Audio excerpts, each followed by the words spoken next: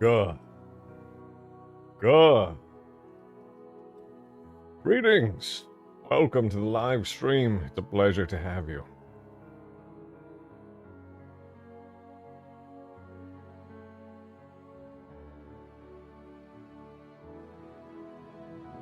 How are we doing? We are doing, and we are doing it good.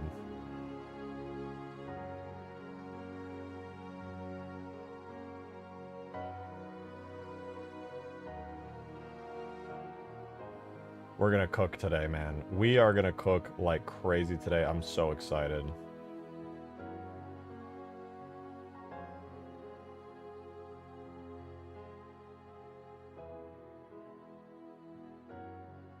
What's the max amount of AI you can spawn in a multiplayer match? It's probably about 30. I want to say it's about 30. I believe we're at...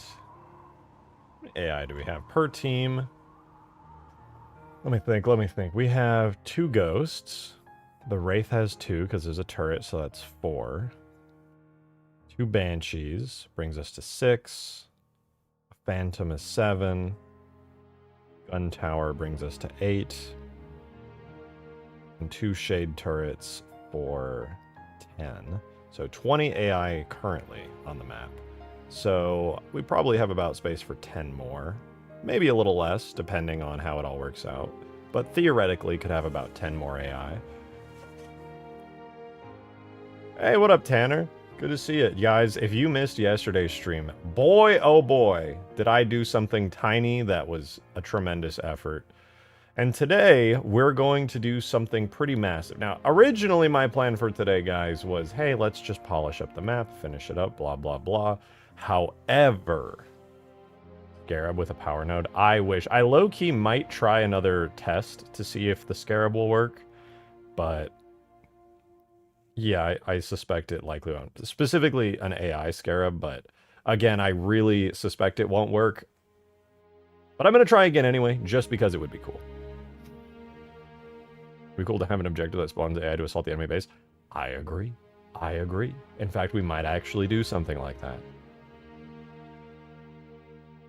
Because today we're going to be adding AI objectives to the map. Rather than just having the AI wildly walk around the map and do nothing in particular, we're going to give them the ability to actually raid objectives with you and follow you to the enemy base and also run back to your own base to defend it as needed.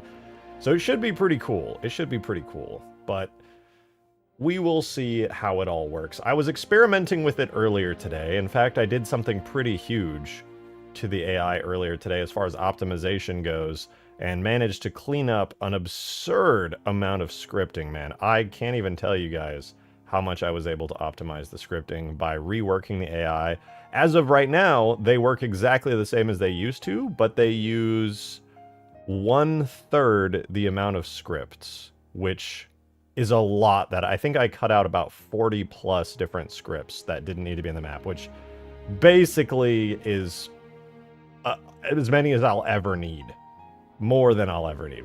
That on top of the battery system rework, the scripts are so much more optimized and cleared out. I'm having to rewrite a ton of the Halo Wars Megalo script because I'm learning there's a limit to the amount of HUD waypoints you can have for the hills.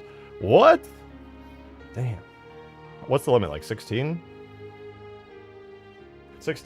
8? 16? What would it be?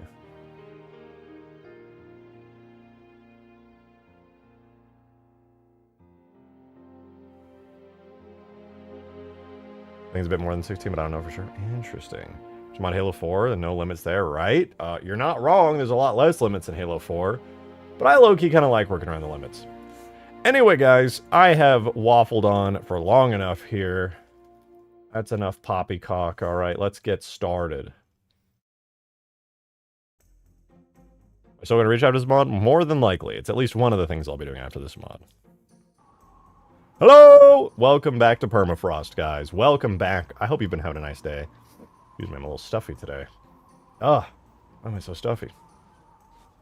Welcome back, guys. It's a really good day today. It's a really good day today because not only have we gotten the power to show up on the HUD yesterday using an extremely over-the-top, ridiculous script that actually ended up working, I also spent the afternoon today rewriting and optimizing all of the AI scripts to the point where they function identically, but they have 1/3 the amount of scripts used, which is a big deal because, yeah, we're really low on scripts on this map.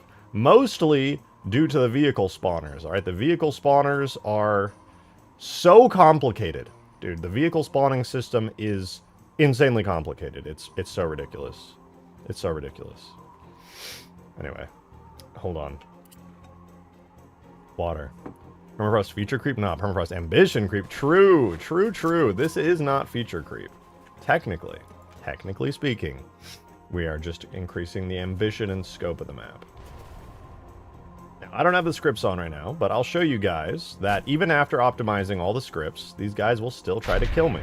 Blue team is now at power level 2. The AIs have spawned in. They're schmoving. Actually, these guys might stop. No, they're chilling. So yeah, red team is still good. I was messing with blue team. Their AI is a little scuffed right now because I was halfway through some new ideas with them. But not only do the AI guys still work, if you look at the bottom right, the HUD little energy indicators also just work. We spent so many hours yesterday getting that to work. It was a tremendous undertaking. But it worked. Somehow, some way, I was actually able to get the power HUD system to show up on the screen right there. In fact, it's actually live in the current version of Permafrost on the workshop. It's pretty damn awesome. And guess what? Actually, where the fuck did the Banshees go? Hello? Oh, right. I have it currently set so the Banshees are stupid and they go flying off into the void because I was working on them earlier. But if we go here... Hold on. I'm gonna quickly do something. Boo. Wait. Boo! Scared you. Wow. I was messing with the Banshee and I was messing with AI objectives and stuff again. The same stuff they use in campaign to, like, tell them what to do. So, I kind of made the Banshees a little bit stupid on accident. My bad. Ew! What the fuck? That's rude, bro. That's rude. So the Banshees are a little stupid right now. But other than that, this is the HUD system we made yesterday, where we have a situationally dependent updater that will situationally dependently literally just update the HUD on a permanently awoken script. Pretty cool, pretty cool. What language is this code? It's using Halo script, which is built on Lisp.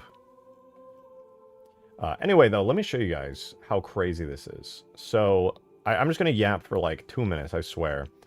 Before, with the AI scripts, I guess I still haven't done the Space Phantom. I can save even more scripting if I just get the Space Phantoms optimized. I actually just forgot to do them. All the other ones are optimized, though. Check this out. Each AI now has 1 script. It used to have 3 scripts. I shit you not, we had 3 scripts for every AI. It was awful. There would be an initial spawn script that only would run 1 time. It was set continuous. It was running constantly.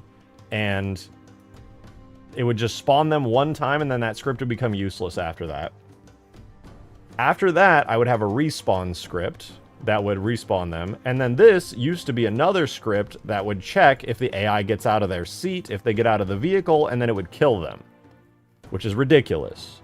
Why would I... So what I did was I deleted the initial spawn script, and I shoved every initial spawn to a startup script at the beginning of the match right here, where basically what it does is it just in order with timing spawns every AI in after a brief period, starting with the ghosts, gun towers, and shades, places them down, does their usual stuff, then we wait a second, spawn the wraiths, then we spawn the banshees, then we spawn the phantoms.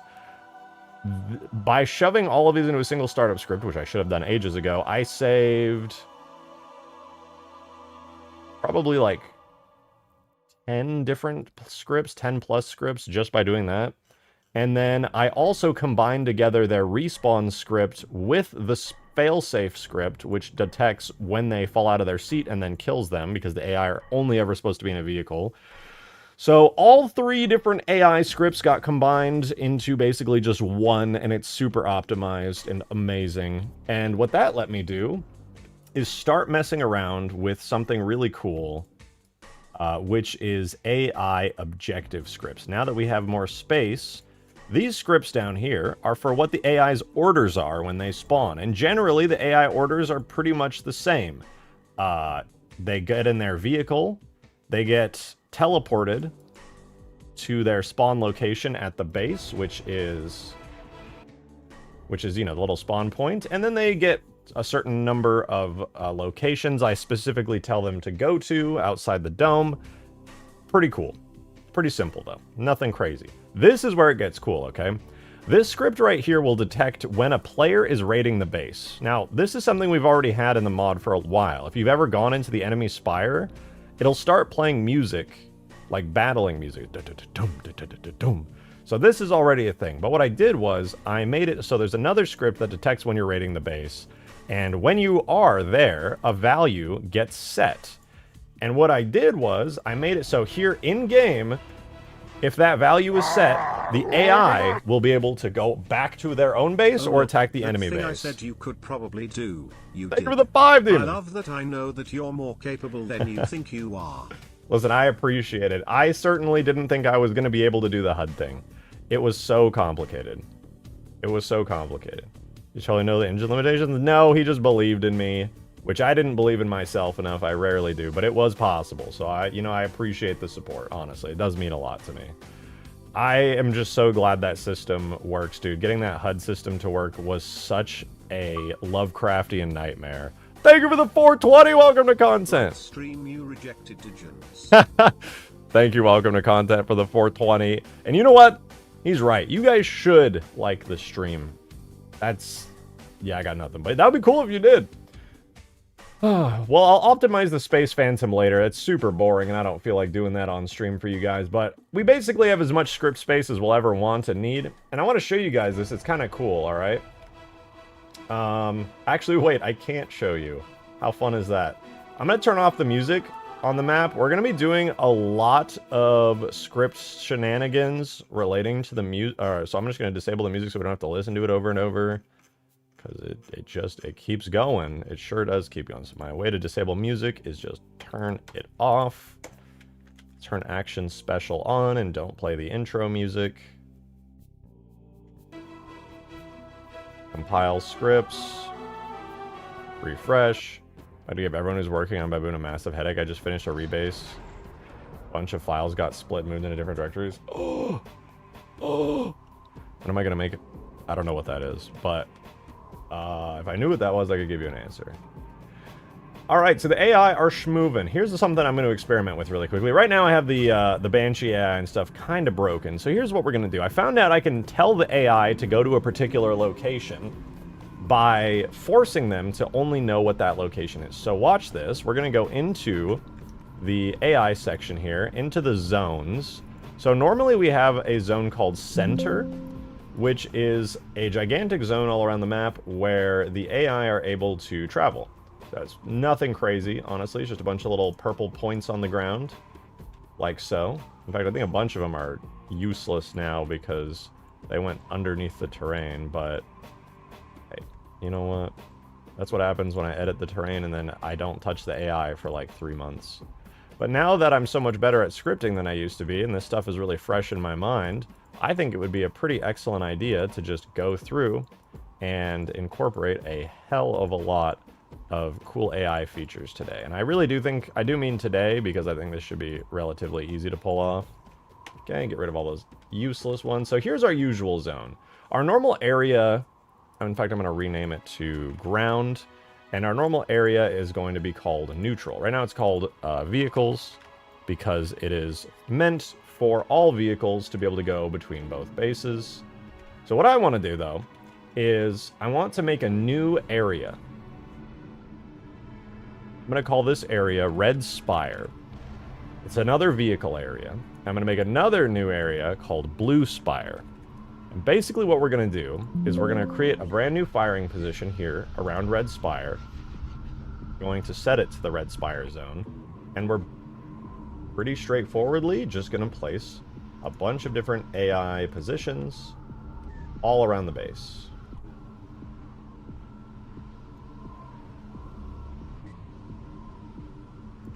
Now, mostly it's going to be a ring around the base, because I really would rather the AI did not try to go inside the spire or travel around it. So we'll do all of this. Add a couple of points around here, maybe some out here, maybe even one up close there, one or two. And it's probably fine. I would like for them to go around more, but the base is kind of cramped at the moment. And we'll add one here and here, maybe, again, on top of this hill. And so the idea for this is actually pretty simple, okay? We have our ground units, like the Red Wraith and the Red Banshee. What I'm going to do is I'm going to go to their objective, which I've called Red Ground. Right now, they have no task at all. They just kind of exist, and that task is just tied to the basic area. I'm going to call this, not neutral. Yeah, I'll call it neutral. So on neutral, they don't do anything. They're the same as they've always been. They're just in their normal ground neutral location. What I'm going to do, though, is I'm going to give them a new objective. Their objective is going to be called Defend Base. And it's going to rely on one specific thing, which is going to be if a variable that I put in the script called raid red is set to true, which is when an enemy player comes in. You know what would be fun, Stupid? What? Equipment that works kinda like the C4, but it makes the TMI artillery mortar thing target it. Possibly could work. Possibly could work. I was looking into whether or not I can force the AI to attack something, because that would be really useful for this map specifically, but I'm not entirely sure if it would work. But I would like to see if I could do that, because that would be really sick. Okay, so this defend base objective works. Basically what it's going to wait for is this variable to become true, and this variable right here is something I just wrote in the script, where it basically says if the AI see the player, or I'm sorry, the map checks if a player is at red base. If a player is at red base, this will go true. So as soon as a player goes to red base, it's going to cause the AI to switch up. So what I'm going to do is when they're in this state, when a player is at red base, what I'm going to do is set the area for this to the red spire area, which means they are going to lose their pathfinding everywhere in the map except for the red spire. So they should come back to the red spire right away. Let's give that a try. Excuse me. All right, we compiled the scripts with no errors. Let's refresh the map. Thank you for the 5, Demon. I appreciate it. So right now, by default, the red ghosts and then right after the red wraith are going to leave the spire on their normal pathway. And I'm going to try to trigger this so that they come back. So they're moving out. I spawn in near red base. It says they're returning to base. But they do have an existing command script. I gotta wait for it to finish triggering, because they're currently following my orders. I don't have a one... Oh, okay, wait, they stopped? They stopped? This is new. This is technically them doing the thing that they're supposed to do. Okay, they're turning around. They're looking in the direction of the base. The Wraith is going home. Now they're just kind of idling. Interesting. Wait, wouldn't that also make them not be able to navigate the terrain on the way back? Honestly, I have no idea. The AI are just doing their thing. Let's try something, because they're off the nav mesh. No. They're on the nav mesh. They just don't have any valid points. So they'll still pathfind in like a neutral way, but they just won't really be able to go anywhere. So what I'm going to try to do, though, what I'm going to try to do is add a, I'm going to add in a point over here to see if I can make them go to it. It's not obvious if I will be able to, because funnily enough, going to a certain point is kind of dependent on whether or not the AI believes they can actually make it there. But we'll give it a try. We'll give it a try at least. So the general entry for the ground vehicles to red base is here. I'm going to go ahead and place a little point, make a new point set, which I'm going to call AI path. And we'll place the point right here on the... I'll try to first do it the best way I can, which would be putting it literally in the red spire. So we'll call it Spire Red. And what I'm going to do is give a new command script to these guys. Thanks for the 5, Xeno. Appreciate it. Back once again for another stream. Hope you're having a great day. Thank you so much. I'm having a good day. I'm really excited because we're doing something I haven't done in a while, which is actually making cool AI stuff happen. I'm going to try and make the AI like really, really cool. Okay, so what I do is currently I have a command called go by, and it goes by a particular location. However, the command is kind of tricky. There's also another one called go to, but let me see if there's one that forces it, perhaps. Go by, go to and face, go to and posture, go to nearest, go to nearest, move in direction. Move in direction and move towards are pretty useful, but that gives them a single direction rather than actually navigating to a location. Swarm, pause. Oh, there's a pause script. Interesting, I didn't even know that. I don't do AI stuff very much. Okay, so I think we're just going to want to use the usual one, which is go to or go by. I'll try go to first, because I want that. I think that one makes more sense. So go to, we choose the AI, the actor, true. We're going to do go to, our AI, true, and then the point reference. Go to. Oh wait, that's the... What was that noise? Sorry. We're going to go to and then point reference. And ours is AI path Spire Red. So now that that script exists, we compile our scenario. Let's turn off game scripts really quick. Compile that script, and then we're going to basically add that in. More AI units. It's not off the table, but we'll see. So now we go to our objectives. We choose the red ground objective, and for our defend base, we're going to give them that script I just wrote. So as soon as the defend base triggers and I'm in the base, they're going to do ground defend red 1.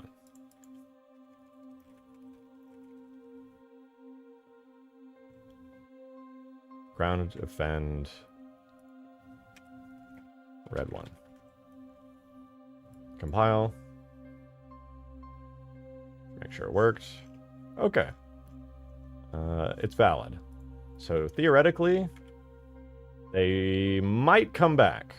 It will overwrite their current command script to this new one, and they should go back to the point. Let's see. I don't fully understand all of the logic of command scripts yet, so it's a little bit new. All right, so I spawn in, I trigger it. Okay, it says in green, the AI are returning to base, which is just what I wrote.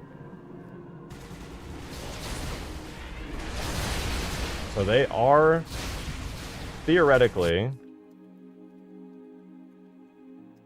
going to go to that point. It looks like they haven't been overwritten by the script. Okay, wait, he started turning around, the other one didn't. It seems like they didn't have much care to all go all the way back. Please never let me do something like a refactor again. It is stress. Oh, I don't doubt it. I can't say anything I'm doing is nearly as complicated as what you're doing, but refactoring even just my basic map scripts to squeeze out a ton of optimization and efficiency has been kind of nuts. Okay, the Wraith is still trying to go on its basic command script. Overall, I know this worked for the Banshees. I think the problem is that the go-to script is not universal, and like it's not going to completely force them to go anywhere. I'm going to try something slightly different, which is the go by. Go by, and then we're going to put them to this point. Disable scripts. Make sure we have no errors by compiling. Looks good. no doubt broke something, but yeah, I mean, you'll have to find out one way or another. Oops.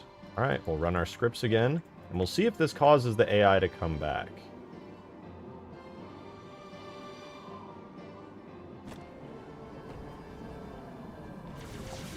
It did. I think it worked.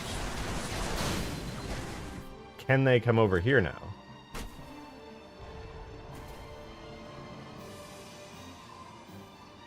No, they're still going there. So it does. Wait, red flying AI are coming back to base, it said.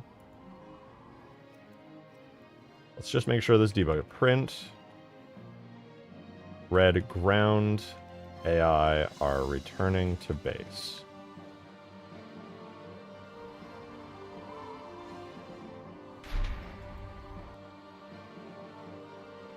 So we'll let them spawn in and have a command script run. I spawn myself in.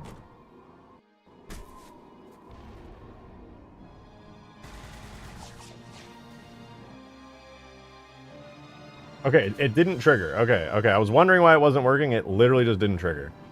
That makes sense. So red ground. They're on neutral.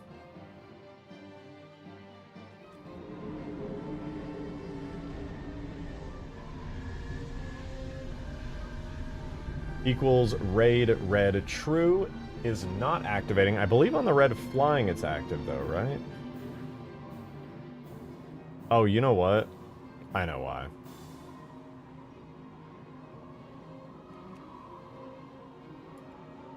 It's not at the top of the list, and I need to move it to the top of the list. There's a hotkey for it, which is on C20 Reclaimers. Hold on. Objectives, Halo 3. How do I move it?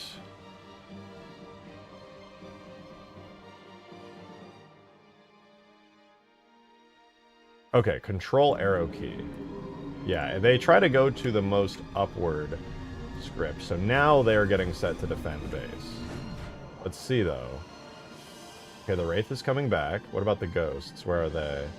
Oh, the ghosts are coming back. Okay. They're coming back. It's working. So now we can dynamically choose where we want the team AI to go at any given time. I should probably give them a boost as well. But yeah, they kind of got the call. They're coming all the way back to base. That's sick. And then, what are they doing? Where are they leaving?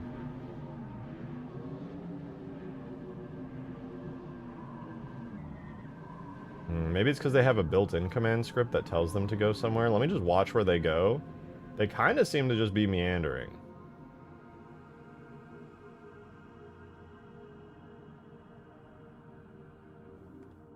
Are they just brain dead right now? Are they? No, okay, they're actually pathfinding. They just decided to go out to the rest of the map. As for the red ground objective, it should still be... Yeah, okay, the task is still active. Okay, they are working. They are working. That's pretty cool.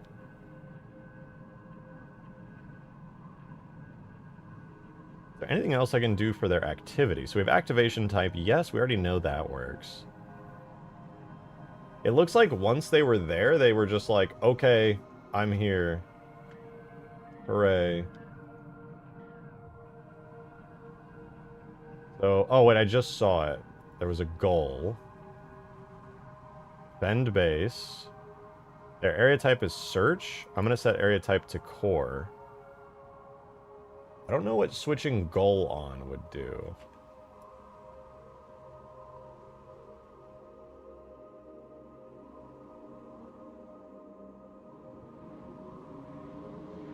Let me set this AI point here to be a little bit more in the base.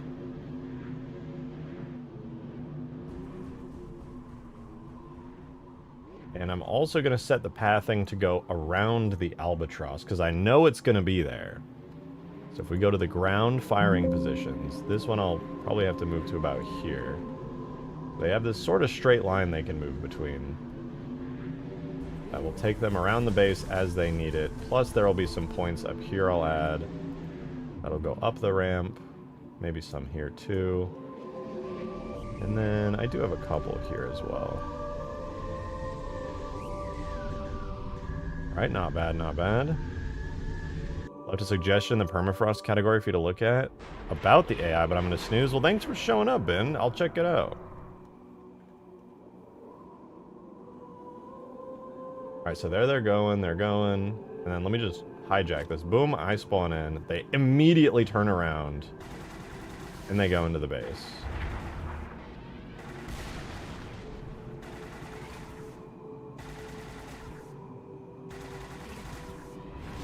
Why are the ghosts not attacking? They dumb? Wow, they took a minute to start attacking. Holy crap. Okay, but now every AI has come back to the base to defend, which is kind of cool. It's kind of cool. Also, I know that it's been a thing that's an issue for a long time where the Banshees and the Phantom cannot escape the dome. They kind of sit around the base and defend. That was not my original intention with them, but I found that I actually kind of liked it. However, I have found a kind of hacky way to force them outside of the dome, which is basically force pathing them, just like these guys, to the edge of the dome. You can see this guy will do it here. He's going to get to the edge of the dome. There's a point right on the edge of it on the inside. And right as he gets there, he'll try to stop a little bit. But then he actually hits it and is able to escape, and then he goes to the next point. So I was able to force the Banshees out of the dome by doing a little bit of a trick there. I tried everything I could to make it so they ignore the dome as though it doesn't exist, which is unfortunately impossible, but it seems to work for the most part. Okay, does he path now? Or does he just... No, he's actually pathing, I think. Right? Or are you going to hit the ground? Oh yeah, he's actually pathing. He genuinely escapes the dome. Flies out into the map. How am I doing? I'm doing good. I'm doing good. I'm currently changing the AI right now so that they do all kinds of cool stuff. I'm going to do a trick here. So currently, like usual Permafrost, we have the Wraith out here. And actually, this ghost is being dumb as hell, to be honest. He's not doing anything. The other one's probably out here somewhere. Or dead, I'm not really sure. But they're doing their usual thing. And what I'm going to do is show you guys this new trick. And I want you guys to give me any ideas. Why Wraith drive at Mach 5 speed? I just gave him a boost. The AI doesn't have a limit on its boost. Okay, this guy got the order right away. An enemy player was detected at the Spire, so he is immediately going back. The Wraith is also immediately going back, and as long as the other... Oh, the other ghost was not dead, so he's also coming back to base. I'm gonna do... I'm gonna make it so that they can boost, so they can get there faster. So if I look at... The vehicle boost is true, but I don't know if that forces them to boost. Enables or disables boost.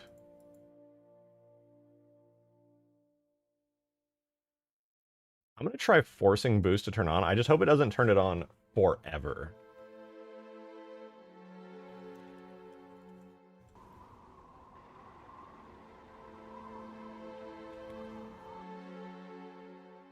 Try adding CS enable targeting. Actor autonomous target selection enabled and disabled. I think they already do that. Right? Wouldn't that be standard? So that they can just auto-target? So it seems really useful, though. I didn't know they could do that.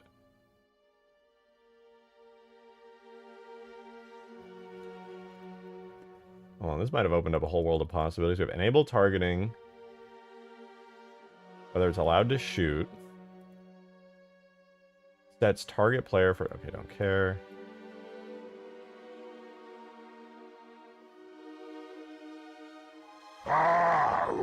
Thank you for the 5, Demon. Appreciate it, man.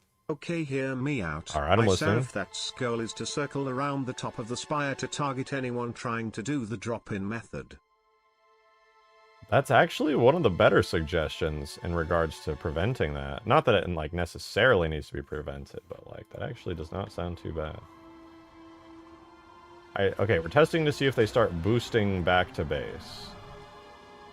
I kind of like that, though. We do have space for some more AI, I believe. I don't think it would overload the map. I'm pretty sure we can do it.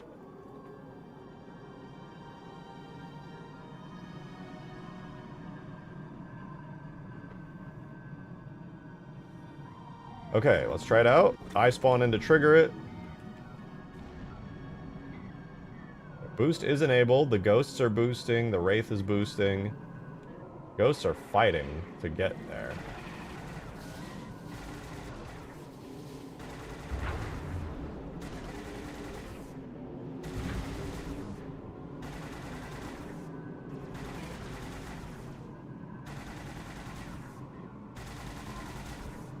I might have to increase the ghost's ability to see enemies, because they take their sweet time when it comes to targeting. They are here. Okay, so let's say I die. Now they switch back to their default. Thank you for the 5, Demon! Or just any excuse to have an eye locust. You didn't like how slow the locust was for players. But that won't matter for I. True enough.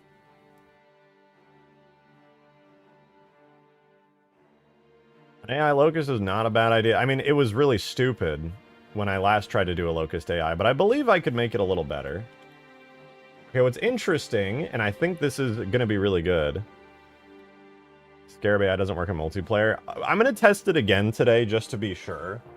I don't think it works in multiplayer, but I will test it.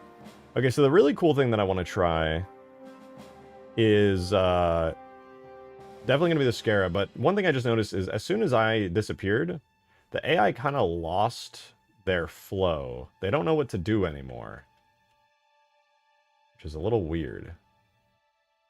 If we look at their objective and what they're up to in their brain right now, they're on standard, which doesn't really have anything in particular. It basically just says that they are... Oh, you know what? Maybe I need to set standard. Oh yeah, so it's on ground neutral. So they basically can pathfind and do whatever they want. However, it is possible that the nearest point is a little too far away. Let me see. Ground, firing positions. Let me add a bit of neutral points for them to potentially go to.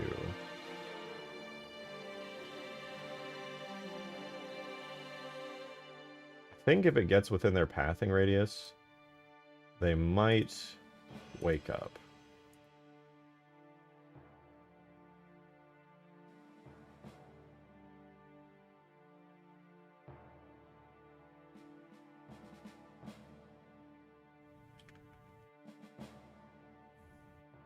Can you script Covenant drop pods when a player is found by the Spire? Yeah, I mean, that's definitely possible. Okay, so they're scripted to fight me right now. Wait for the Wraith to appear. Oh, the Wraith? That's kind of a problem, isn't it?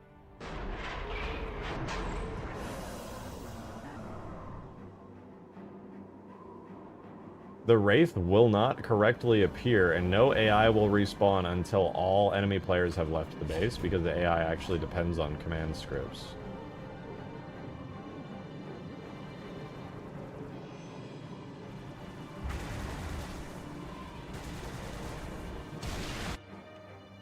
Let's let them kill me here. So they killed me, W. Oh, maybe it was because I vanished. Okay, now that I'm dead...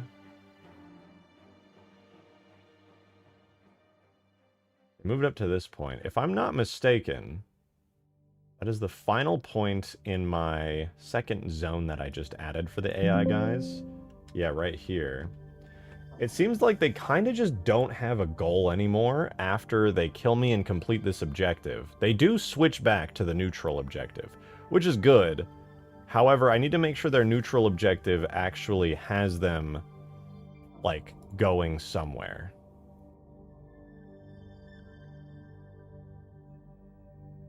Because the Scarab is technically a biped in the game's mind. The Scarab is actually not a biped, funnily enough. It's a special type of entity all on its own called a giant.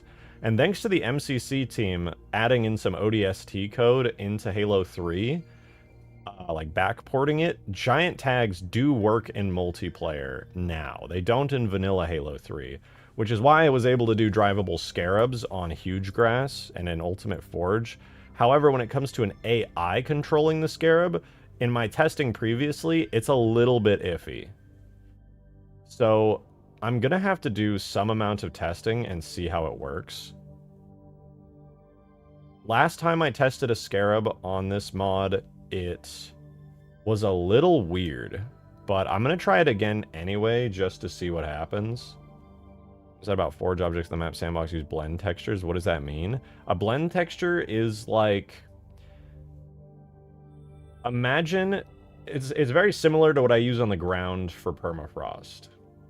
So basically, the ground is one giant texture that I paint with red, a red brush, a green brush, and a blue brush. So what I do is I paint all the snow is red, and these little pathways with the dark, gravelly texture, I paint them in with blue, and then when you put that texture into a blend, what you basically end up doing is say, hey, everywhere on the red, put a snow texture. Everywhere on the blue that I painted, put, you know, a gravel texture. And if I wanted ice, I could put it on like a green.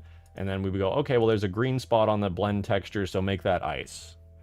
Basically, you make a texture where you just have colors, like red, green, and blue colors, and you paint those, and then you tell afterwards the shader to use a texture on those zones. You basically paint to where you want certain textures. A blend texture is an algorithmically created texture. Yeah, I mean, it's exactly what it sounds like. You kind of blend multiple textures together by painting them on the main blend texture. I wonder why that line is there. Oh well, don't care.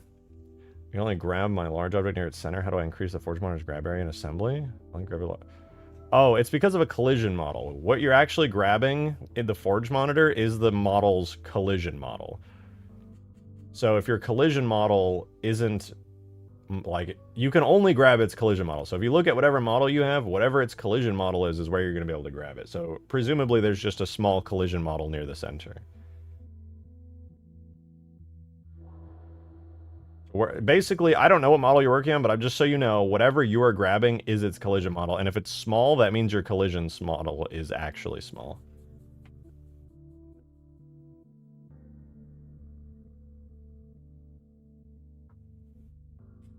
Okay, so our AI are pretty smart and cool, but the problem that they have is that they don't want to, like, do anything after they, like, approach the red base. So I'm going to go ahead and give them a single point to go to. I'm going to give them a, like, return default script, which I'll set here. And this will be the script that runs once they switch over to the standard mode. So when the AI switches to standard mode, we're going to do ground neutral. Red ground AI are doing nothing again. And all that they're going to do is go to the normal path that they go to anyway at the end, which is the red destination. So we'll save that. And this should give them the kick in the pants they need to, like, start moving out into the map. Hopefully. So we'll go here. We're going to set the entry script when they transfer over to red neutral. Ground neutral. Red.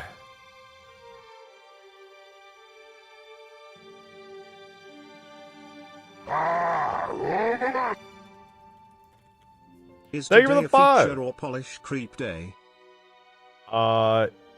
Yes. It is the day. You know what? I think they're just not in neutral. Oh, I think they might be dead. Hold on, let me run scripts again. We're gonna monitor what they do. Okay, so by default, they get placed into neutral. The two ghosts are on neutral. Which I unfortunately think is overwriting their... No, they're still using their default command scripts. That's good.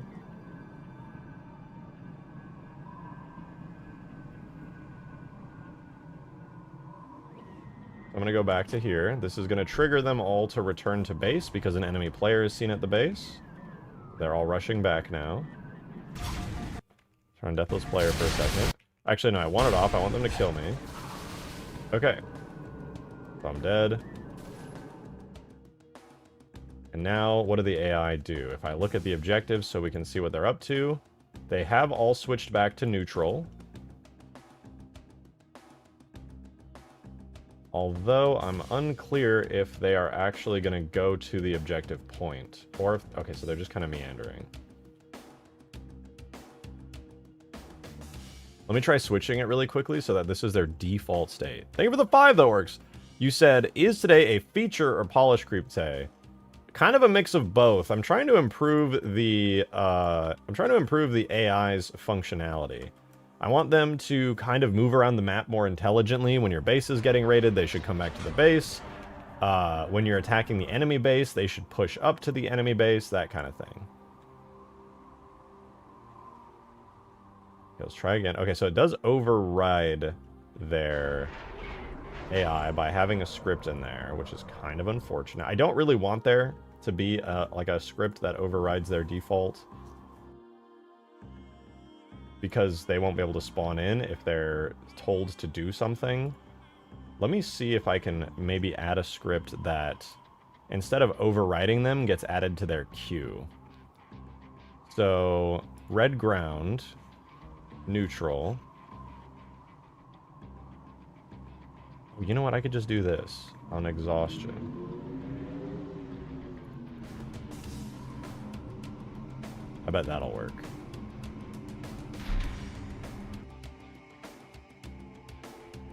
Okay, so they spawn in.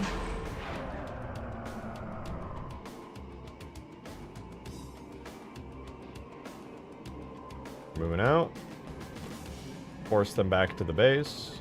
Overrides their current activity.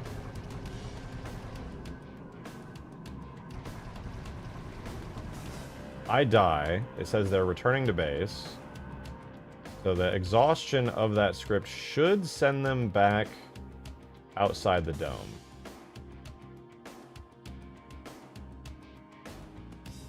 It's possible I need to do one fancy thing here, which is to give them... Get rid of the 5 demon! These scripts. This is a dumb question, but is Kilimanjaro I War a campaign mod or a multiplayer mod? I mean, it's technically multiplayer, technically. But, you know... Wait, that's ground neutral. Technically, it's, like, both.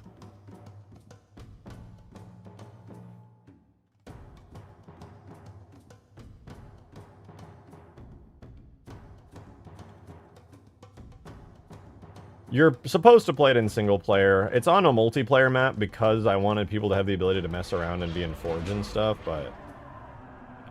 I know someone asked me how to think important. Halo 3 Forge objects to Gary's mod because they probably don't support blend textures. You could port some. Not everything uses blend textures, but like the sandbox objects specifically do.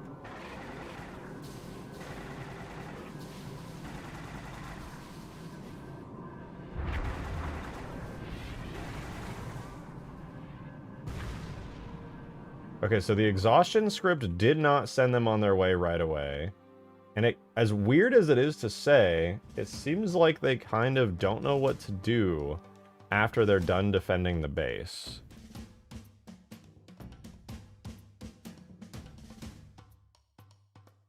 It makes me wonder if the dome is also maybe breaking them. I'm going to try this again without the Spire dome on. See if that helps them be able to pathfind a little nicer. Do I want to stick entirely to vehicle AI? It doesn't have to be a vehicle AI entirely, but specifically for most of the map, I want to stick to vehicle AI, but wherever I can elsewhere, I'd be down to switch it up. Red Team's Spire shield has been disabled. Okay, let's have them all come back.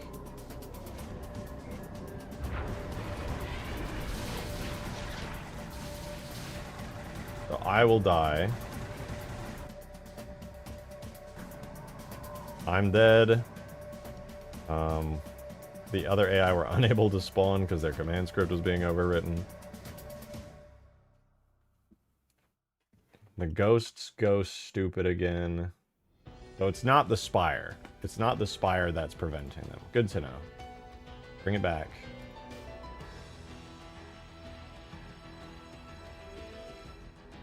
Was that Auntie Dot? It was.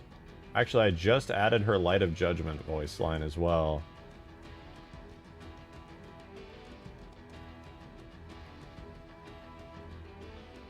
We got the icon working on it yesterday too, which looks pretty cool.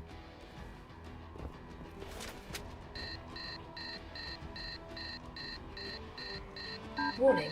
Slip space disturbance detected.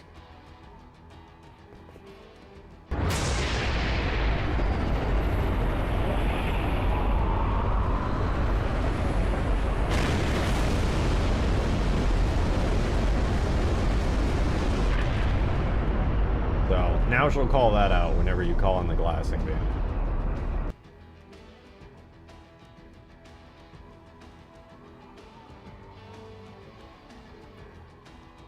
Not slip space rupture. I probably could. Yesterday I was like not wanting to add it because she calls it out before the actual slip space rupture happens, which would not make any sense. But okay, we got this sort of working. The AI do come back. The problem is we need the AI to go back to their usual pathway, their usual thing, after the red team disturbance is done. And I don't want the AI to ever be just sitting around being stupid. By default, the AI are forced to follow a path that I set. Which is...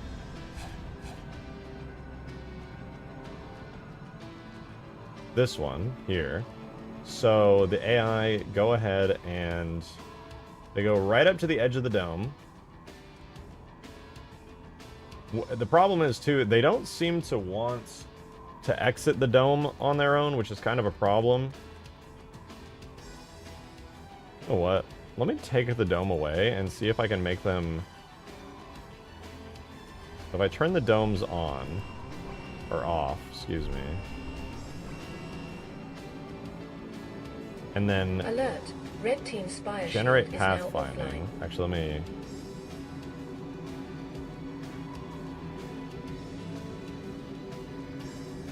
hello? Am I stupid? What's happening? Scenarios, run game. Oh, here, I just run game scripts. Save, refresh. Okay, now I'm going to generate the pathfinding for the level again.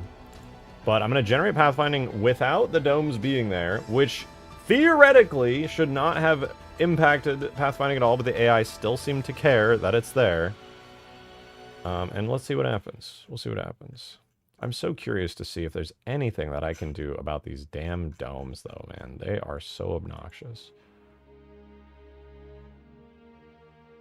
I love them, but, like, bro, why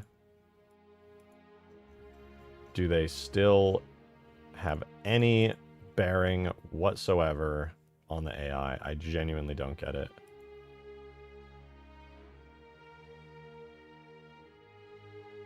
Spire dome model, Spire dome scenery. It is a scenery piece, which means it's this one. Look how ridiculous this is. Not a pathfinding obstacle. Does not cause collision damage. Does not even collide with the camera. Has no shadow. No anything. If we scroll down, pathfinding is set to none. We even set it to non-physical. We're still building pathfinding.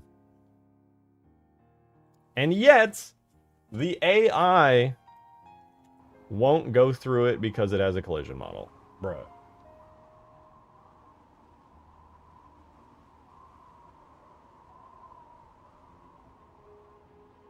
Poker genuinely Penamis. Mr. and Mrs. Penamis. Okay, now that the dome is gone and I've rebuilt pathing, I'm gonna turn AI scripting on real quick. We got the ghosts over there. Alert. Blue team Spire shield has been disabled. Did they just...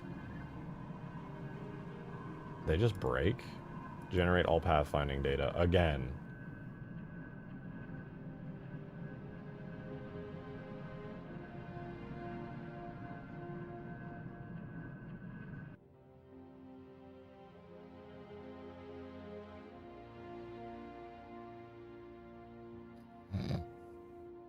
It's a big map. Maybe no pathfinding means it doesn't let AI path through it. No, I don't know what it is that's stopping them, but as soon as they get up close to the dome, somehow their AI recognizes that it has collision, and doesn't let them go through it, which is weird because it should already be set to a way in which the dome is completely ignored.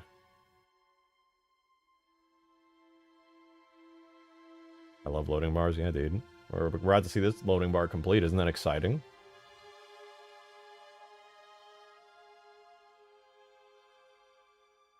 Any day now.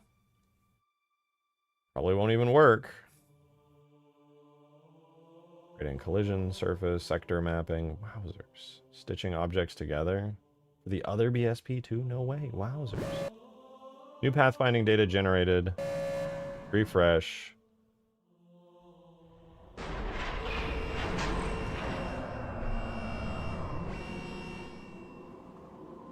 Okay, Alert. now they're Red moving team's normally. Spire shield has been disabled. Offline. Okay. I don't know why they wigged out before, but now they're chilling.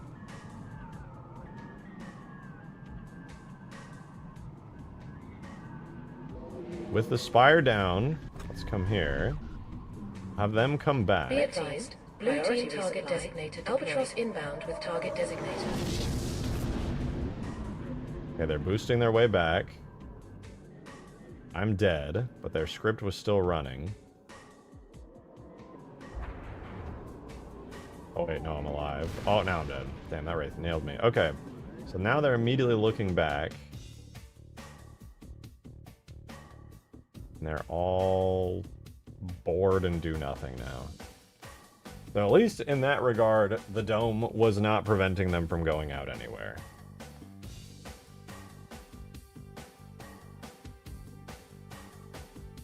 I could definitely believe they put some nonsense double negative in the tag editor. It does sound weird that the pathfinding would still probably build properly in Faber. Faber, huh?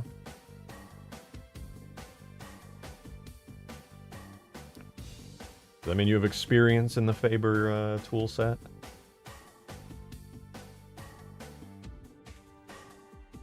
I can't tell if it's actually... So it's clearly not pathing the dome now, because the Phantom is all the way out here, which implies that if it was pathing for the dome, it's definitely disabled now. Thank you for the 5, Demon!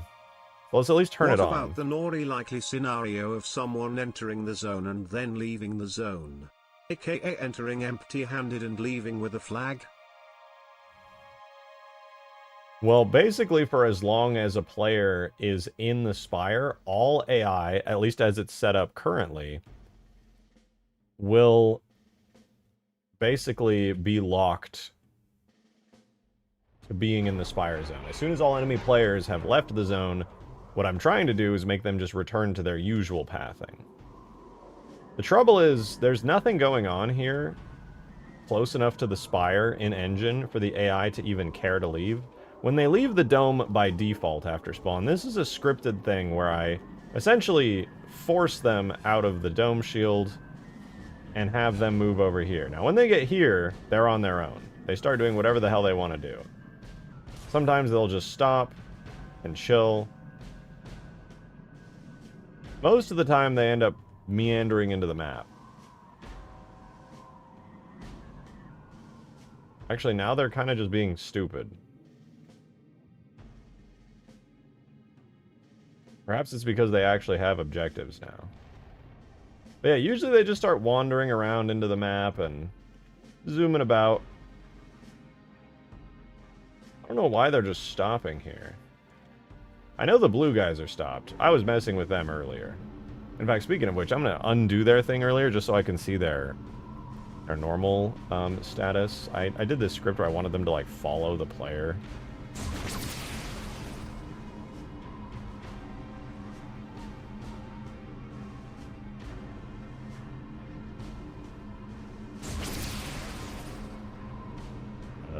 Yeah, follow none. And is there anything else that might be useful? That specifies what this unit, or what this is going to work on. Is there a way to check their current AI state? I believe the little green arrows reflect their objective states. As for their AI state, I'm not entirely sure. Let's see. Do I need to refresh for these guys? No, okay, they're... Oh, no, I do need to recompile. I think objectives are compiled scripts by default, so I gotta compile anytime I mess with an objective. Alright,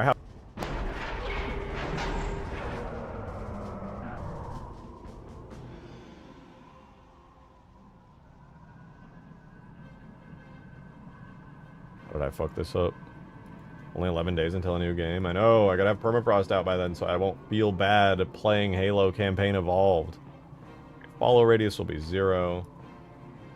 And we'll call this neutral. And hopefully nothing interesting happens here, right? So they just movement, default, none, none, none. Name, neutral. They're in the usual zone doing maybe normal instead of search. Oh, okay, wait, maybe that's a little better. I don't know why search seems to change it. It's the standard when you set up a new thing here, but let's just do normal. I'm unsure what goal does, but I think there might be some documentation on that. Let's see. Oh, let me compile again just to be safe. Some hack, some sound effects, something along the script will say, I'm doing this now for every event.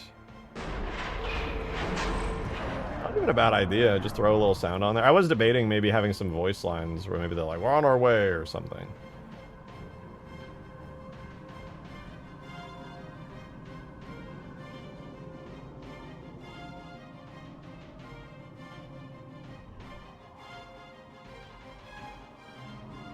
If I turn their objectives off real quick, let's do Ghost Blue, turn them to have no initial objective.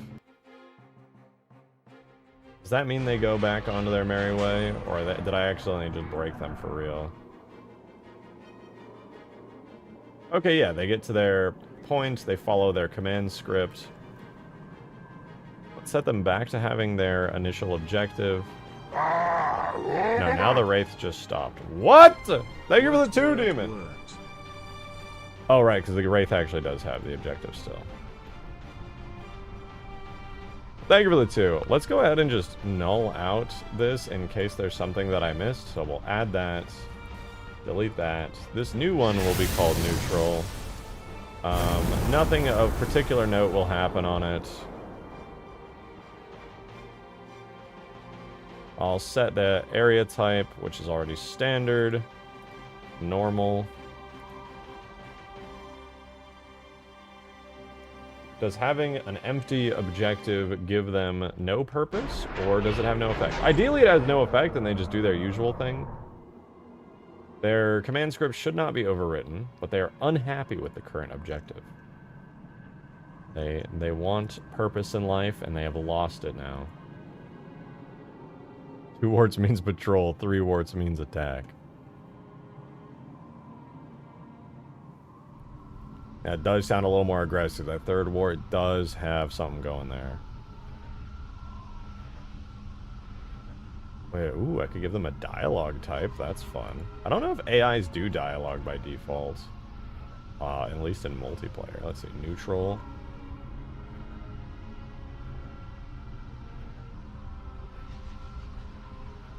Where did I just see that? I'm so blind. Dialogue type, advance.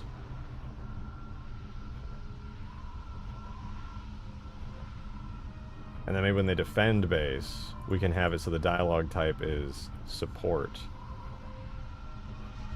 Be cool. Okay, yeah. Problem, though, of course, is that I don't want to have any scripts on them for when they,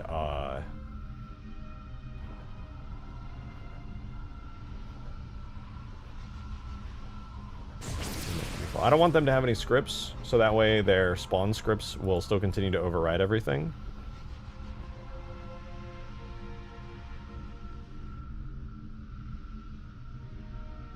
Make sure that's good. Oh man, why does coffee make my bladder completely implode? Okay, so they spawn in, they've got no command script informing them of anything, so theoretically they should continue moving. They should continue moving. They don't, but they should. Our first playthrough of C to be solar. Did you want to do co-op? No, we could do co-op. That'd be fun. Okay, so they move out of the way, which kind of gives them a kick in the pants to start moving on their own, but it's still not following my pre-designated script. Okay, I'm going to use the restroom very quickly. I'll come back, and I think I'll know what to do next, but give me 1 sec.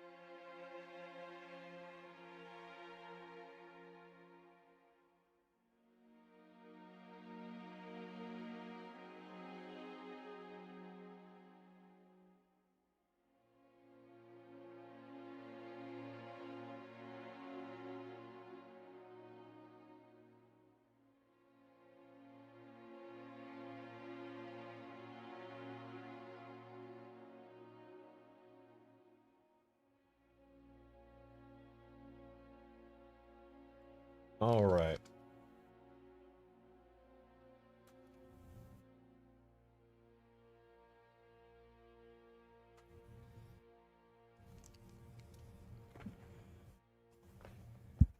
We got some work to do. I think the AI are going to need some kind of pretty solid system for entering certain locations of the map.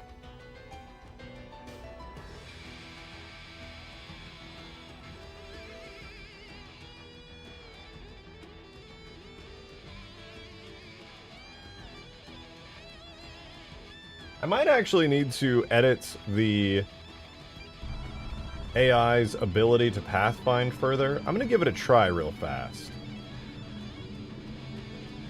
I'm going to first look at the main generic AI that overrides, or doesn't override, but every AI pulls from. And I want to see if there's any vehicle properties that I need to edit for the Wraith and Ghosts here. But first, let's find the Ghost red and blue. So let's do blue first since we're working on them. AI pathing radius is 0.9. Distance which goal is considered reach. Distance from goal where the AI starts to decelerate. Let's make their pathfinding radius from 0.9 to 300 on the blue Ghost. See if we refresh if that has any effect on these guys.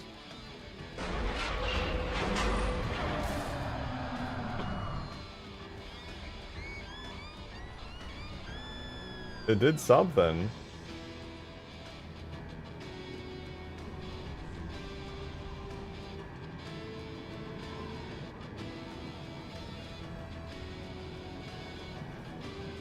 Well, they are doing things.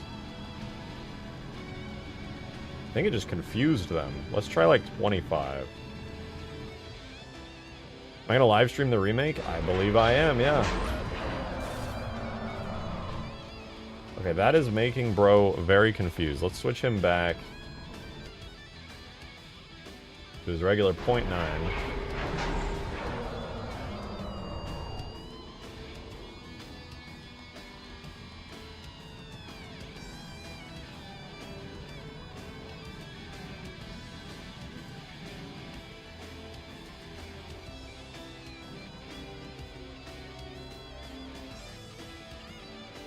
Is it due to their normal? I think pathfinding radius is a radius of 1 world units around them.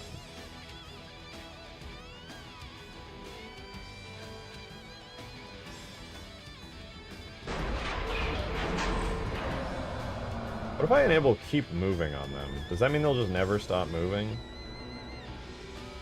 Sure doesn't.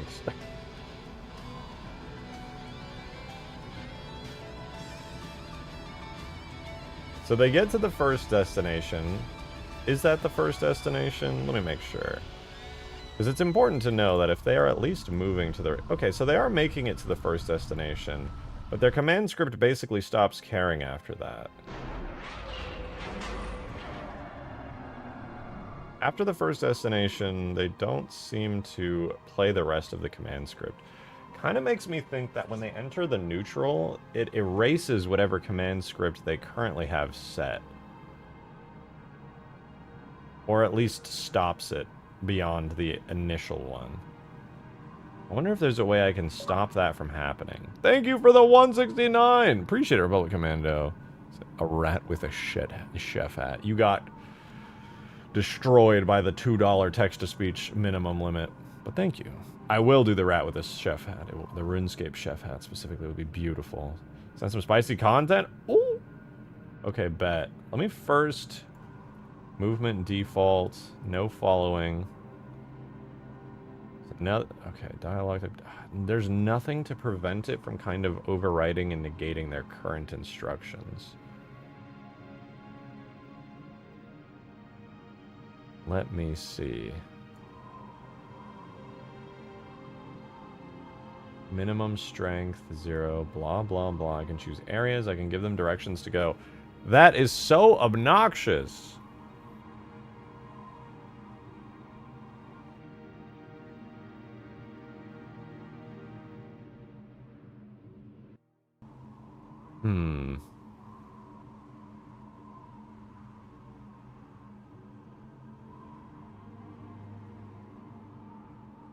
And to be fair, neutral is zoned. Yeah, it's zoned on the main neutral area. Let me see here. Let me double check that neutral on blue base is good at least. Because the thing I find most interesting is the red AI are at least fine. They actually go to their destination correctly. Blue team, on the other hand, doesn't seem particularly pressed to go to their destination. Oh, well, there's a Wraith out there. Our ghosts are also fighting the gun tower. Or no, they're not fighting the gun tower. They're trying to fight the Wraith. The Banshee.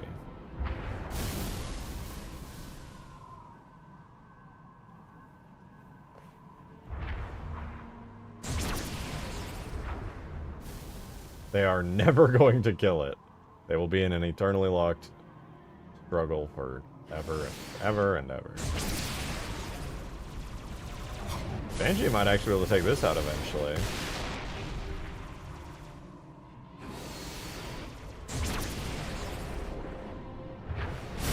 Wish I could use the gun tower because it's a funny arcing shot across the map and... Oh. The AI already do that though. You don't even have to worry.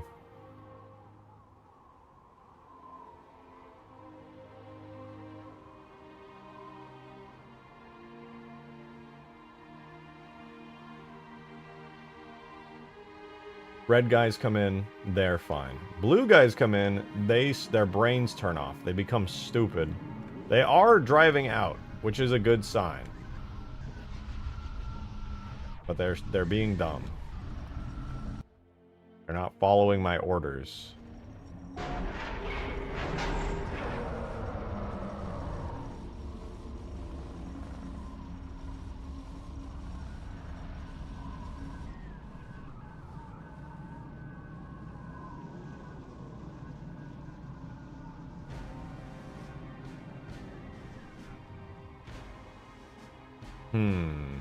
So if I wanted to give them any orders on their neutral,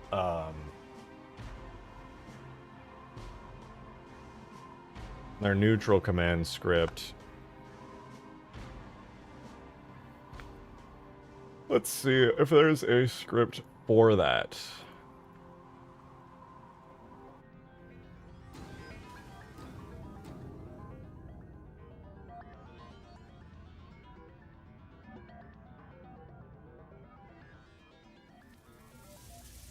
So I can manually queue a command script, which is cool.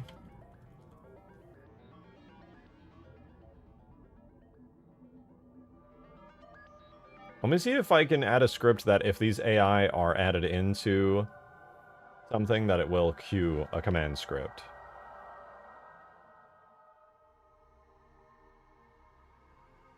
Because I would like to make it so that they just go back to their usual stuff, but they don't really go anywhere, which is kind of annoying.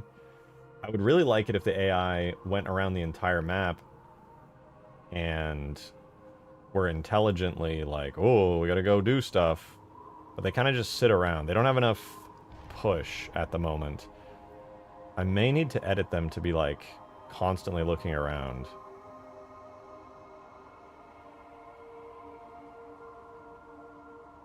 Is there a way, can I manually set their style salting, perhaps? Power up to use the gun tower for 10 to 20 seconds. I mean, at that point, I would just make it a vehicle. Okay, so style is set to assaulting. I don't know if that's the reason that they're now moving right there.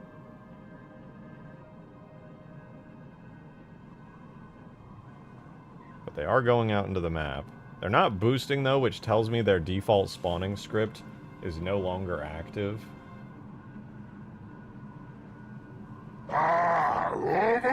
Thank you for the 5, Demon! Can we make it so I can capture the batteries? So players passively have them being fought over? I think what I could do... I don't know if I can make them passively take out the batteries. I would like to, or not passively take them out, but capture them. Technically... Okay, these guys actually are just brain dead now. Oops. I'll have to fix that later. At least the red banshees are going out into the map.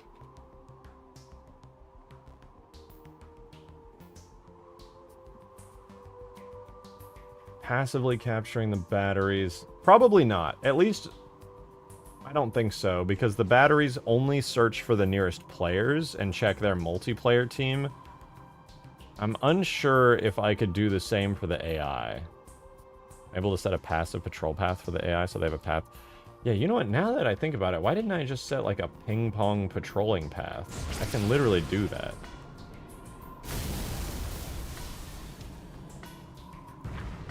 Right? I go into the Wraith fire team. They have a point set. Patrol mode is set to ping pong.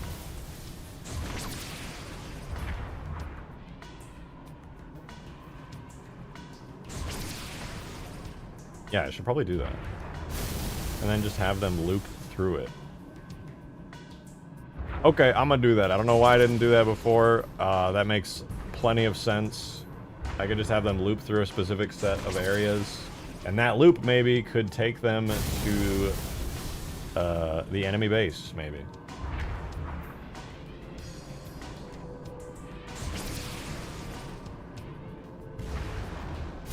Let's see if that works.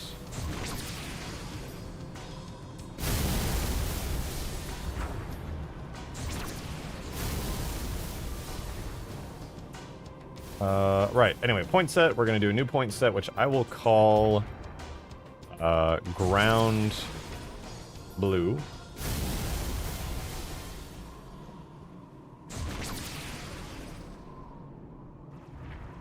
I'm not even going to name these, because it's kind of useless to do so. Actually, real quick, before I even place these points down, their point set, the types I can make them do are ping pong, loop, and random. I don't understand how ping pong and random are different, but I feel like a loop might be kind of smart.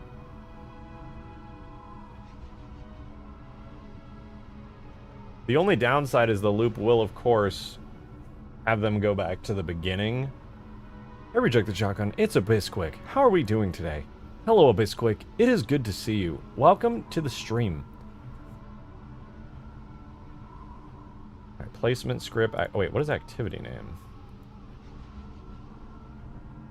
Is that something I can customize? I haven't really messed with AI, so I actually don't know.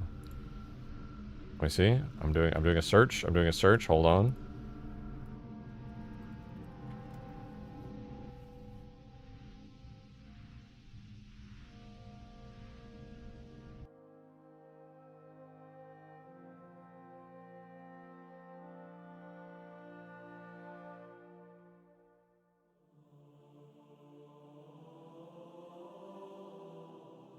I've never used the activity name, so I have no idea what it is.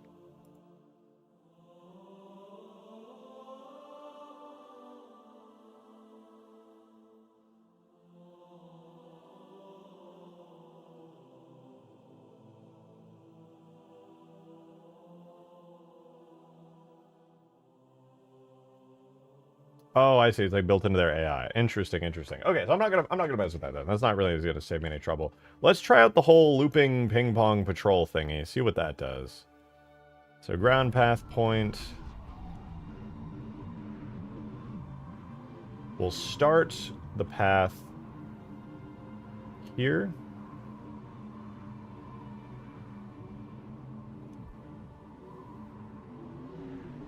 We'll have the AIs come down this path here. And we'll have them come here.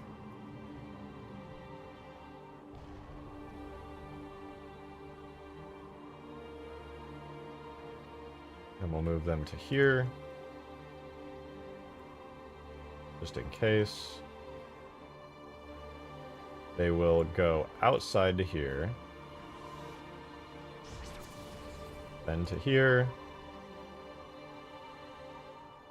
Here. Should they go up or down? Maybe we'll have them go down the hill a little bit. Have them go there. And there. And there. Save refresh because I'm about to get glassed.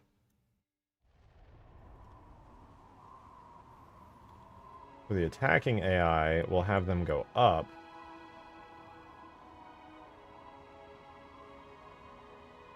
And down to here.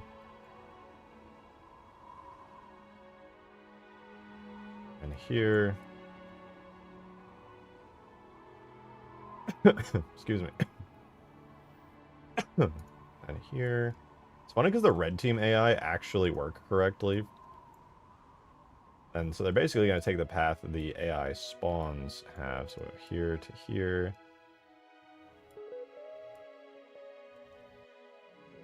And then we'll have them come up into the enemy base.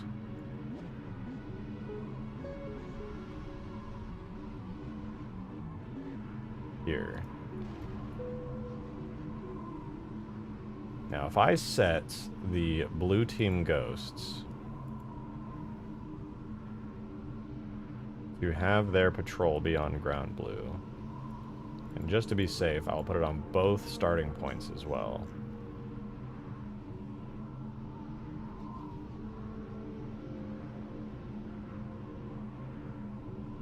Will they actually use that?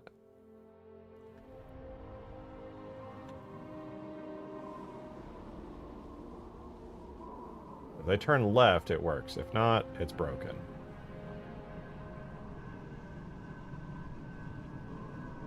They are not doing it. Bro, you had one job.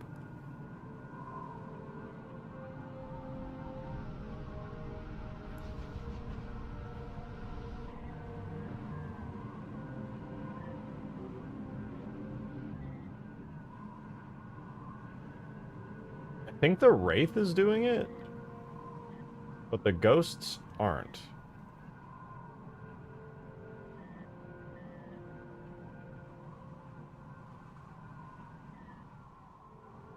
Why are you going between the rock, bro?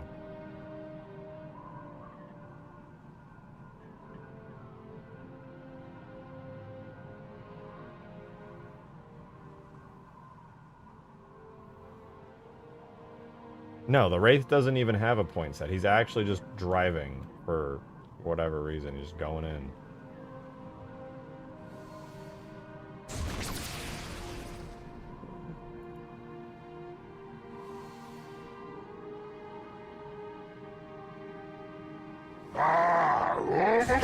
Thank you for the 5, Demon. Him the one who tells lies. Dude, you ruined it. Dude, that killed me. I actually got invited to go out. Oh, wait, this didn't even save. No wonder. I got invited to go watch The Amazing Digital Circus by, with some friends. To go watch the movie. And not gonna lie, when the little fish popped up on screen, voiced by fucking Psychic Pebbles, that was pretty peak. Because they had a little intro with him on there. It was cool. Alright. You are set with a path. Will you follow it? You sure won't. Love that. Okay, what if, theoretically, I do a test here. Since these guys are, like, stuck being unable to finish their pre-existing spawn command script, what if I just remove it? Remove, like, the extra bits. Where they teleport, and then I don't set them to do anything.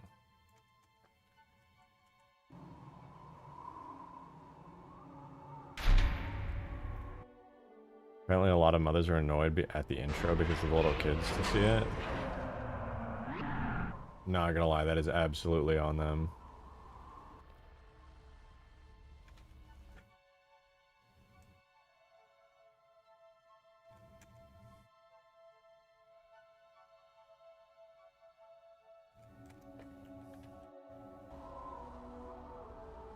I know a lot of kids became fans of The Amazing Digital Circus, but bro, that show was literally just a YouTube show that has no target audience. Except, I mean, the target audience is just like people who like watching cool YouTube shows. Okay, they are now completely ignoring their command script. And the Wraith is doing the usual, failing to complete the command script. At the very least, the ghosts are now going into the map. So that is something. It's like they ran it into the ground. I don't know. I'm not like a massive fan of the show. I've just watched it all the episodes once, and I got invited to go watch the last episode early in theaters. It seemed fine. I don't know. I was not super invested. I enjoyed it as much as a casual viewer could.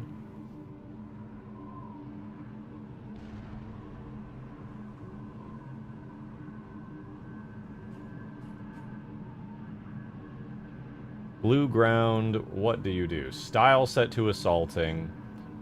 Your area type is set to normal. I'm gonna put it on core and see if that has any effect.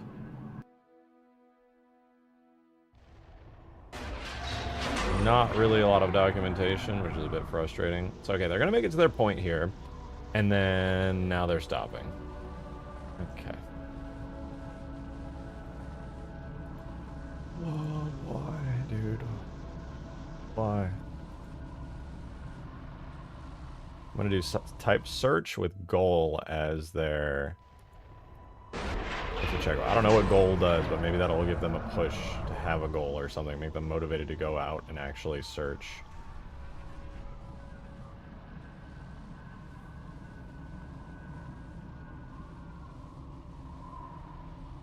Sure didn't. They have little green markers, at least. I don't remember what that means, but it has something to do with the objectives. Does that mean they can have an objective?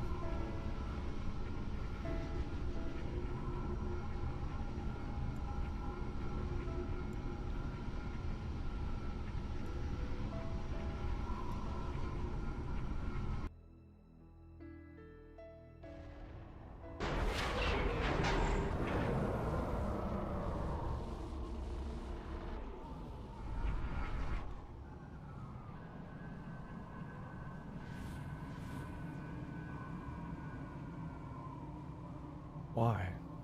Why are they like this?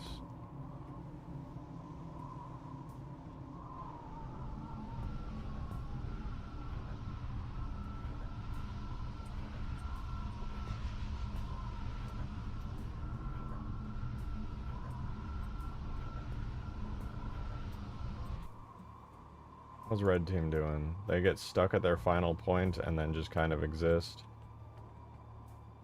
Oh!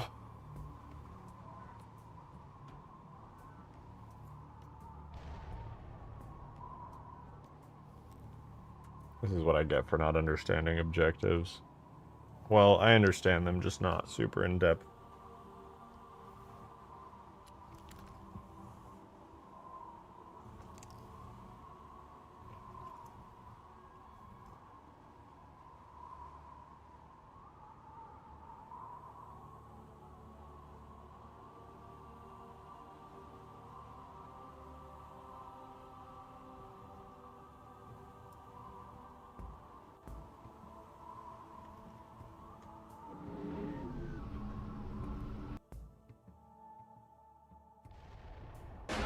Okay, give them the fire team looping point set to patrol.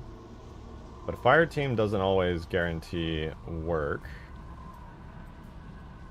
I'm gonna reset their blue ground objective to not be a goal and not have search.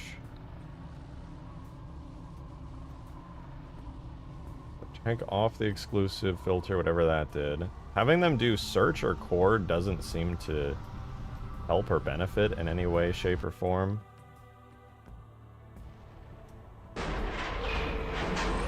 But when I set it to normal type in this zone, they come out here, they stop. What does the green marker mean?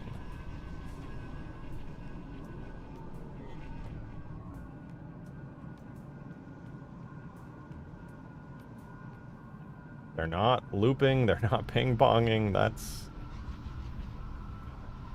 making me... I'm in pain! I'm in pain.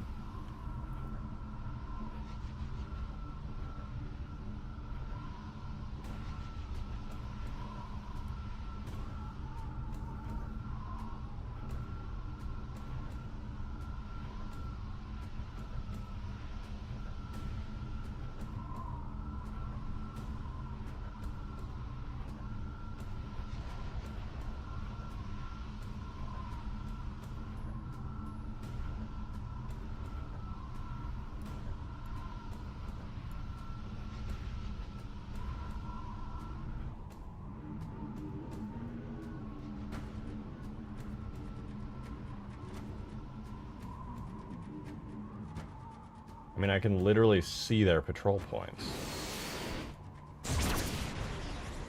Oh, do I have to manually set this? So this one point to none. Can run a command script if they hit a patrol point? That's interesting. Will you be joining us on custom games tonight at my server? Maybe? I wasn't planning on it right away.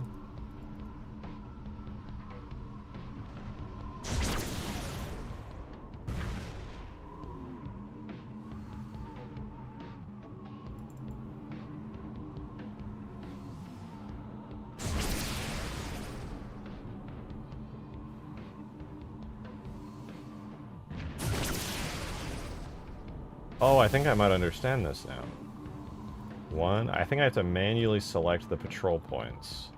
3, 4. Okay, maybe this will help them. The AI systems are so not self-explanatory, dude.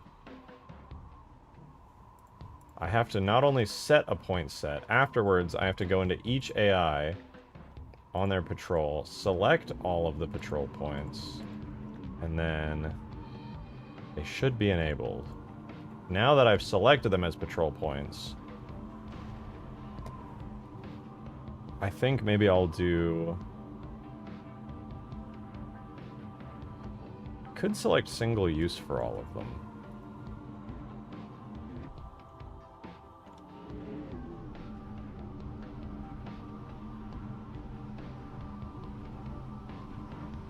Let's give it a roll. Refresh. Let's see if the AI will use them now.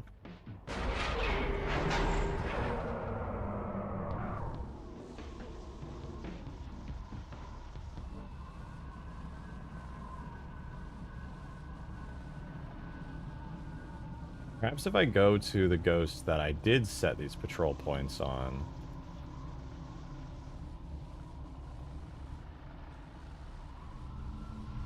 And I set him to have the activity name of patrol. Perhaps he'll do it?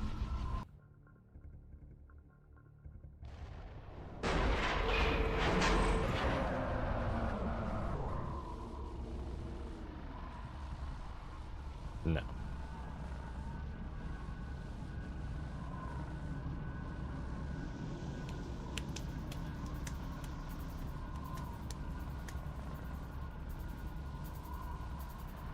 Why are they so fucking hard to work with, dude? The command script, maybe you could set it so that when they reach it, the team unlocks something or the other. I can't even get them to do what I want. I don't even would dare to think so boldly yet.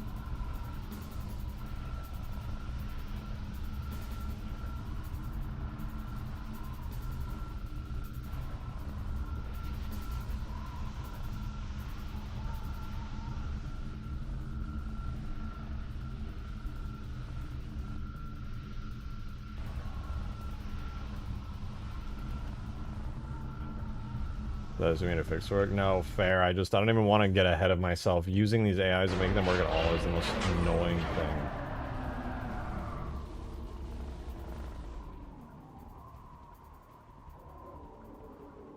As soon as I give these guys AI objectives, they just start fucking off. It is absurd.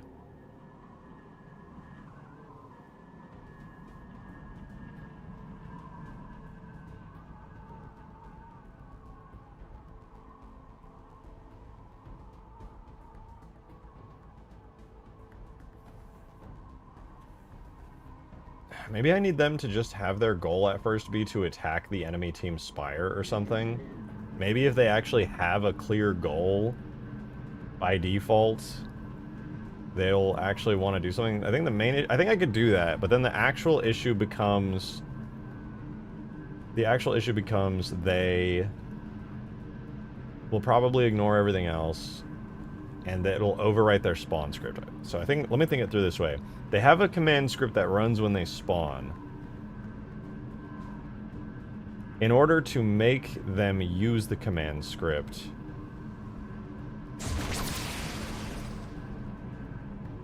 I need some way after they've spawned in to trigger it. To pick them up. So what is something I can do to the AI?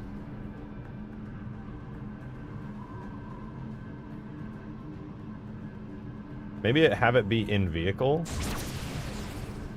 Let me try that.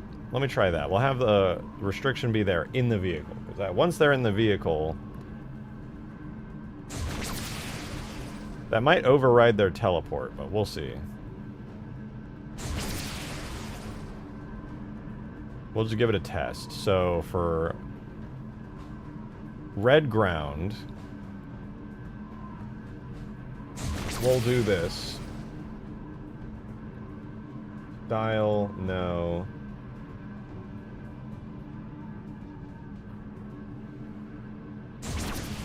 Where is it? There's a thing. Oh, here we go. Vehicle. And we're gonna go ahead and set a zone on the ground. Make a new one called Blue Spire.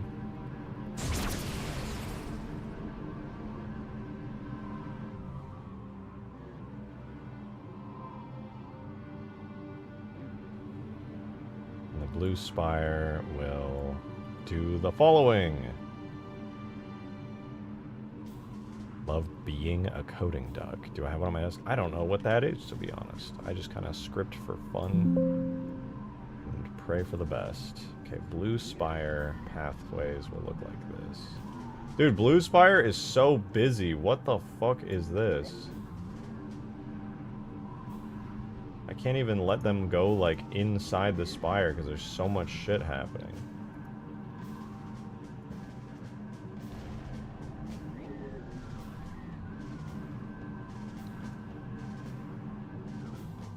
This will be their zone where they're just assaulting the Spire, so I'll have to do it like this, where I guess they just kind of go up and around. I could have them go on the backside of the Spire. The problem, mainly though, seems to be that there's too much going on. Like, object-wise.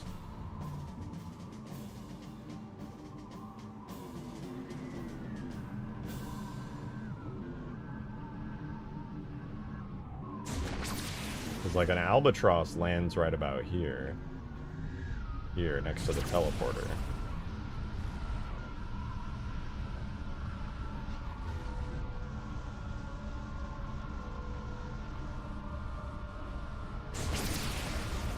Anyway, now that I have that area set up, for the blue ground units, their neutral state...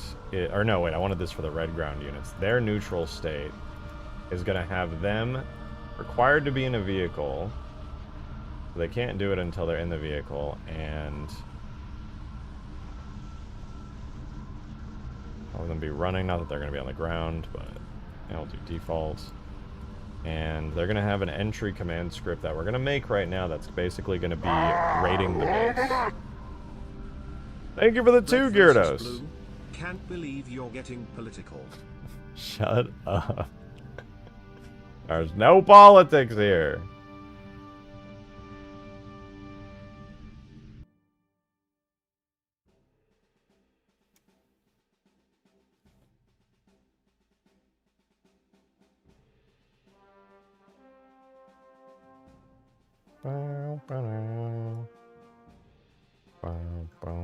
Alright, we'll just throw this in here as a test. Ground neutral red will be ground attack red.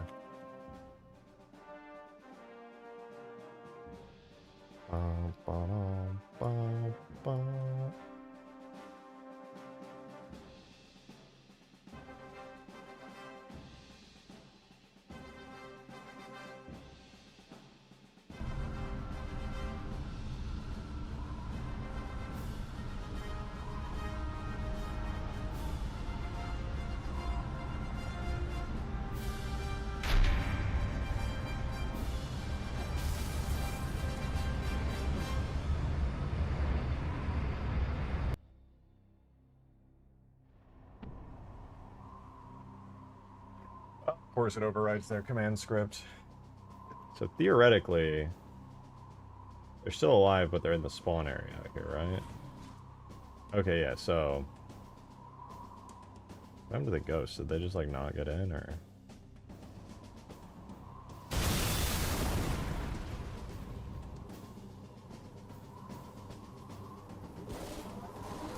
That overrides their teleport.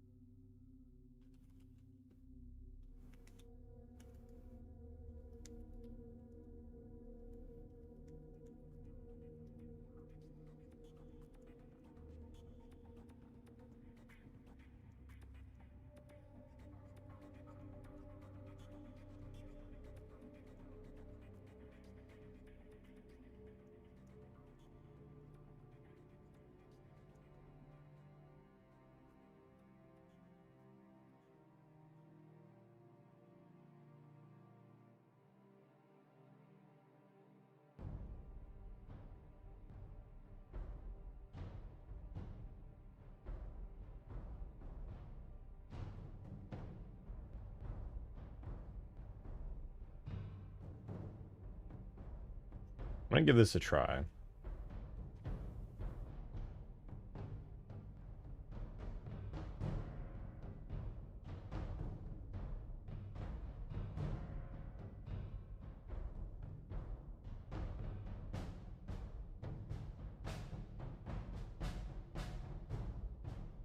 I'm gonna try to reserve their script, and then after their script is reserved, it'll activate whatever they have going on next, so that their command script cannot be overridden.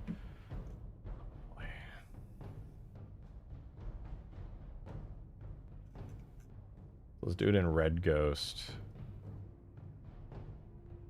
Red Ghost command scripts first, see if that works.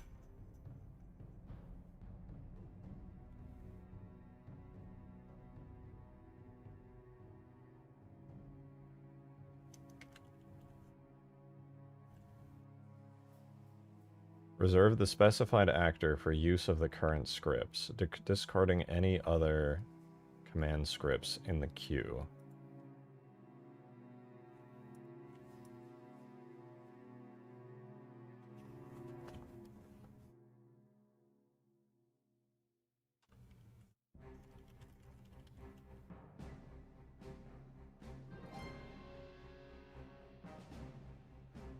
And the name of the ghost is...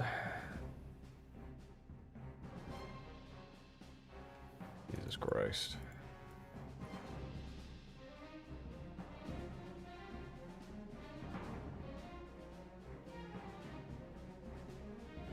AI Ghost Red 01.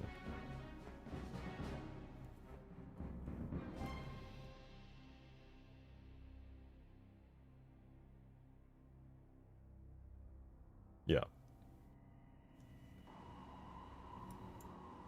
Does that prevent his death? Brother.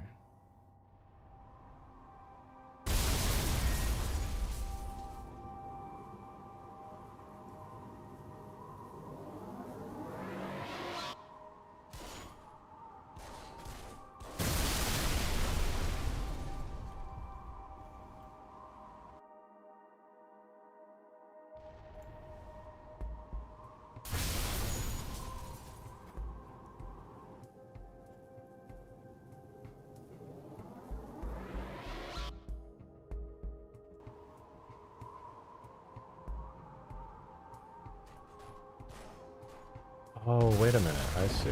I think I know what's going on.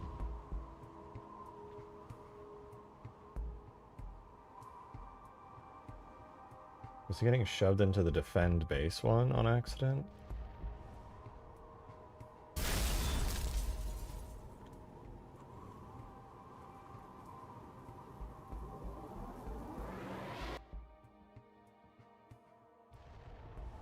Okay, he was getting shoved into the defend base one, and the VS reserve script was like killing him.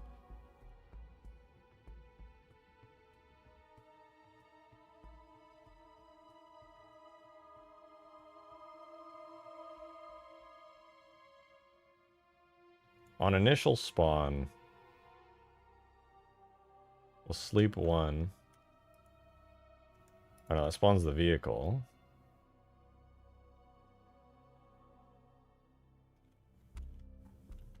Sleep 1. I'm going to do VS reserve ghost so that we can reserve his command script to be the most important one. Let's see if that works. That way their spawn script can't be overridden.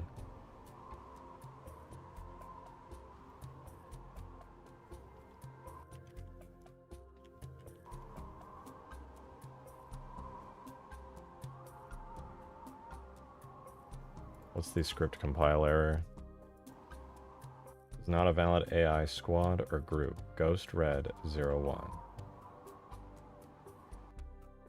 Oh. It's just ghost red. No wonder it was broken.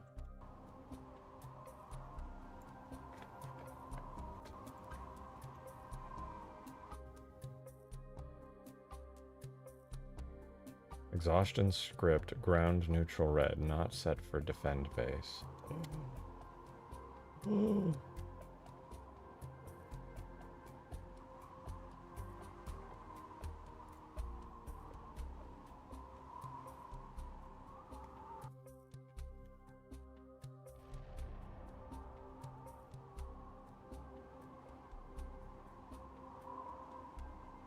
They get in the vehicle, they get overwritten. The VS reserve did not work.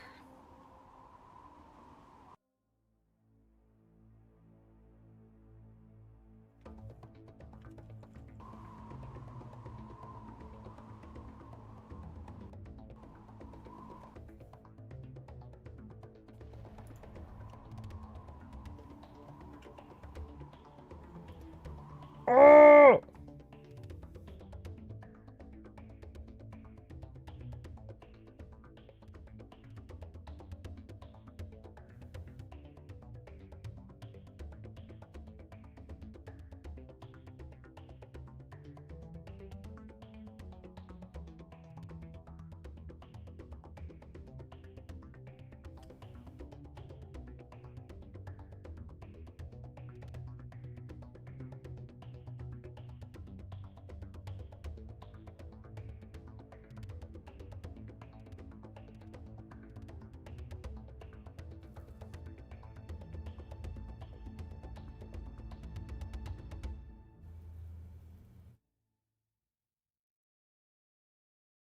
What if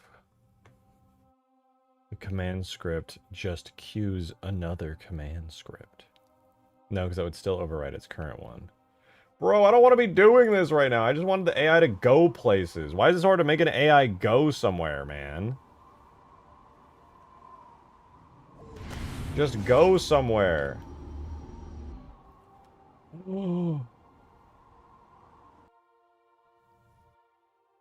Why do objectives have to suck so much?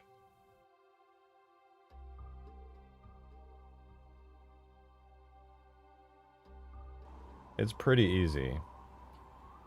Alright. Should I ban green from the Discord server this time, or...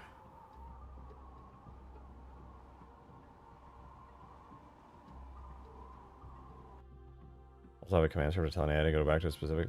Nope! Well, the problem is there's this really cool way that I can make this happen where the AI will get a new command script added to their queue, so once they complete their current one, they have another one to go do. That's the idea, right? They complete their spawns command script, they go to the base, and then they get a goal. Problem, this is an objective. Objectives, as soon as an AI gets an objective, like, let's say I want it to go do something, I want it to go to a base, I want it to have a neutral script. Bro, the neutral script doesn't even do anything now. Wait, what the fuck?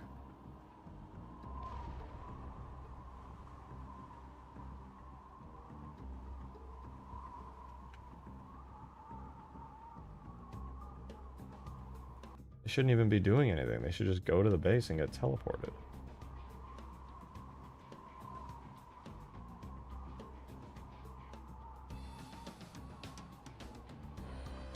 There isn't even an entry script. Wait, what? I mean, VS Reserve is overriding them.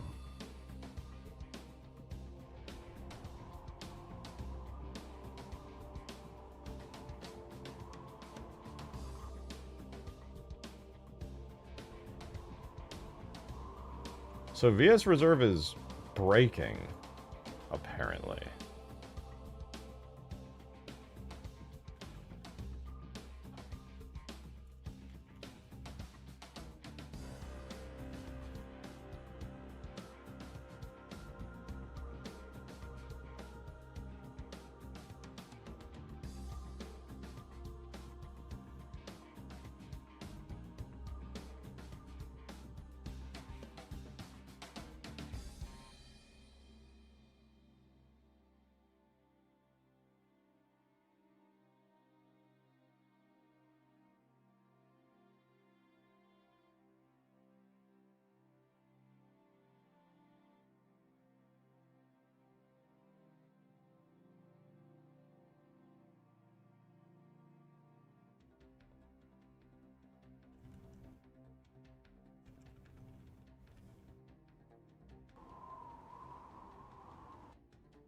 Using an objective to set the teleport, which gets them in the vehicle? Currently, yes.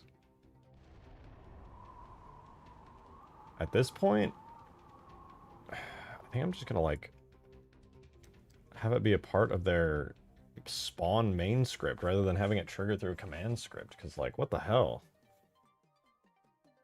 It's a command script command, yes, but at this point I'm just like, what the fuck? It's not even... Why even give them a default command script at this point? Oh wait, why did I remove that? Hello?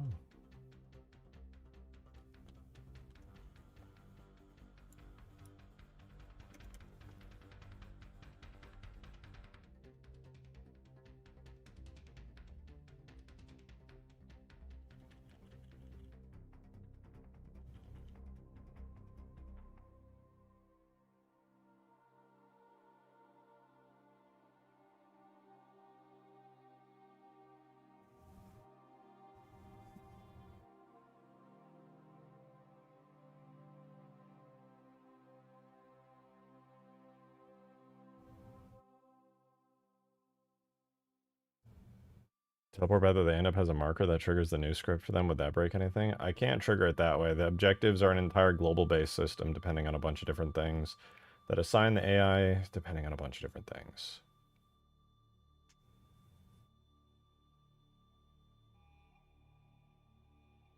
I guess maybe I could have the trigger volume of being in the map as one of the requirements in order to actually do it. I could try that. Go to vehicle, create effects, go to vehicle, create effects. I guess, yeah, let me see if I have a trigger volume that encompasses the entire map.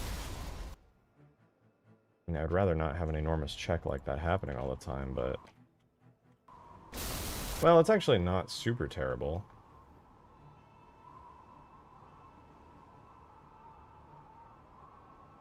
No, I can't do that. I can't check for them in a trigger volume. Otherwise, it would be a per AI objective, rather than an objective that I can apply to multiple AIs. And that seems awful.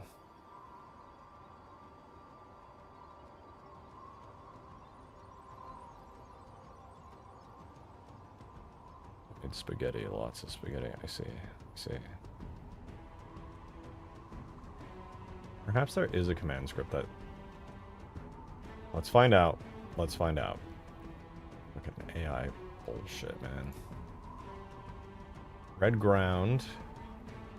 Neutral. Style, no. Filter currently is on vehicle.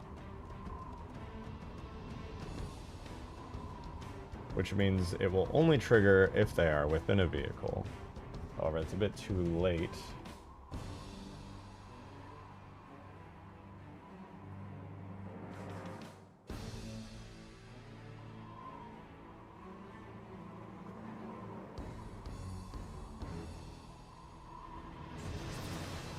Map is cool as heck, thank you.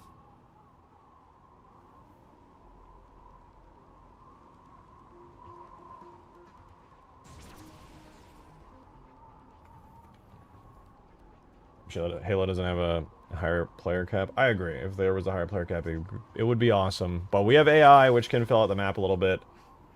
Fortunately, they don't seem to want to cooperate.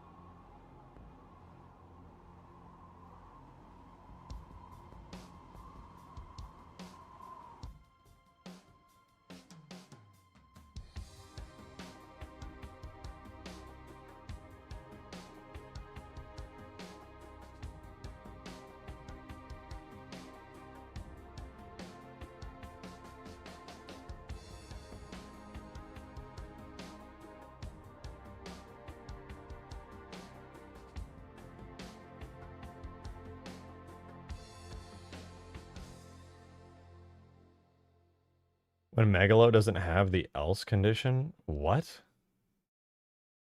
Megalo doesn't... What? Okay, well, I checked everything. There is not a simple is in trigger volume check or command script or anything. So, that's useless. Or the way that I'm doing things. And I really don't want to have... Wait a minute.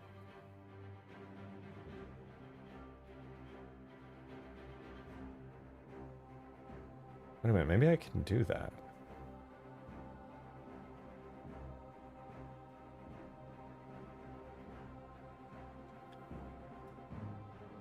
I might have an idea.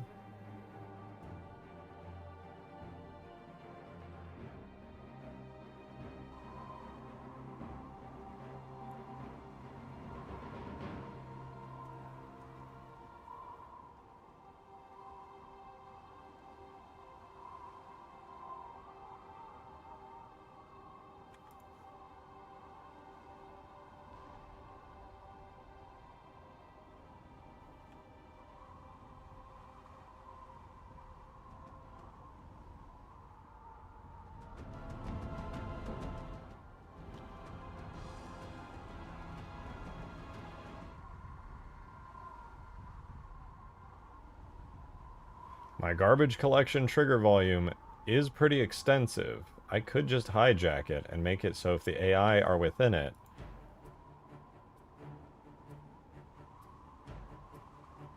or at least their vehicle are within it, then it will begin to assign them their initial objective.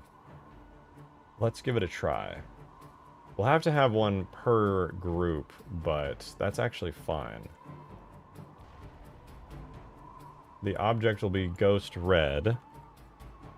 I believe it's Ghost Red 01, and we'll just again hijack the garbage volume for this.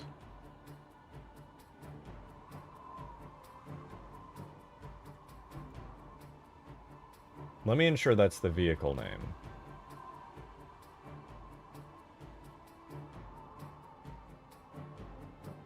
Sleep until volume test. Yeah, well, I have to do it within here, but...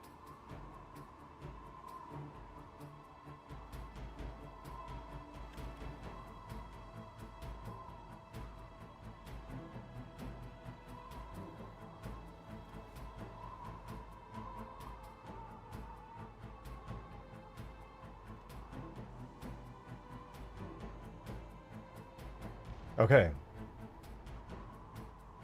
Why did it say 2 for a second? 3. Oh, this will let anything...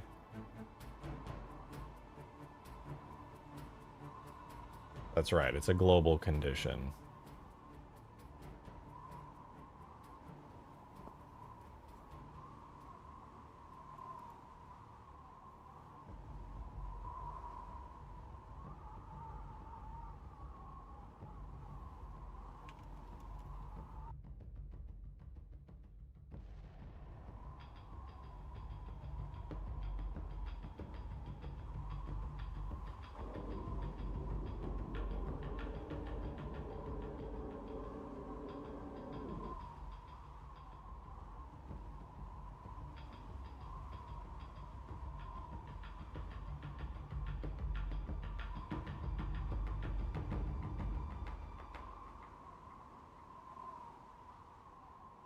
How are there 4 AIs in this?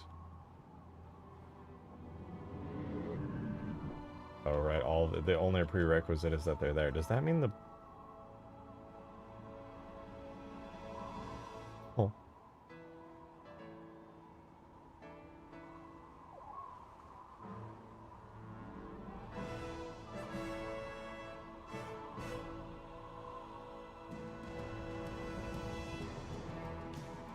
This is killing me, man.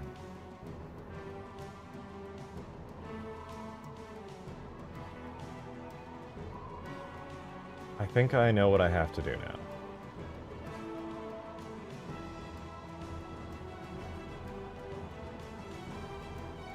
I think I need an objective for every single AI squad that moves about the map.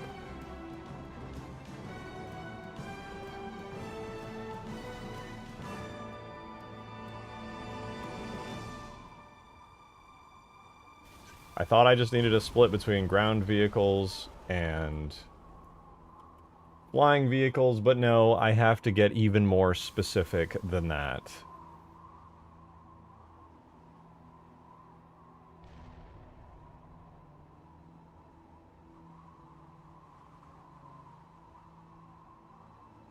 Defend base will be a script for the ground vehicles to do ground defend red 1. I'm going to delete all of these real fast. And we're going to rebuild the objectives from the ground up now that I know the specification upon which I need to do this. So, the ghosts, as they are now,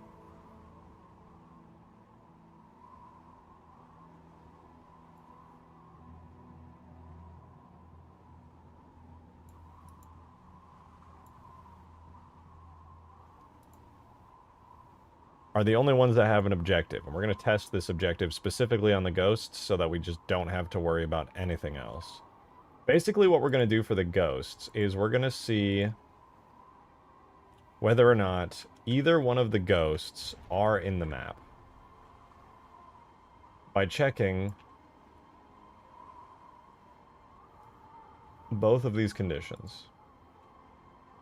Let's compile. Save, refresh.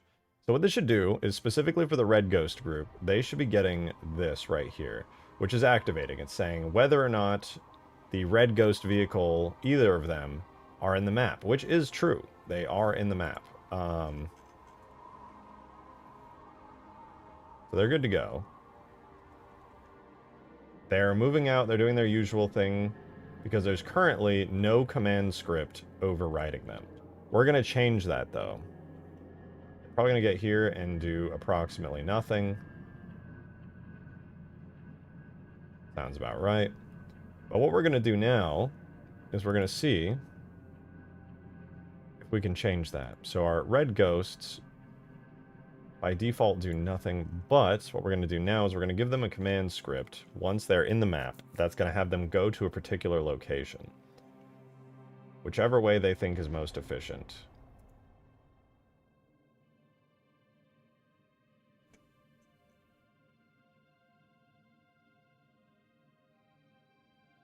We're going to run ground attack red, which is going to give their vehicles boost, and it's going to have them go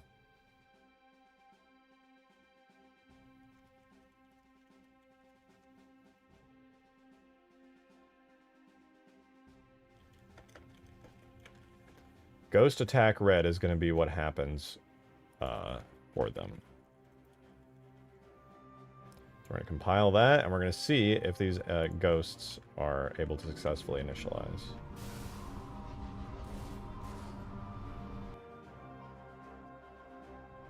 Okay, the ghosts have, well, a ghost spawned in.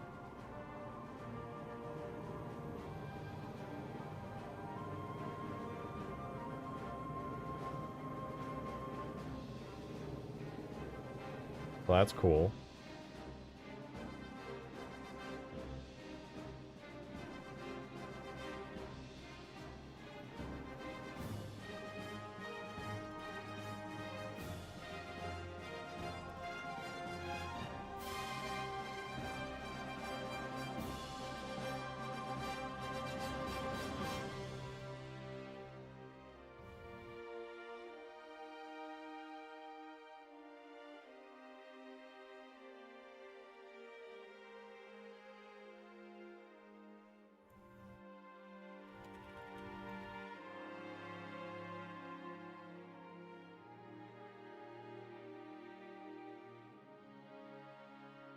Teleports the given squad to... So I know CS teleport works, but I don't think I used that one. VS teleport I might actually just use instead.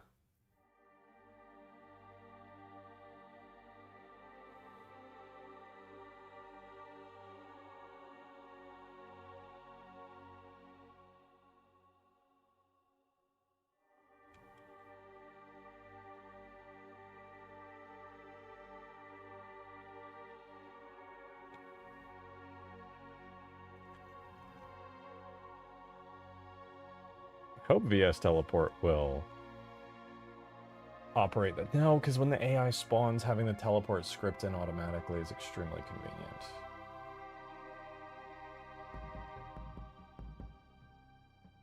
God damn, I wish there was an easier way to go about this. Let me just memorize. Where's the AI starts at 6,000. That's easy enough to remember.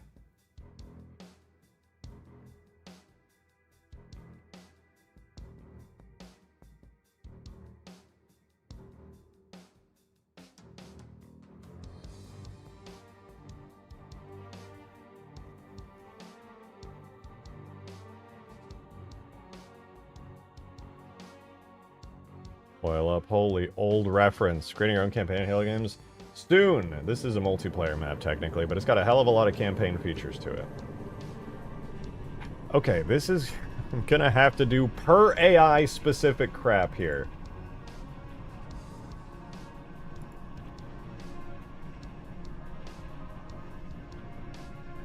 Oh. It was just lagging.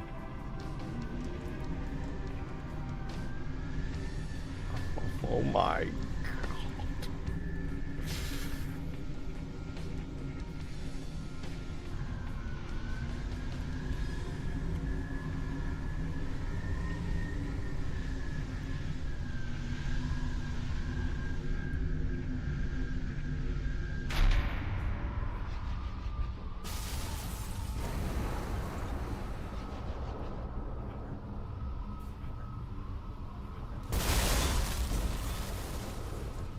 Sorry for the campaign mod you said you'd make next. Me too.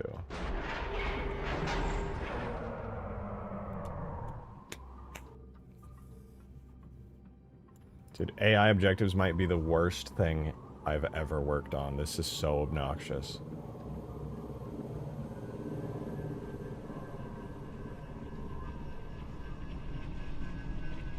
If I wait to test for both ghosts being in here, can I do a sleep until in this?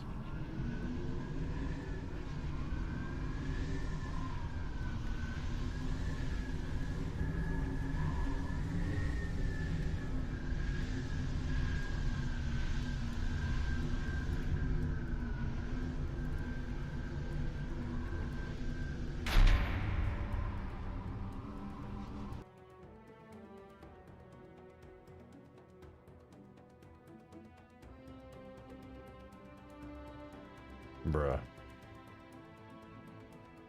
No, I can't. It crashes the game! Holy fuck balls. I actually hate working on this, dude. This is the least fun shit I could have ever picked for this. I'm not trying to be like a fucking wiener and complain constantly, but this sucks ass. I haven't worked on something this annoying in weeks.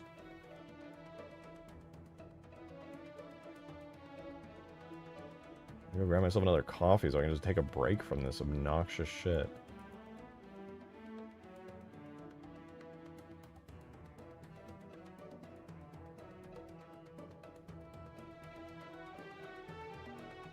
Actually, a little worse. None of it is like efficient. The way it works is fucking stupid. I have to delete this because my objective just corrupted the map. Like, what?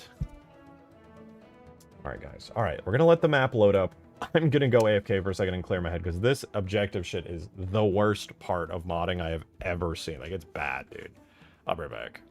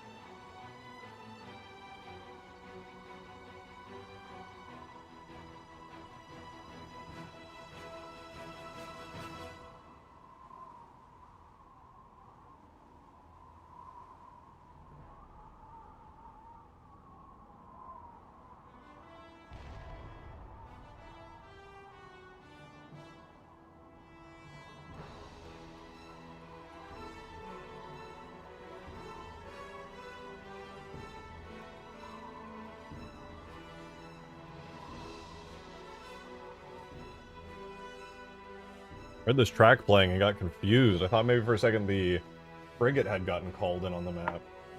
That threw me off.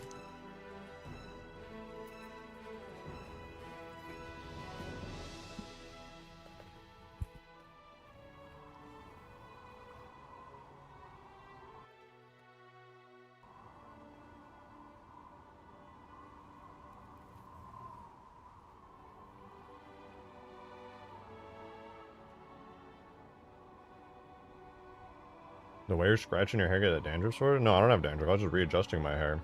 I just scratch it to mess with it because I have a very messy hairstyle. And to be honest, I just need a haircut.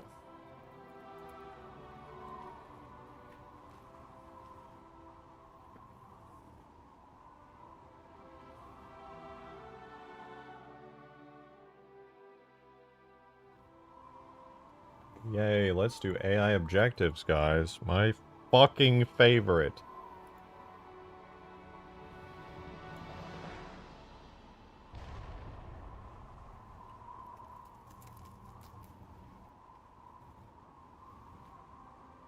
I'm ignoring you, buddy. I'm ignoring your bullshit.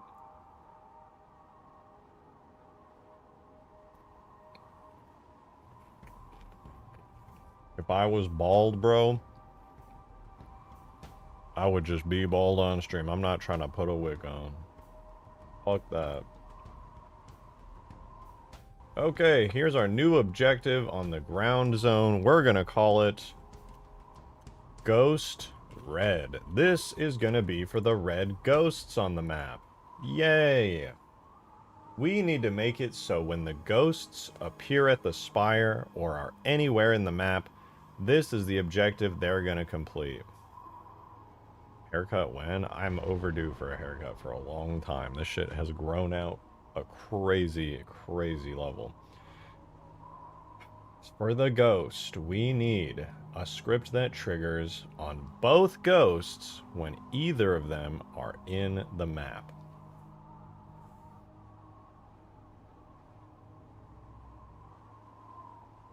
How complicated can I make the condition? I can't put a sleep on the condition, because I need both of them to have time to teleport in.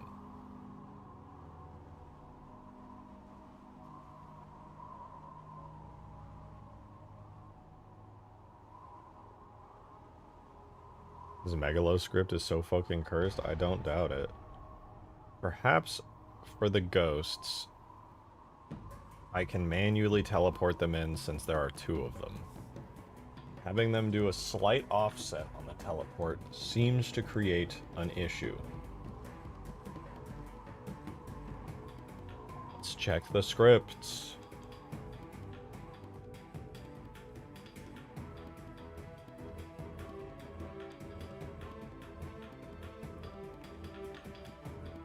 Sleep 30, sorry, sleep 20.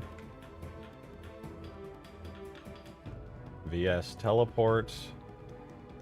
Ghost red. Never mind, we're not going to do it that way. That would not work very well. And I also can't have an objective per AI. It's for the whole AI squad, which just unluckily for me I set up to have two whole ghosts at the same time. So I need a condition that will work when they're both there, but continue to work when either of them are there.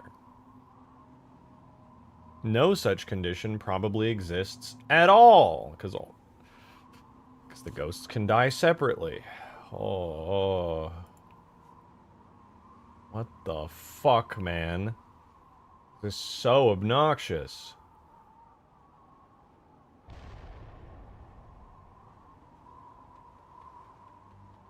Okay, let's forget about the ghosts. Let's do the Wraith.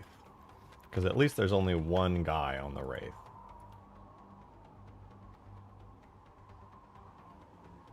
Volume, test objects, garbage, Wraith red.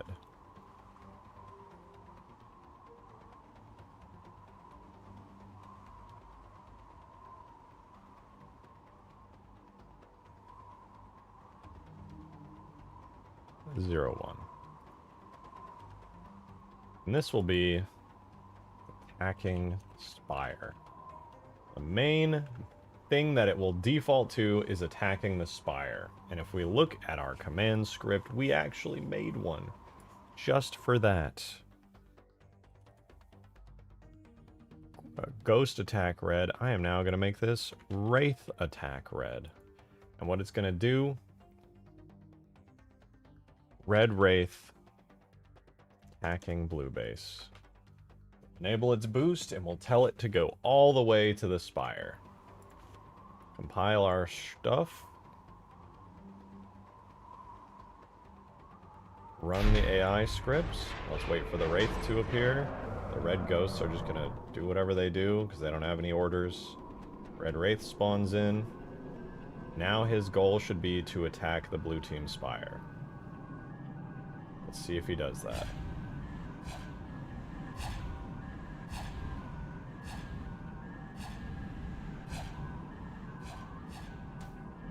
He's still following his spawn orders, shockingly enough. Of course he is, because I didn't actually have him go to attack the Spire. Let's try that again. Wraith attack red.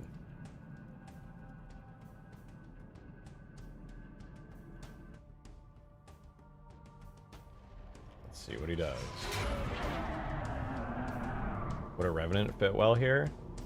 Probably. It wouldn't be the strongest vehicle ever, but it'd probably work. Does he now do what he needs to do?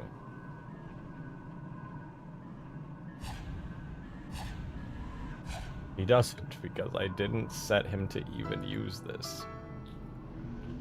Why do there have to be so many steps?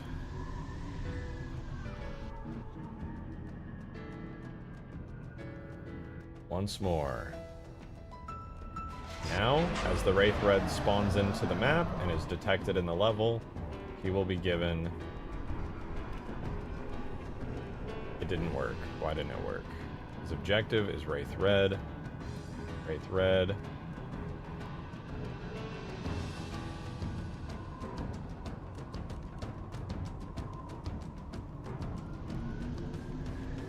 No, technically they're both in there. So are they attacking the Spire? They're weirdly actually executing the rest of their command script.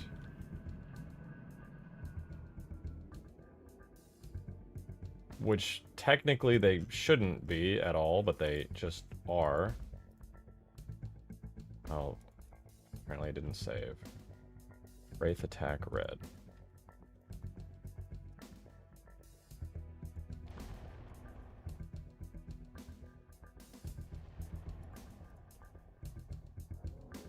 I'm trying not to think about the fact that the AI are honestly fine and they don't even need any boosts or benefits or anything. Okay, so bro is now doing nothing. So that's cool. So for this order that he has now, what I want to do is I want to set it so it has a very specific area in which it works on, which is going to be on the ground zone he's already on, at the blue Spire. So his zone that he should be at is the blue Spire, and yet he's not doing it. That's crazy. I'd like him to pathfind over to that area at his earliest convenience.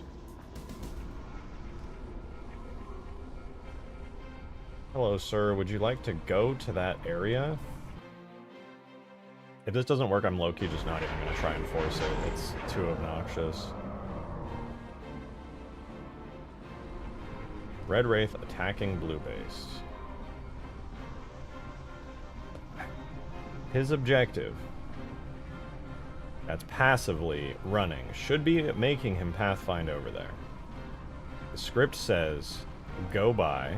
I could try go to, I guess.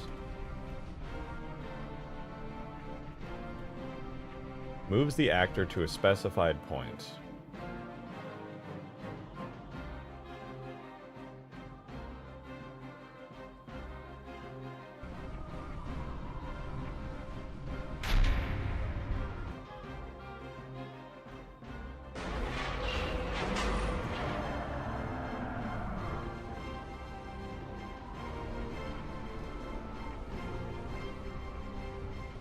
Would you look at that? He's not doing anything correctly.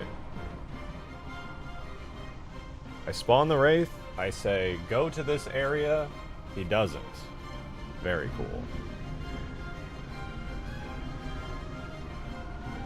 I don't know what else to do. I tried to get him to go there, and he won't. You're never finishing this map? I'm finishing it over the next 2 days. I was hoping this would work, but if AI objectives are going to be too much of a pain to properly implement, since they're technically intended for very linear sections of campaign, and don't really want to work dynamically, I don't know if this is even going to be worth it. Am I sure? How much I want to just say some mean shit to you. Yeah, I'm fucking sure. I just don't think it's worth it. I just don't think it's worth it. CSGO 2's not going to work, so I don't think... So after this, I'm just not even going to think about after this. I just want this to work now, and I don't want to think about what I'm doing after this. Go-to point reference doesn't seem to want to actually function correctly. Let me double check that my scripts are actually running right. I see us fly to instead. Works for Banshees. Fly to is how I have the Banshees able to escape the Spire, but...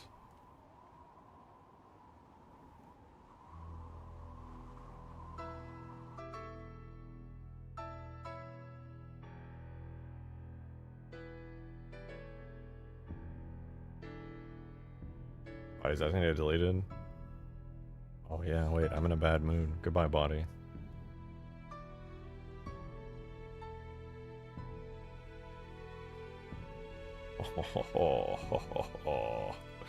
That made me feel good, and I don't regret it. Hell yeah. Alright. Fact of the matter is, it doesn't want to go to a point it can't see, which is a problem. Because I need this to be able to activate anywhere on the map. Even though I gave him a pathfinding zone that is on the other side of the map, and he has valid pathfinding, he doesn't want to work. I could try something kind of dumb to see if I can effectively influence him, though. What we could theoretically do here is set the character, the vehicle properties of the Wraith, to be able to pathfind an extremely large distance. Let's give it a go on Wraith Red. See if maybe this allows him.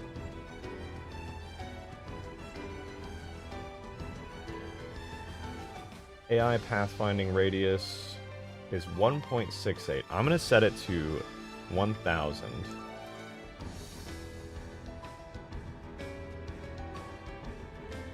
Let's give it another go.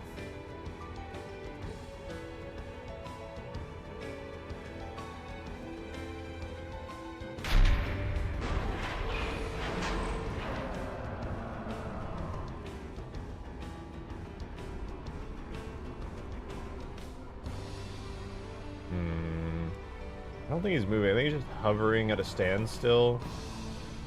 I'm going to presume the go-to point might have... It might have a... I'm going to test the limitation of the go-to point really quickly so I can at least understand where my limitations lie and see if I can work within them. Right now, the point that he's going to is the blue initial spawn. I'm going to switch it to a...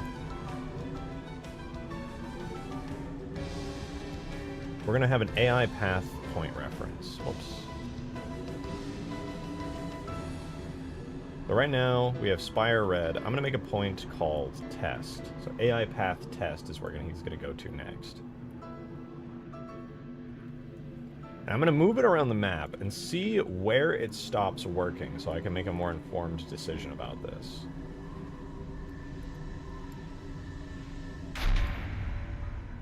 Wraith Bro is traumatized, yeah. So right now I have a point there. Let's see if the Wraith will go to it after spawning. Okay, so he is going to this point. So at this distance, it's fine. He'll probably stop there and just not move any further. Not bad, that's a good start. Let's move our pathway just a little bit out. We'll put test toward the edge of the Spire right here. We'll run it again. Is it a distance issue? That's what I'm not sure about. Possible maybe it could be a distance limitation. Okay. Wait. He's trying again?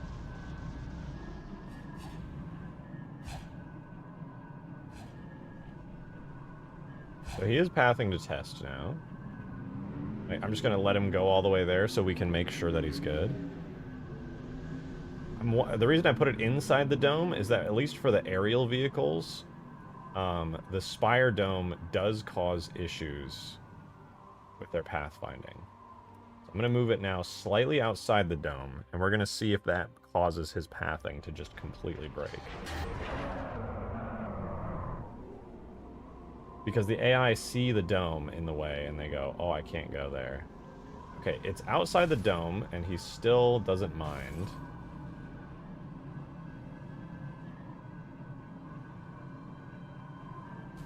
Okay, that was kind of dumb of him. His pathing is kind of weak. But he is still using the nav mesh to you know, get around.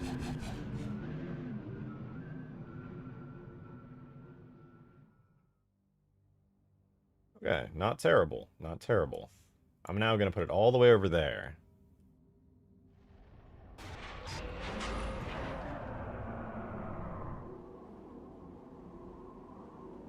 Can you still go?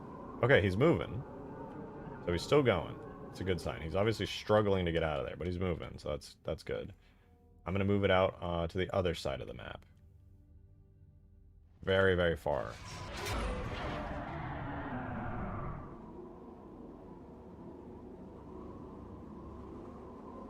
Okay, too far. He has given up now. So I'm going to move it back toward the bridge a little.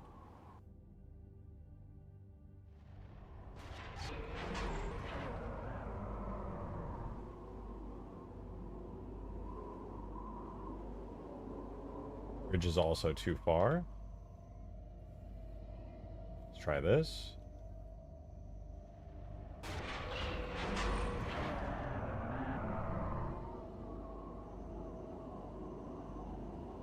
Okay, that's close enough. He can get there. Interesting, interesting, interesting. So depending on how far something like this is, will determine whether or not he actually goes there. So from test, I'm going to add another point reference. So let's say that amount of distance. Put another one here. And once he's pathed to test, we'll put him to test 2. And just for the sake of seeing how far I can push this, I'll make one here for test 3. And then a final one inside blue base for test 4.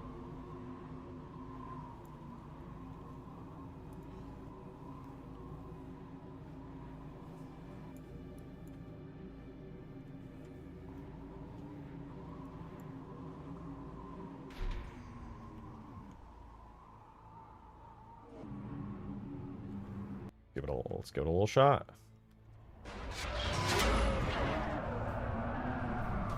Also, I've had better success using CSGO towards rather than CSGO to. And CSGO by. What's CSGO towards? Move in the direction. Oh, yeah. Move towards, I think, doesn't actually have them pathfind to it. I'll give it a shot, though. If move towards works, that would be even better.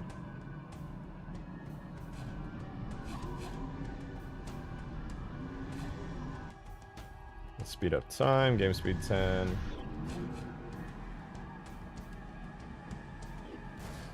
Okay, he's going to the next point, so they weren't... What? Where is he going?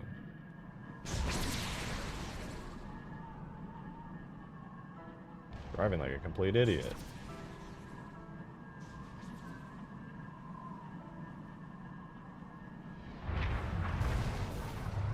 Will he continue to go there if he wins this fight? Oh, get owned. Did that reset him? No, he's still going? He does randomly get confused, though.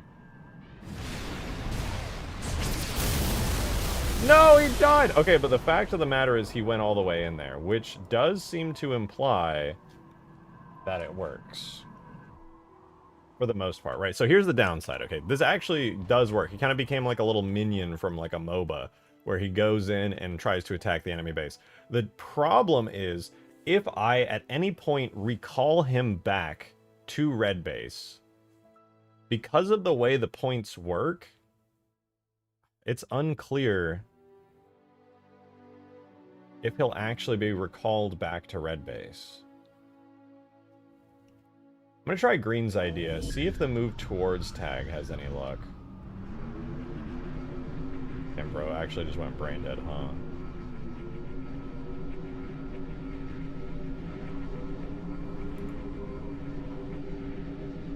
Let's move towards object. Fuck it.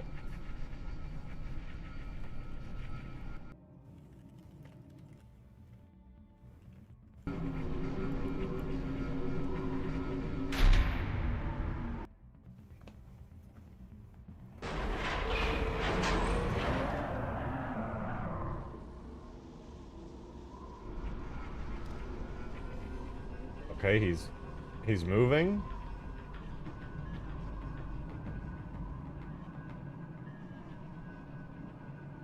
I'm kind of surprised that he's doing anything at all. He's not doing the commands. Is this it? Is this the solution? Okay, he's pathing way better than the go-to. Oh.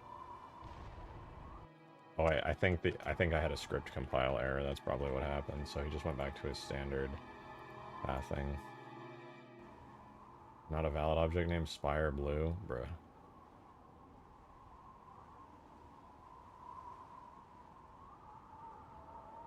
Spire Bottom Blue. Never mind. I got my hopes up. That was a mistake. Never do that when you're modding Halo.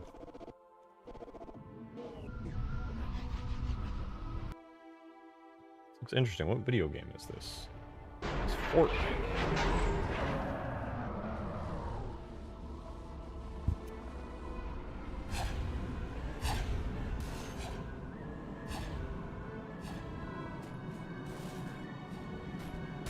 Jesus Christ.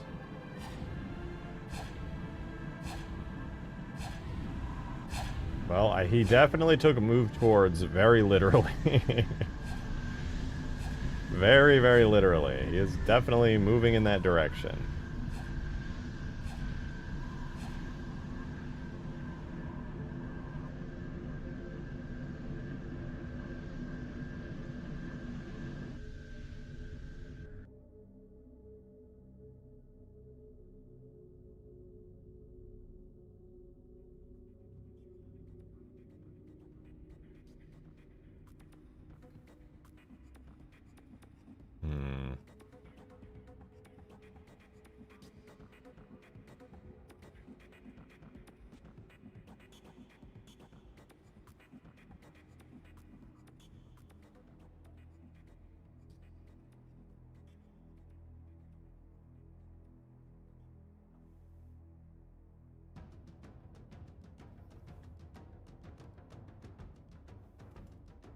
There's go-to nearest, we have go-to and face. I think go-to is going to have to be the one I use.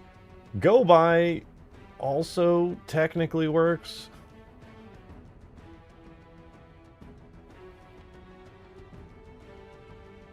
Let's just keep testing. If I can get one that works from across the map, that would be great. I do think this might be a limitation of Halo in general. I don't think the AI are able to pathfind beyond a certain distance.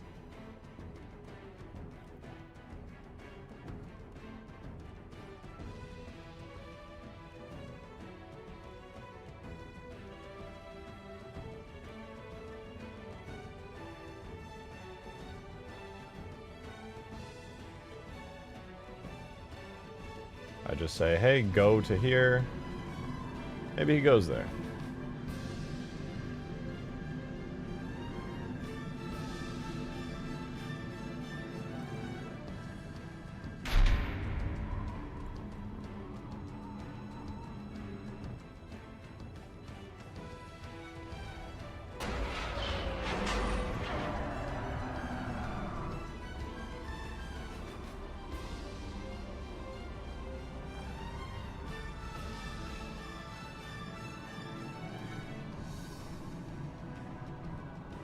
I don't think the script compiled. He's moving too smartly.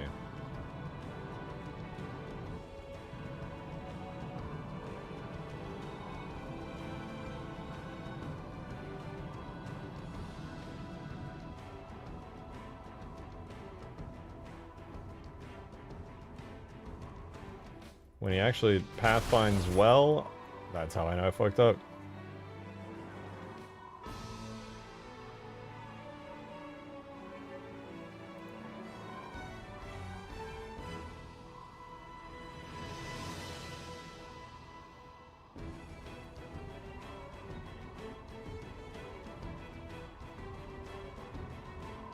Do I want to take a break? No, I need to get through this, otherwise I'm just going to be angry. I want this to work.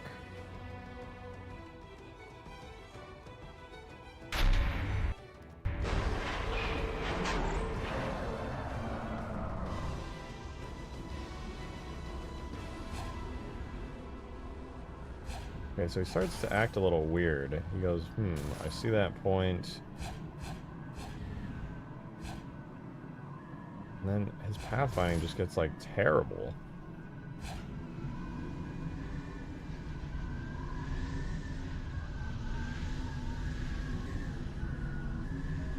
I wonder if it's because he doesn't actually have pathfinding points in this zone, so he's using the raw nav mesh data instead. It's possible that if he's using raw nav mesh data, it's doing too complex of a calculation. Maybe he needs to have the zone set to the default one of neutral. Maybe it'll be able to make a shorter point or something. Give that a try. Those channels is the Haunting series? That is forever. Welcome though, good to see you.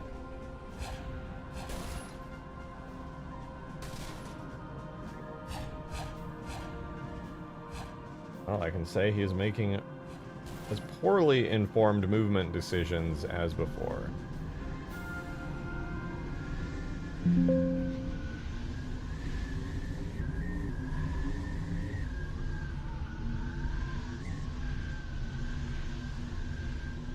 Let's see if that's any better.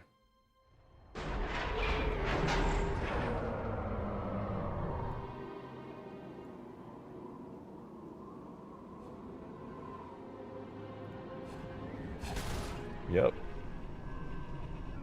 It seems he makes a pure calculated beeline.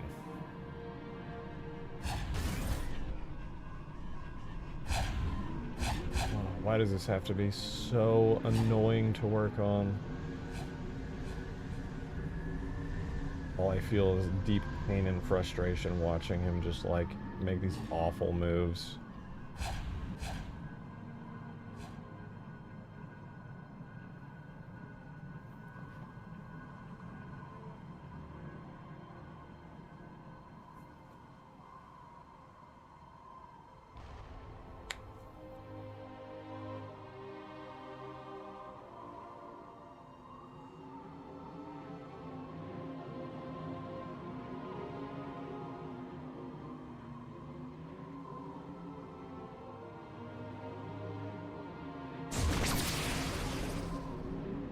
So it works there anyway. It does work there. What's even happening that you're trying to fix? I just want the ability to call the vehicles to go to one of the bases and attack, and then go back to their base and defend. The problem is, the bases are very far away from each other.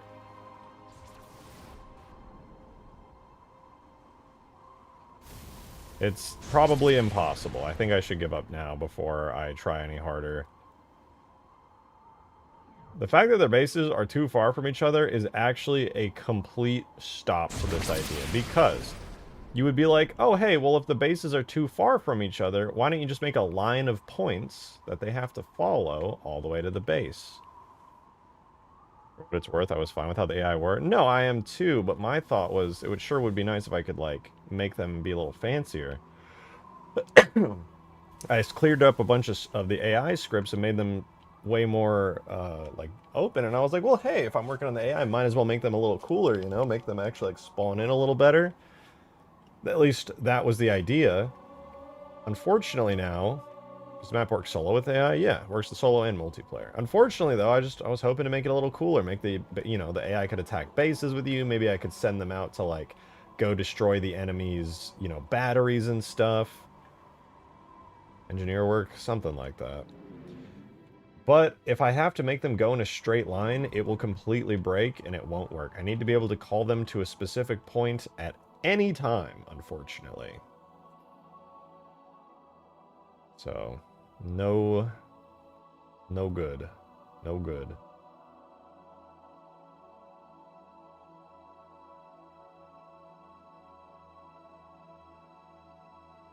That said, since I could add more AI, even though, you know, this stuff isn't working with the objectives, I'll just delete the objectives since what I want to do just is out of scope for Halo 3's engine. I think what I'll do instead is maybe add, like, quickly one more AI. You know, I'll make you a deal, Green. I will help you test your mod, but I need you to help me test mine as well.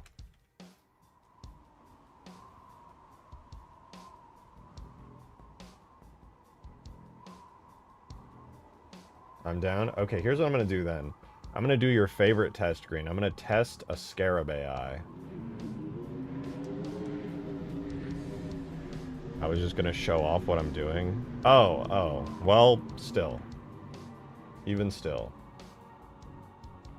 I want to just make 100% sure the Scarab AI doesn't work. If it doesn't, then it doesn't. That's life.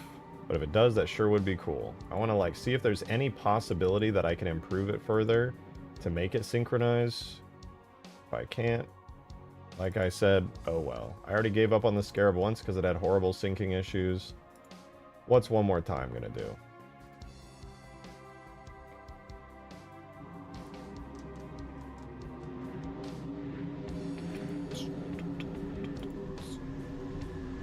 Go ahead and add in a Scarab AI character.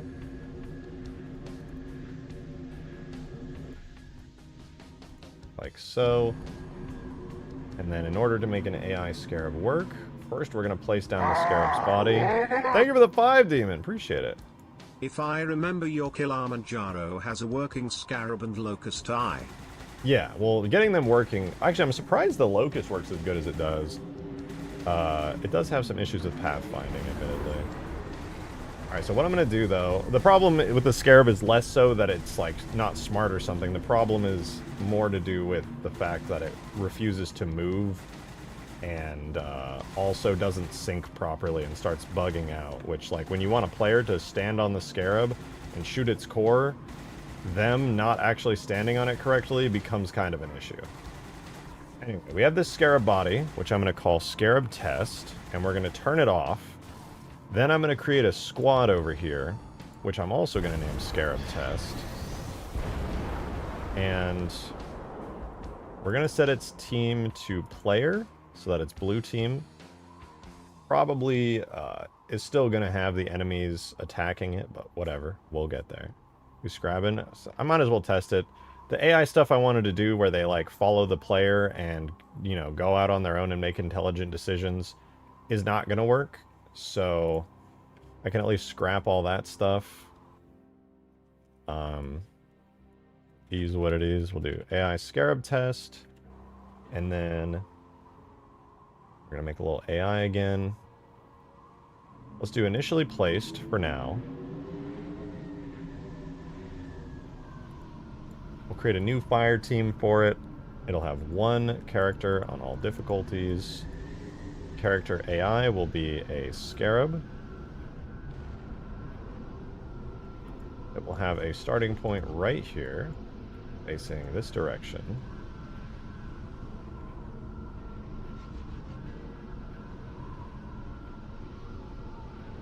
And then we're going to set it to have a giant body set to the Scarab Test. Scarab. Let's refresh to get our Scarab in here.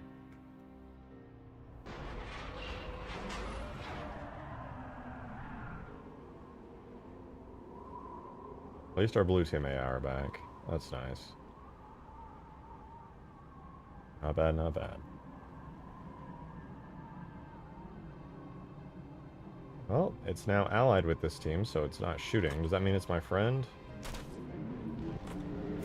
Oh, it's weird seeing a green scarab, dude. What the hell? Friendly scarab. Cool.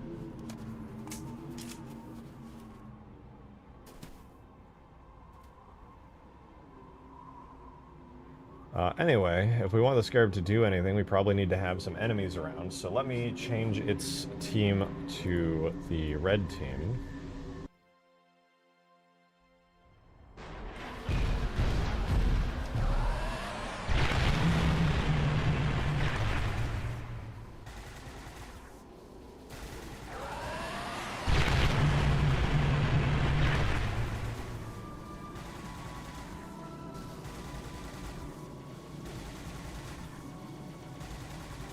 Okay, well we know he can sit around and fire and shoot.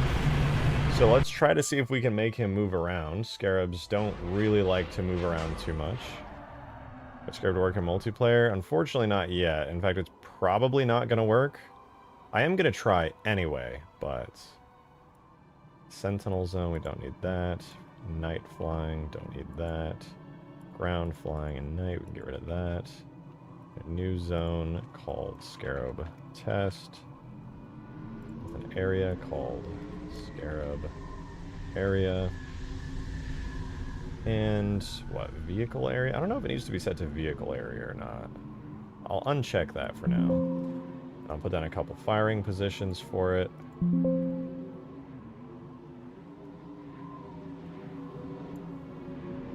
What?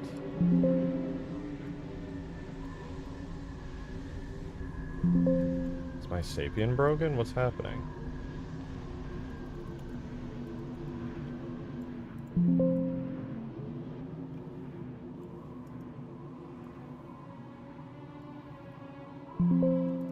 Hello? What the fuck is it doing?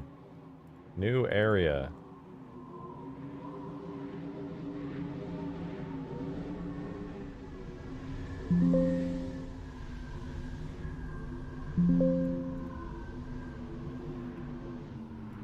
Okay, sure. What? I didn't crash, did I? Hello?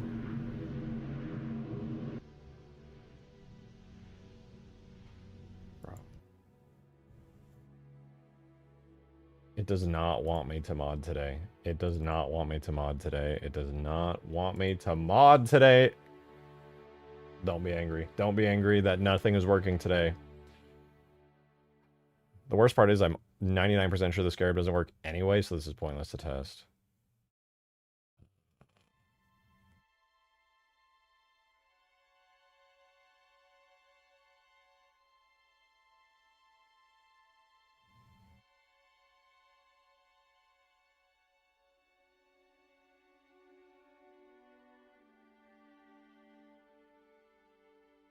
You had such success yesterday, it's cursing you today. The success I had yesterday was hard fought.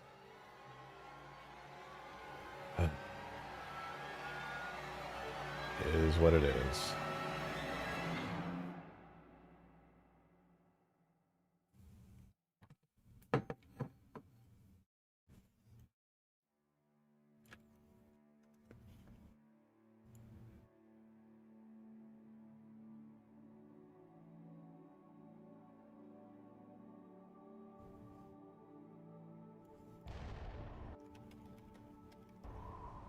Do I even have my scarab placed down? Did I even save? Okay, scarab test exists. Go ahead and try again. Make a new zone. Oh wait, there's already a scarab test on this. Nope, new zone anyway. Area. Oh, thank God I can actually play. So it was just bugged. I think it crashed because some bug occurred. And that was a new one, even from me. So we're gonna call this Scrab area zone. Grab our firing position here. We're gonna put a couple of these down. I'm not entirely sure if a scarab needs firing positions. It's been a while, so who knows, but I'll put a couple of them around here. In order to actually make the scarab work, you have to put down these giant hints, which basically create a zone for the scarab to walk around in. So for our test here, I'm going to go ahead and do all of these areas. The Scarab has all the space in the world that it could possibly need.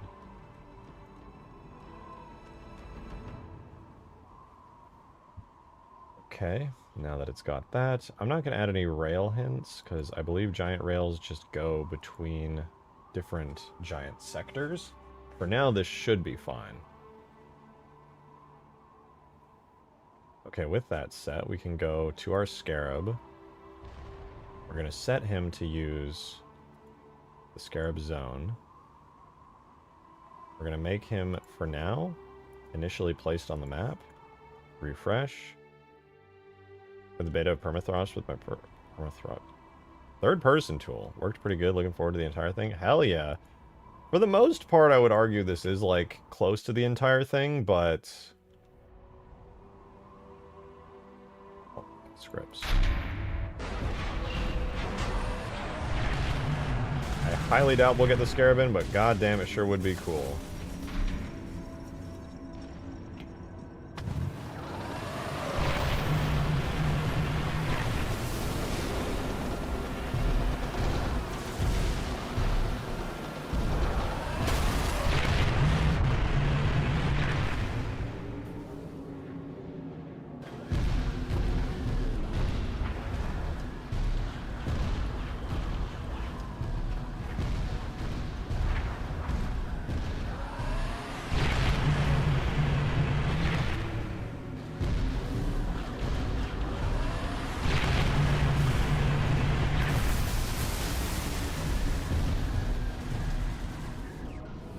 I don't think it's really moved from its initial position. I could be wrong. Oh, I got shot.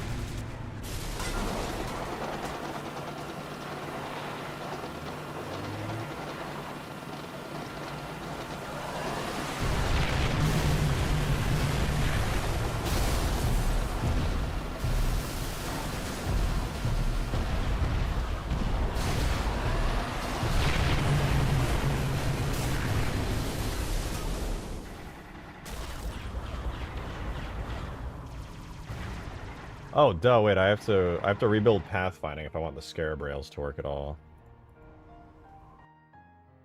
How's the bug squashing going? There's still some remaining, but pretty good for the most part.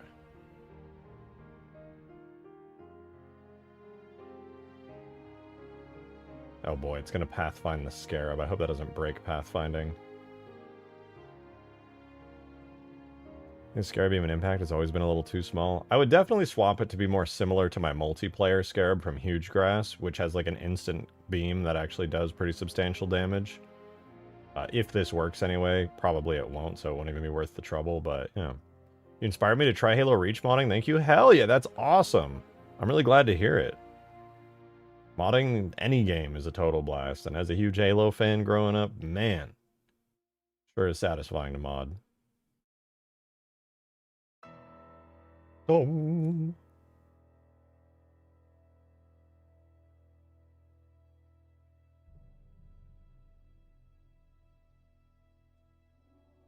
Come on, come on.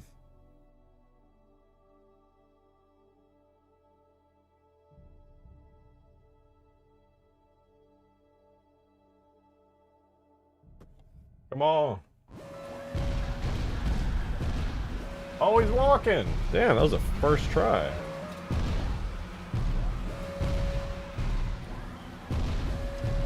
He's only got the little zone to himself, but that's pretty cool. I didn't think he would start walking right away. Cool.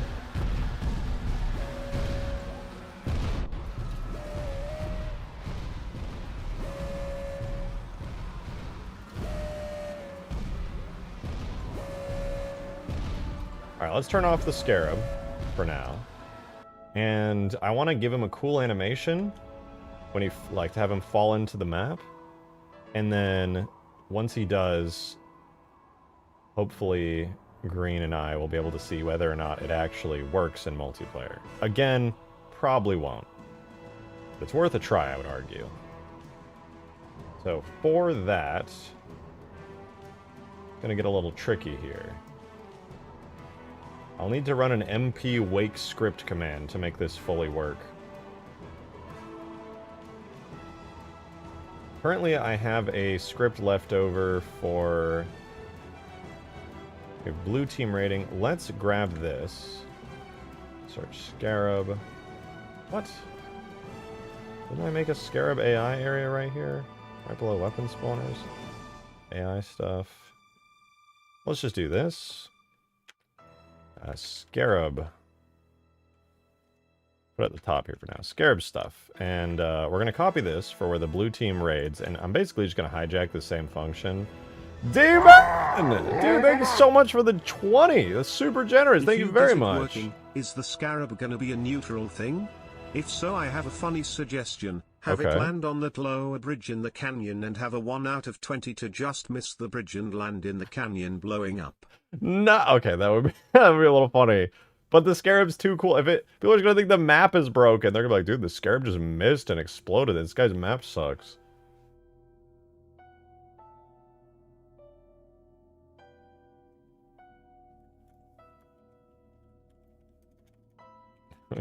It's kind of tempting, though. I'm not gonna lie.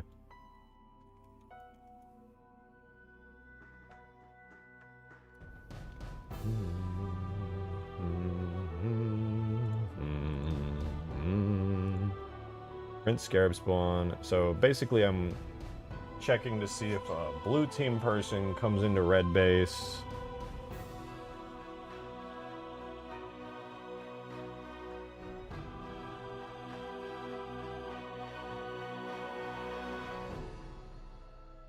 I'll just check for now here in the test to see if a blue team player comes into blue base.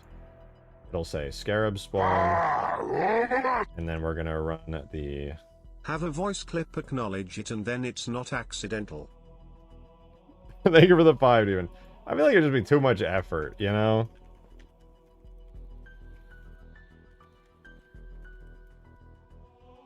But I don't hate the idea. It sounds kind of funny. Time to open up Kilimanjaro AI War.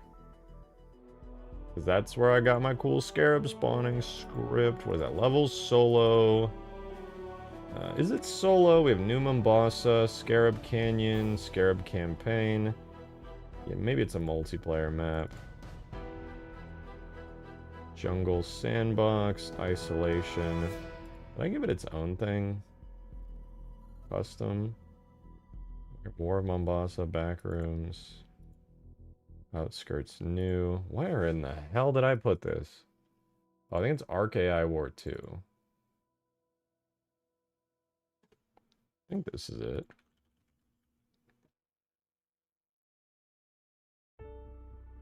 That's for the Locust.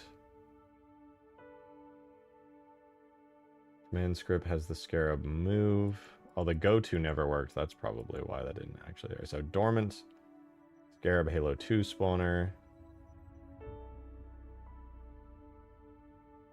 Not that one. Regular Scarab spawner. This is the one I wanted. So we do the following. We place the Scarab. We play this cool-ass animation on it. We wait until the unit's animation time is done. We stop it, and we force it to be active. Easy. Let's throw this in here. So we AI play Scarab test. We play the custom animation on Scarab test. Make sure I name the driver correctly.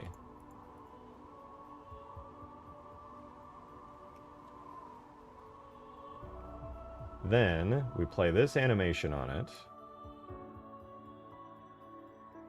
We then sleep until Scarab test driver's animation is done. Once it is, we force stop the animation, and we force it to become active and alive.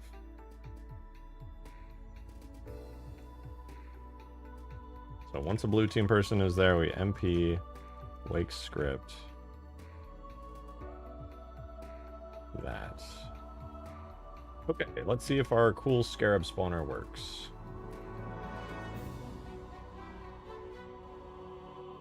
Only static scripts at the same time can override subscripts. Music, enemy raid. Oh, did I miss it? Oh, yeah. Scarab test Scarab spawn check.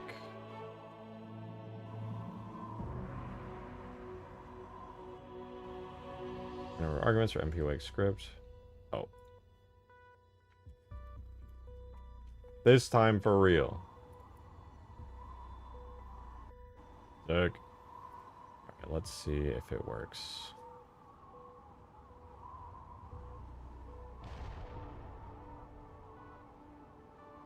And just for fun, we'll set him to blue team, since technically this is the blue side. Alright, so we go here. Compile script. So he's not going to spawn right away. But if I, as a blue team player, go here with scripts on. Blue team is now at power level 2. Hello?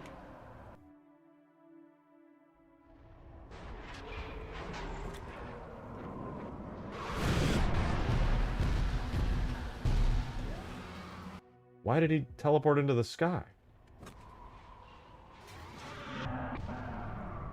Does the animation there not exist anymore? Oh, maybe there was like a sleep I removed or something. Now we place the AI. Immediately play the custom animation on it. Sleep until... Oh, maybe I misnamed it.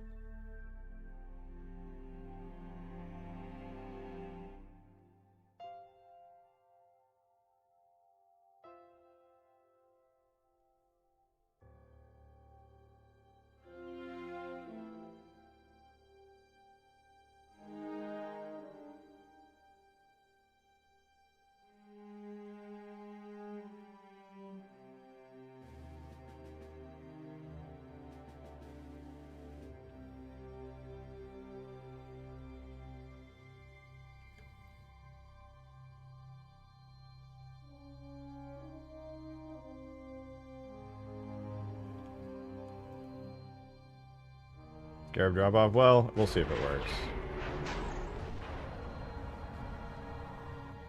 Is there a reason it... What in the world?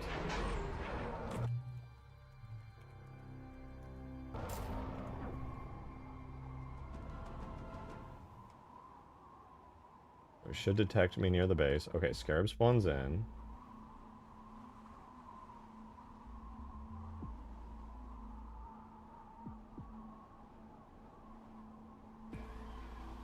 And is instantly active. Hello.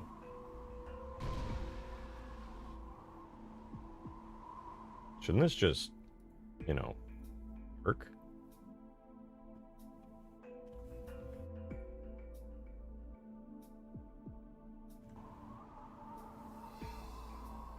The script is compiling.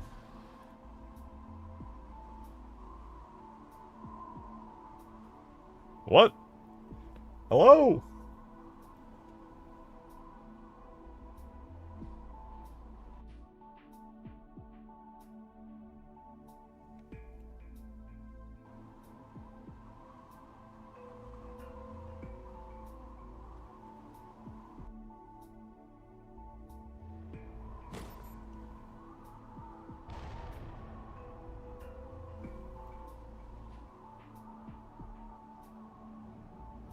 Blue team is now at power level 2.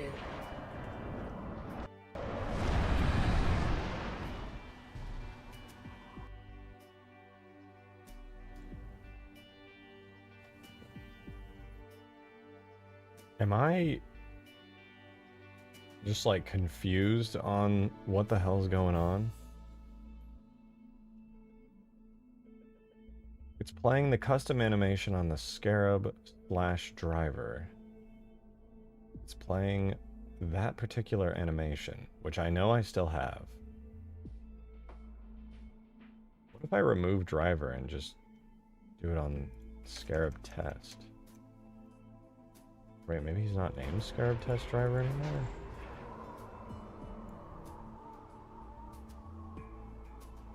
Oh yeah, his name is driver.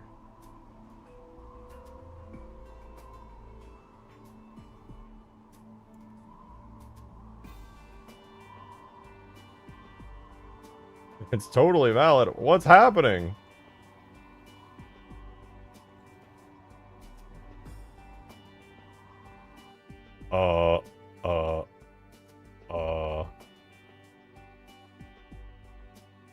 Maybe the animation just isn't valid anymore or something. Right? Like, I guess that could be a thing. Maybe.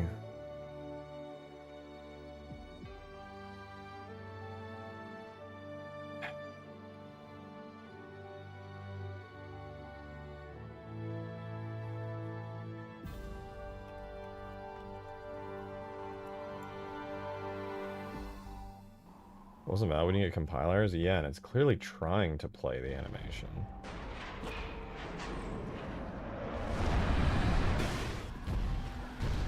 It only played the animation for like half a second, and the Scarab driver woke up and was like, oh. There's something wrong with my Scarab?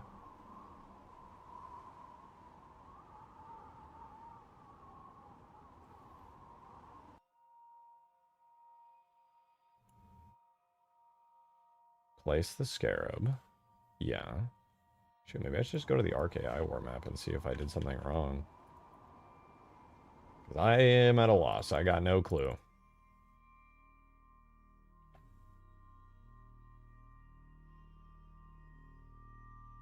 Alright, you have a dark mode on Sapien. I force installed a custom Windows 11 dark mode theme, which also ends up skinning Sapien.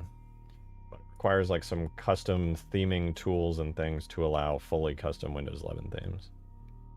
They're gonna do me at work tomorrow. What? They're gonna do what?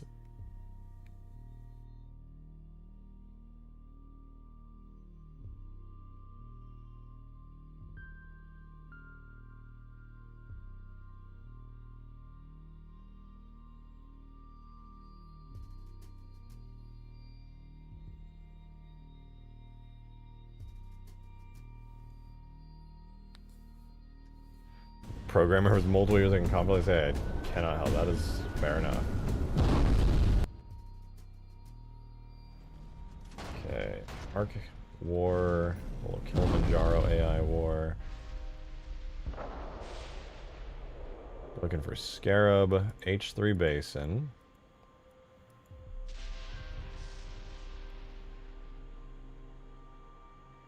It's got driver set. Using the Scarab body. Looks pretty normal. What about the Giants? Has a name. And... anything else? Nope.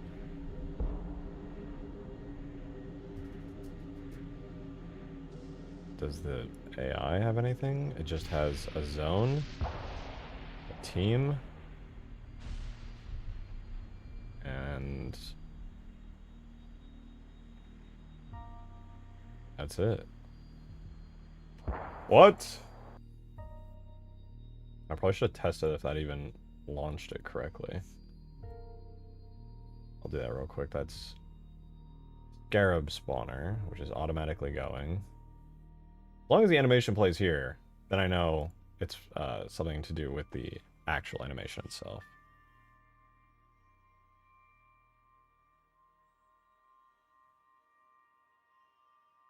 Somebody with super rudimentary coding knowledge, your problem clearly lies within the code.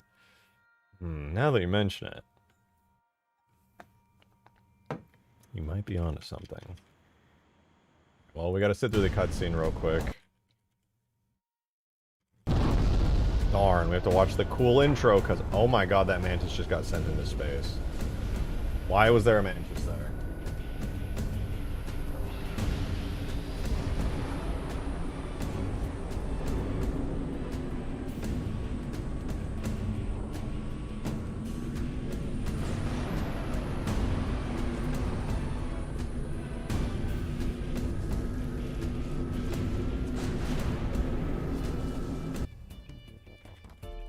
Cheats enabled.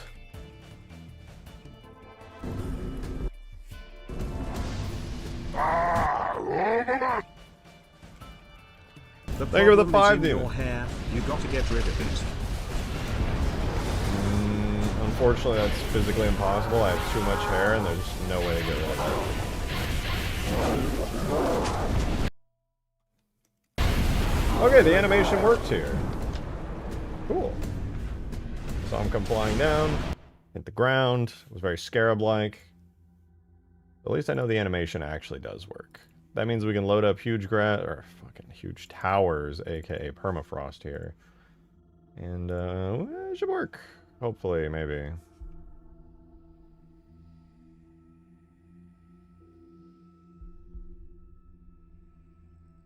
wonder if it's an issue with the map itself. Because he does seem to get caught on something. The only thing that confuses me is that there's nothing up there to get stuck on.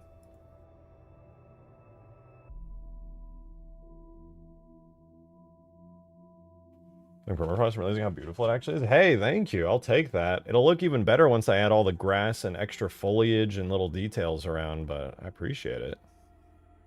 Working really hard to try and make the map look a lot nicer. Soft barrier? I was thinking it could be, but I feel like there's no way.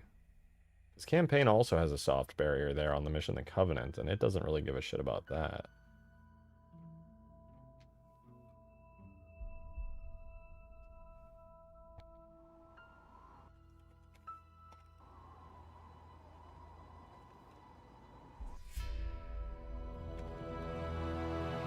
Okay, I'm just going to manually wake the script.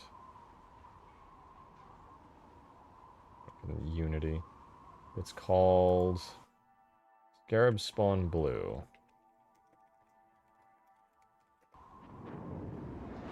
Why is it working now? I didn't even change anything. I just unloaded the map and reloaded it. Bruh.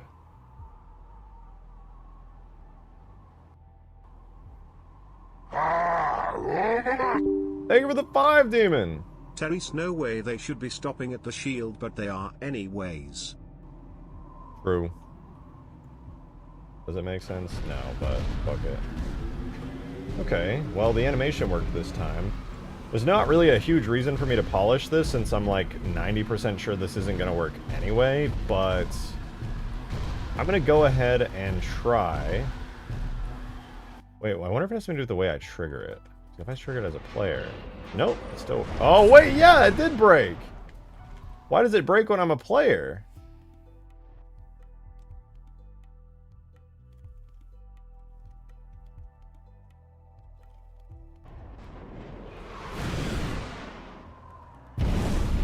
So if I'm not spawned in, it works.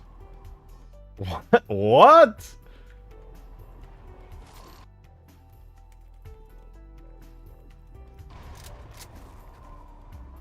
Fly over here on my own into the Spire zone.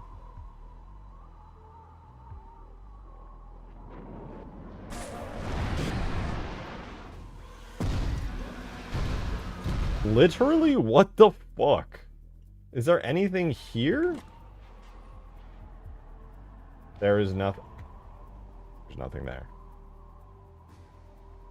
What if I move it? What if for whatever reason that particular spot is just not it?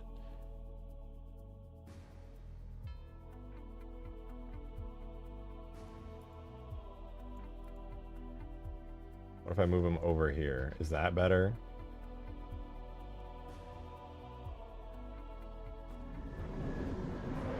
Oh, he spawns on the giant body, not the AI.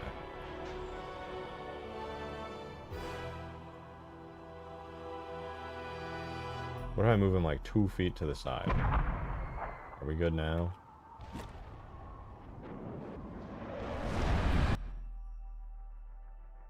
Why is it acting like he's hitting the ground? I genuinely don't understand. I'm fucking so annoyed by it.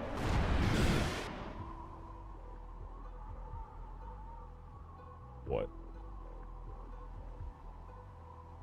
Am I making it brain dead so it stops moving?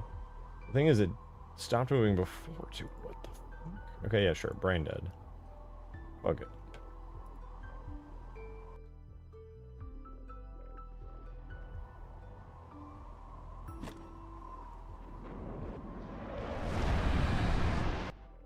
Why is the scarab becoming active? What?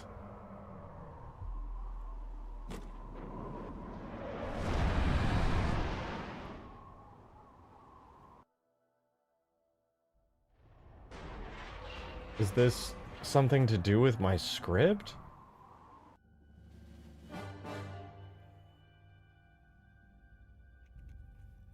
Oh, wait. Yeah, I see what's happening. I'm actually just dumb. Oops! Fixed it.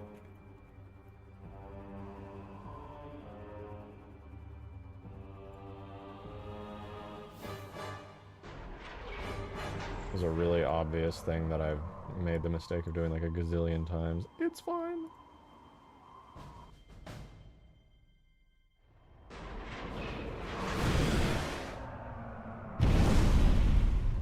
Cool. I don't know where I have it, but I do have an animation for this. Somewhere in my tags. This animation is stored under Giants, Scarab Cinematics, Objects, Giants, Scarab Cinematics, Perspectives, Arc War / Scarab Drop. This would be the sand one then, right? I know I have one for snow somewhere. Well, I guess the default one is snow anyway, so, you know, I can easily make a duplicate one.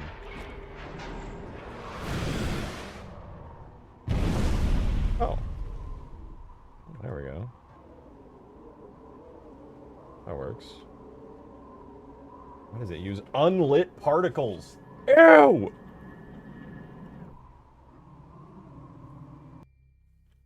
Where's the lobby? Oh, I'm about to invite somebody else.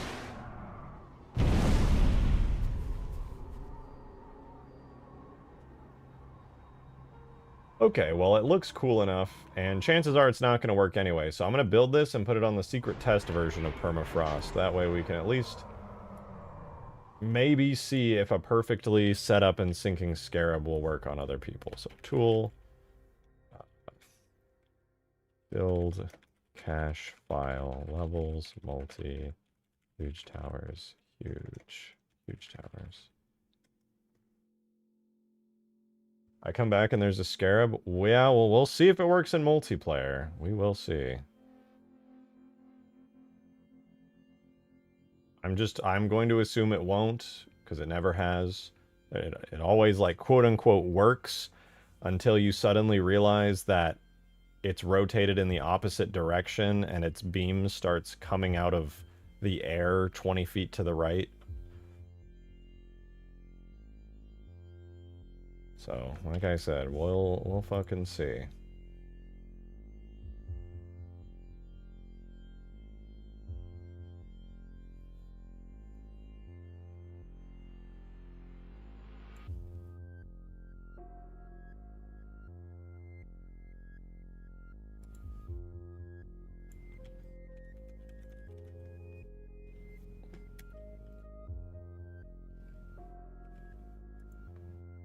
Okay, the map is building. I'm gonna get it uploaded here in the next couple minutes. In the meantime, I know Green already really wants to show me what he's up to.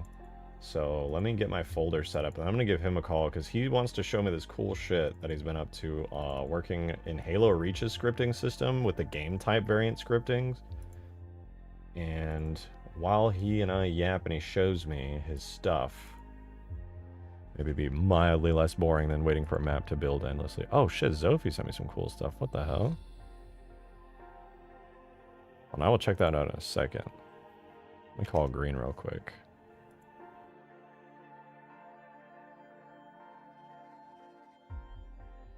Yo.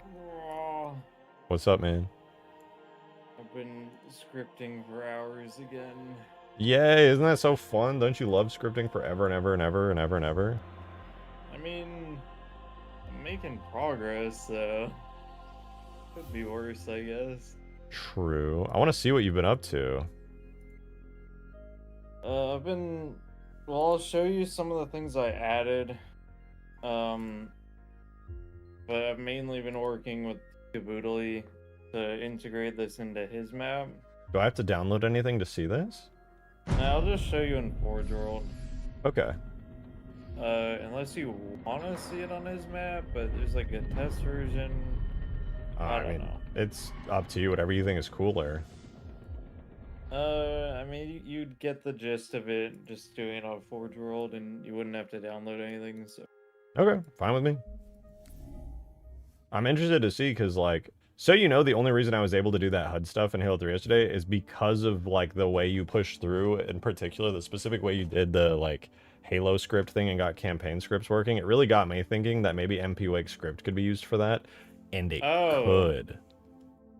That actually works. Yes. That's crazy.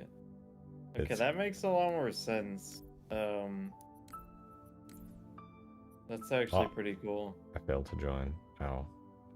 Oh. Did it load me in without mods? No, I have mods. You don't I'm just even gonna join you through need mods Steam. for this. Are you unmodded? I am. Okay, I'm just gonna join you through Steam since it's still a fucking 50-50. You're not playing Master Chief Collection according to I have my Steam. shit hidden. There's a reason for it. Can you invite me? You're set to offline too. Let's see. Does this work anyway? Oh, I see a Steam invite. Oh, now it tells me you're on MCC. But does it actually work? Or do I have to go to my profile and get the thing? I tried joining again. It said I was in a lobby. Dude, my MCC just broke and I'm restarting it. It said I was in a lobby that I don't even know. This fucking game, bro.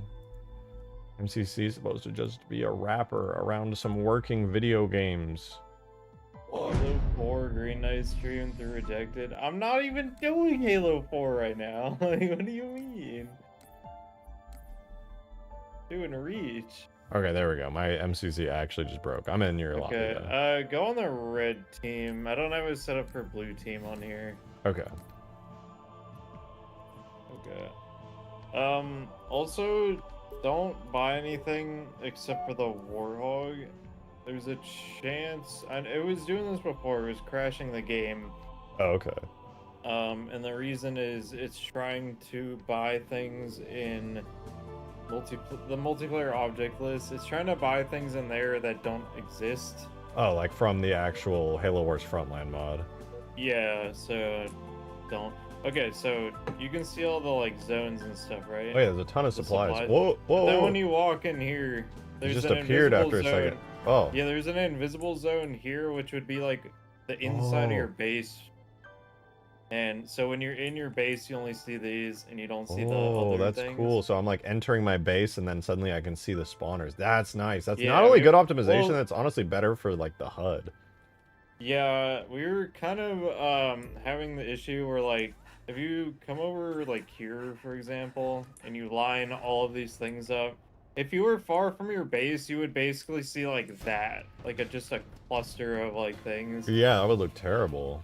And now you just leave your base and they go away. It's cool that you have like another zone that like hides them. That's pretty clean. Yeah, it's like a designated area. You just like give it a game type label called like buy zone or like red team buy zone. Yeah. Oh, and this also hides the opposite team's buy zones. So you'll never see. Yeah, I was gonna say I wouldn't want to see that on the map. That's really nice. Yeah, so you can't see those anymore. Ooh, I got supplies. I want to go buy a warthog.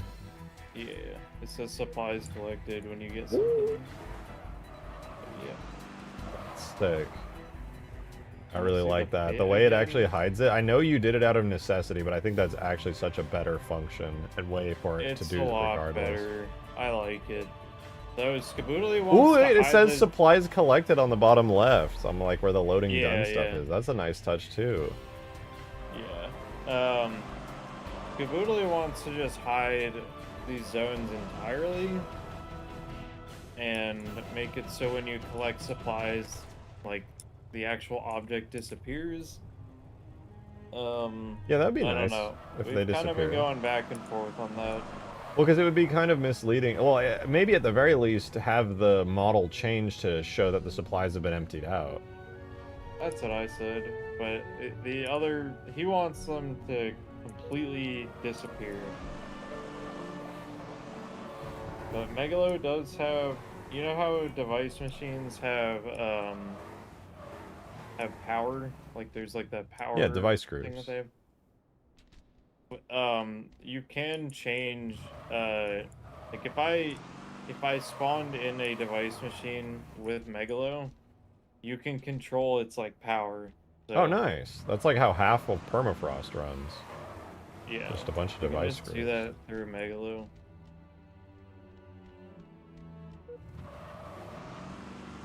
Use an invincible fusion core that you can explode to get rid of it. The problem that I'm trying to figure out, or I will try to figure out, is not getting rid of it. Getting rid of it is easy, but getting it to spawn back in is something else. Boodly asked if he could join. Let's go, Boodly. I want to do the Scarab test first, but I'm down. I'm totally I was literally just showing him this, and that's it. No, I wanted to spawn more warthogs. Too bad. Oh, I also fixed a pretty bad bug. It was funny, but it would like ruin lobbies. Essentially, if you were in a vehicle, so if I drove a warthog into the buy zone for a warthog and I had a ton of money, it wouldn't teleport me into the new warthog. It would keep me in the old one and would just spam spawning warthogs until I was out of money. And if you have enough money, it would spawn so many that it would start unloading things. That's beautiful. That's what you loved most about Ultimate Forge. Why didn't you keep that? That's an incredible feature. You literally said that was your favorite map is when that happened in Ultimate Forge. That's like unintentional. This is technically also unintentional, but I can actually fix it. Oh, that's crazy. That's crazy. Okay, I'm updating Permafrost secret test right now. I just finished building it. Okay. Skaboodly wants to join the VC. You want to see the Scrab Skaboodly? I guess you can ask him if you want to see this functional on the actual map. I mean, you can send me the mod. I'll download it. Skaboodly's got it. Well, he wants to chat, so let's get him in here. Yeah.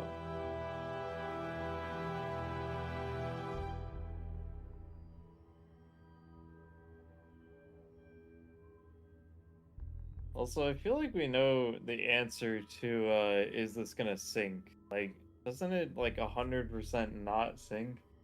Yeah, it probably won't sync correctly at all, but I'm just curious to see if MP Wake script will maybe lessen the issues with it. I really doubt it will, but Scarabs are cool enough that I'm just like, I'll at least try it anyway, and like, why not? Not gonna hurt.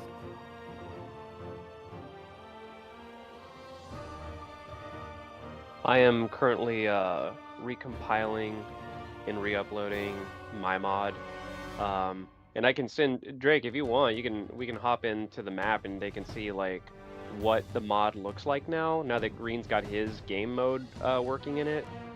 Sure, yeah, send it to me. I'm happy to try it out. We gotta mess around for a little bit. Hell yeah, just give it a minute because it's still. Did you fix the sounds with it or no?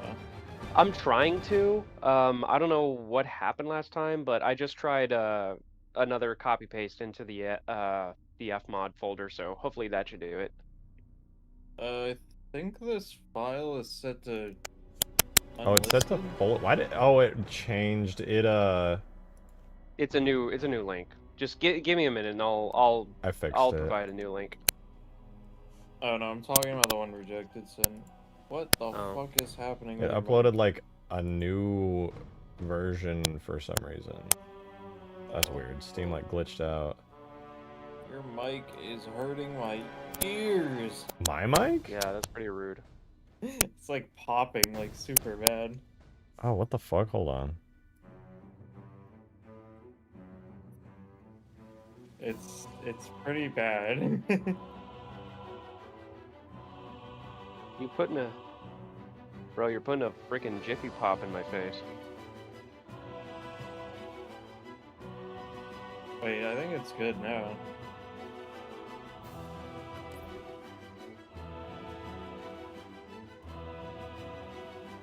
Okay, I think the crackling's better.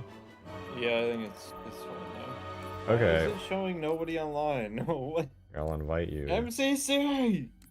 Please! Dude, the Halo game. Oh, I work. joined you on accident. Oops. That's fine. That's honestly fine. I'm just gonna...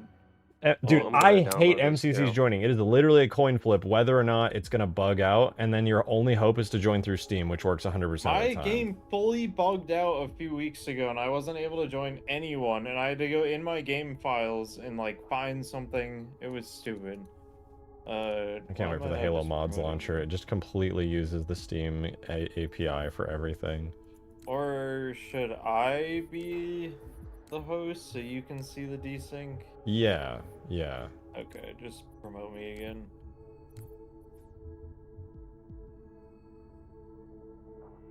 We do want Forge, right?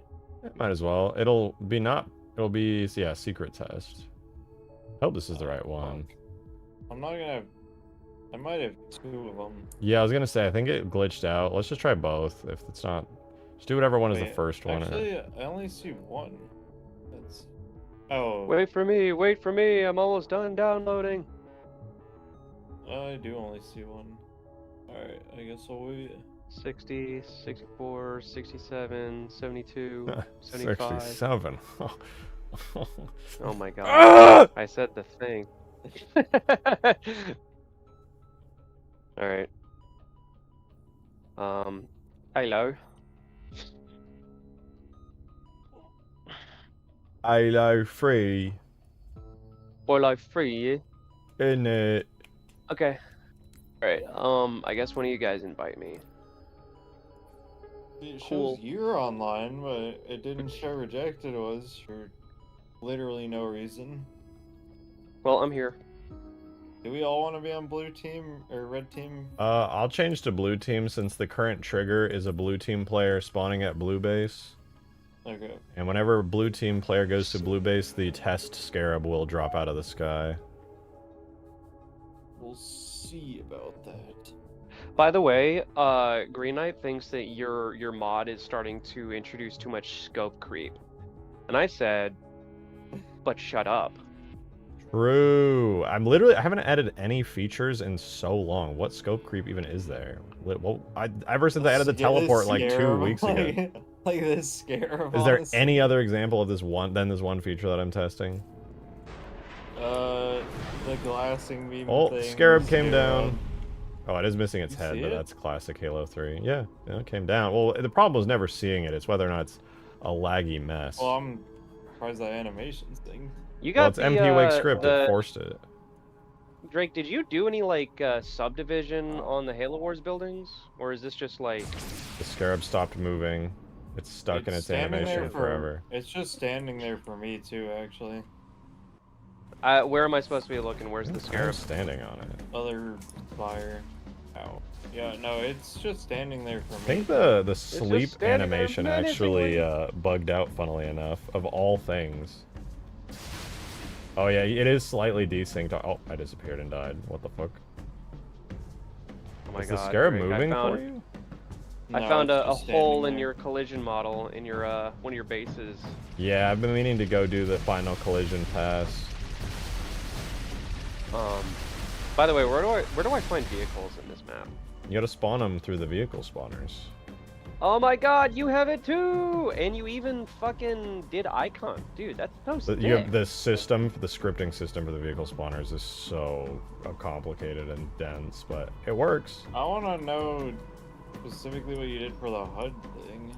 I'm very interested. It's a in lot. that. I'm not gonna lie. It was a lot of testing to get it just right, but it works. If you go grab any batteries, it'll Holy update. shit. That is so cool. Why is this scarab just standing here? It got tired. I kind of want to go fix it and test to make sure it works. But look, the HUD, I think it's 4. I think it might update here. I might need one more. Blue team is now Oh, yeah. at power level 2. You see that? You said on your HUD? Oh yeah, I'm the host, but Oh, I see sure. it on yours. I see it too. It's crazy. That's it. I'm gonna kill the scarab. Go for it. I broke it anyway.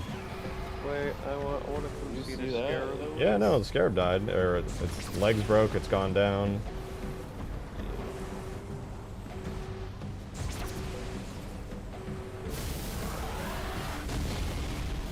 even when it wasn't moving, I did already notice a tiny amount of desync on it, which does not bode well. However, oh, it's because I made the fucking Scarab brain dead.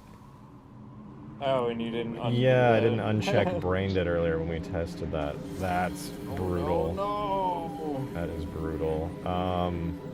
Good thing you only have to recompile and re-upload the whole map to change that one flag. Yeah, that's awesome.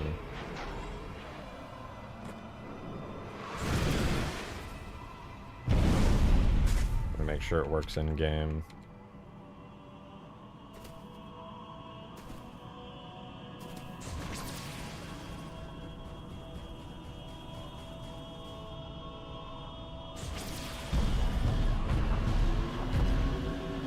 Okay, so it does that. Oh. And then... Hey, I think I just noticed another bug.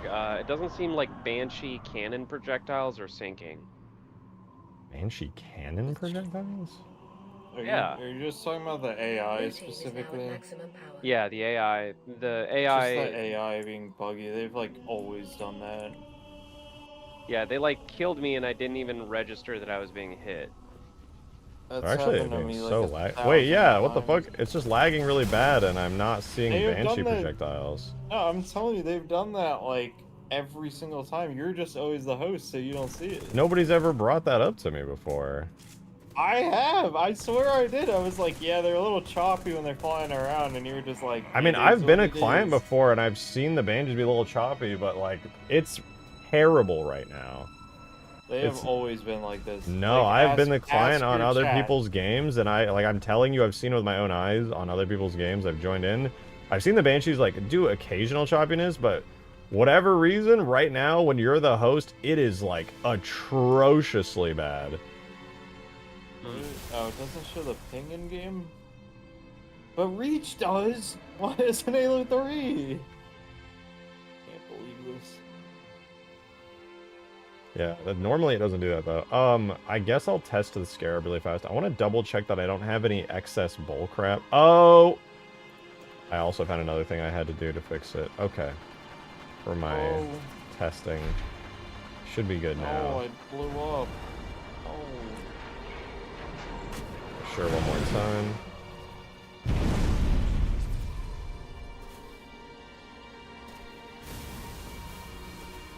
Yeah, for now I'm giving up on the cutscenes and all that shit. I just, like... I don't know.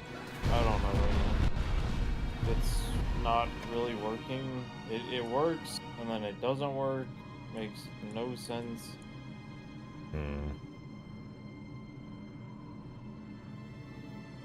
Well, I wish I knew, like, I'm losing anything so much health specifically and I that I'd don't be able even to know do. Yeah, you know what? It's not the Banshees that are lagging, it's the entire game. Even when I'm flying around in Forge mode, I'm, like, jittering a bunch. Your game is laggy, Green Knight. Yeah, bro, I swear it's always been like My this. plasma grenades are flickering violently through the air when I throw them. It's always been like this. Bad internet, bad internet. You have bad internet. No, no, no. Be advised, red team target designator deployed. Oh. Your mom. Yeah, but have you ever even seen the spires and stuff go down? Purely decorative, or no? That's where the objective is. You got to go inside it and grab it so you can take the spire down. Wait, but is the Albatross like a playable vehicle? Oh no, yeah, it's like more scenery. Wait, what happened to the? Alert! Red team Spire Where did shield is now where did it go? Did you grab it? Oh, Green grabbed it. Oh. I stole it. I see a giant target reticle over the other spire. By the way, just for context, I haven't been keeping too close tabs on Permafrost for many streams, so I have no idea what the fuck half of this stuff is. Well, Green just brought that item into the spire and captured it, so now this is happening. Oh, I forgot to compile it with music. So there's no music playing. I disabled it for testing earlier because I was getting annoyed hearing songs spam my ears the entire duration. God, that's so fucking cool. There she goes.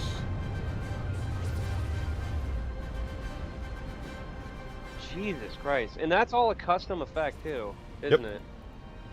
You Damn. suckers. Oh, fuck. Oh, this is going pretty fast. Oh! Holy shit. How am I still on it? Where are these, like, Covenant, my God. like, wheel-shaped things from? Are these also from Halo Wars? Oh, the wheel things are from Reach. Oh. Oh, never seen them before. Goodbye, Red Team Spire. That is so fucking cool. Oh my god, that's so fucking cool. Oh god, the real glassing meme's coming in too. Holy fuck! Run!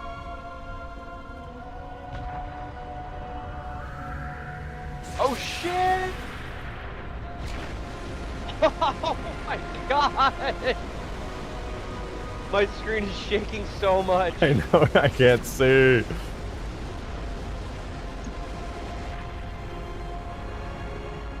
Dear God. Oh, I see nukes. What have you done, Green? I knew it. It wasn't me. What the fuck? Just spamming forge nukes. Can't wait till I get the new nuke effect finished. I'll probably do that for like huge grass. So Again? I started working on it randomly the other night because I just felt like it, and I figured out something really cool on how to overlay like smoke and effects onto the terrain itself, so it's more dynamic. Or where are these nukes going off? I don't even see anything. I'm just going blind. Look straight up. How did you even detonate nukes in the sky? What? I just shot them straight up. You know what? Fair enough.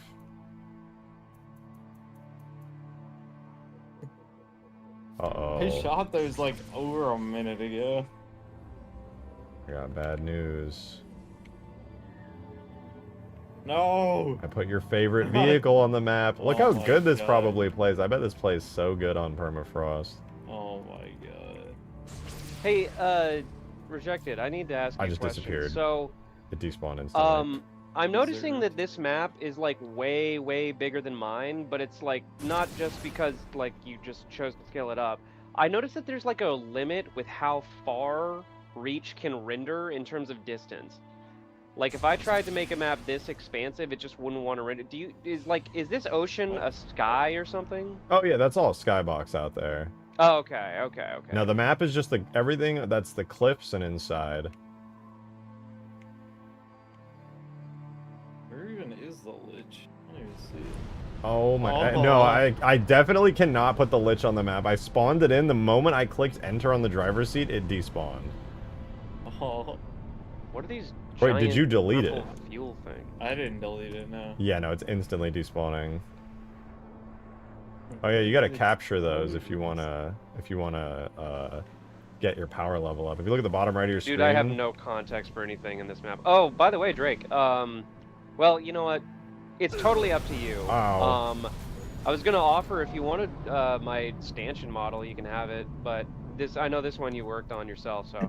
Are you kidding me? I would be so happy to have yours as clean as hell. I'm just Okay. watching in the stream, and I just saw it fall right in front of you. But yeah, no, Scooby-Doo, the way the map works is if you want to use your better vehicle spawners at your base, you have to capture those purple batteries. If you look at the bottom right of your screen, you can see what energy level your team is at, maxing out at 3, but you're obviously a level 1 because you didn't collect any. Okay, well, how do you collect them? Because I know I just blew one up. Yeah, just walk up to him. Thank you for the You just 6 walk chill up to zone! the Top of a giant Strato fucking Sentinel batteries? where it's moving around at the same time What would do you be guys- what do you say? fiery. That you just walk up to the giant 2-story batteries? Yep. You walk right up to them like they're an objective. Okay. So like, I'm walking up and Red team is now Oh, at power level 2. I can't tell if something's happening or not. Well, it might be already captured. But is that Oh, glowing if it's red or blue, light? that's the enemy has already captured it and you have to destroy it. Oh, I see. I see now. Okay, I just activated these power stations. Now they're generating power or something. I see. Wait, you're Dude, not... how did we it's both... not... Wait, where are you? Hmm? I'm on the right side of the map. My right or your right? Bro, I don't know where the fuck you are. Oh god, he's here. Big boy. Oh my god, that thing is scary. He doesn't cause my gun lighting to disappear anymore. Huge. Did you get rid of the dynamic light? Yeah, I removed his dynamic light and instantly fixed it. Eh. That is sick. It's a giraffe. Yeah, it's a giraffe. You know, I think you made the right decision by not making the map like crazy foggy, just so we could see the Strato Sentinel better.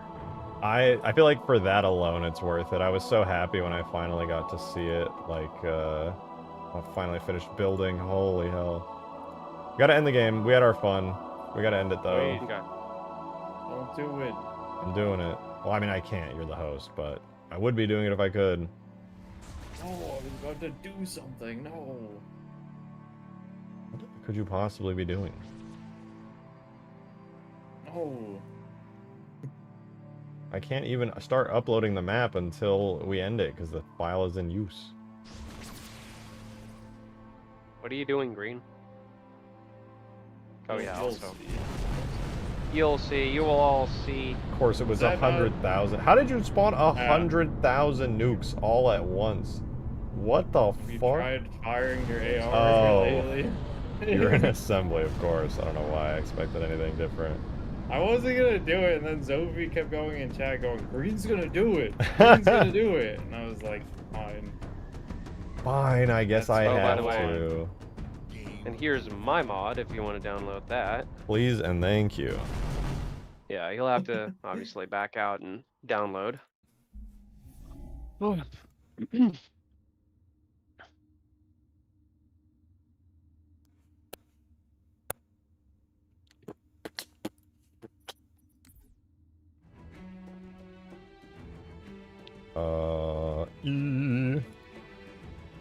I did fix a lot of stuff, so the experience is going to be much more polished. The vehicles are a lot better. They're actually going to sync. So all the projectiles from the vehicles, they should sync now.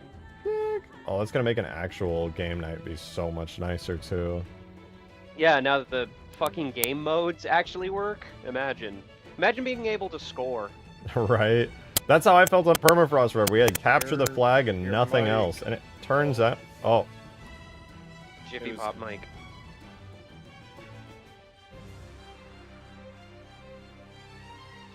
Computer just died.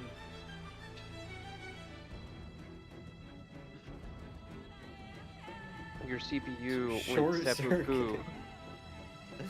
Short circuiting your mic. Surely you have this mod installed. No, you don't! How could you not? I can't believe this. Oh, God.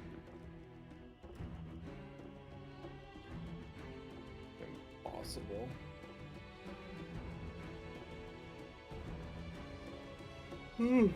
God damn it, Oh, sounds aren't fuck. working.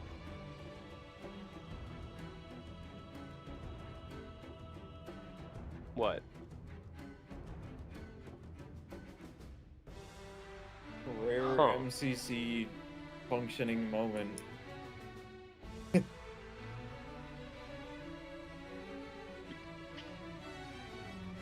So yeah, at the moment there's too many zones. Well, specifically too many HUD waypoints or the supplies. So some of them won't render in. that's fine. Hey, you guys. Oh, Now I had to mute because my mic was doing Tell an me what annoying the hell I'm popping doing wrong sound. here, okay?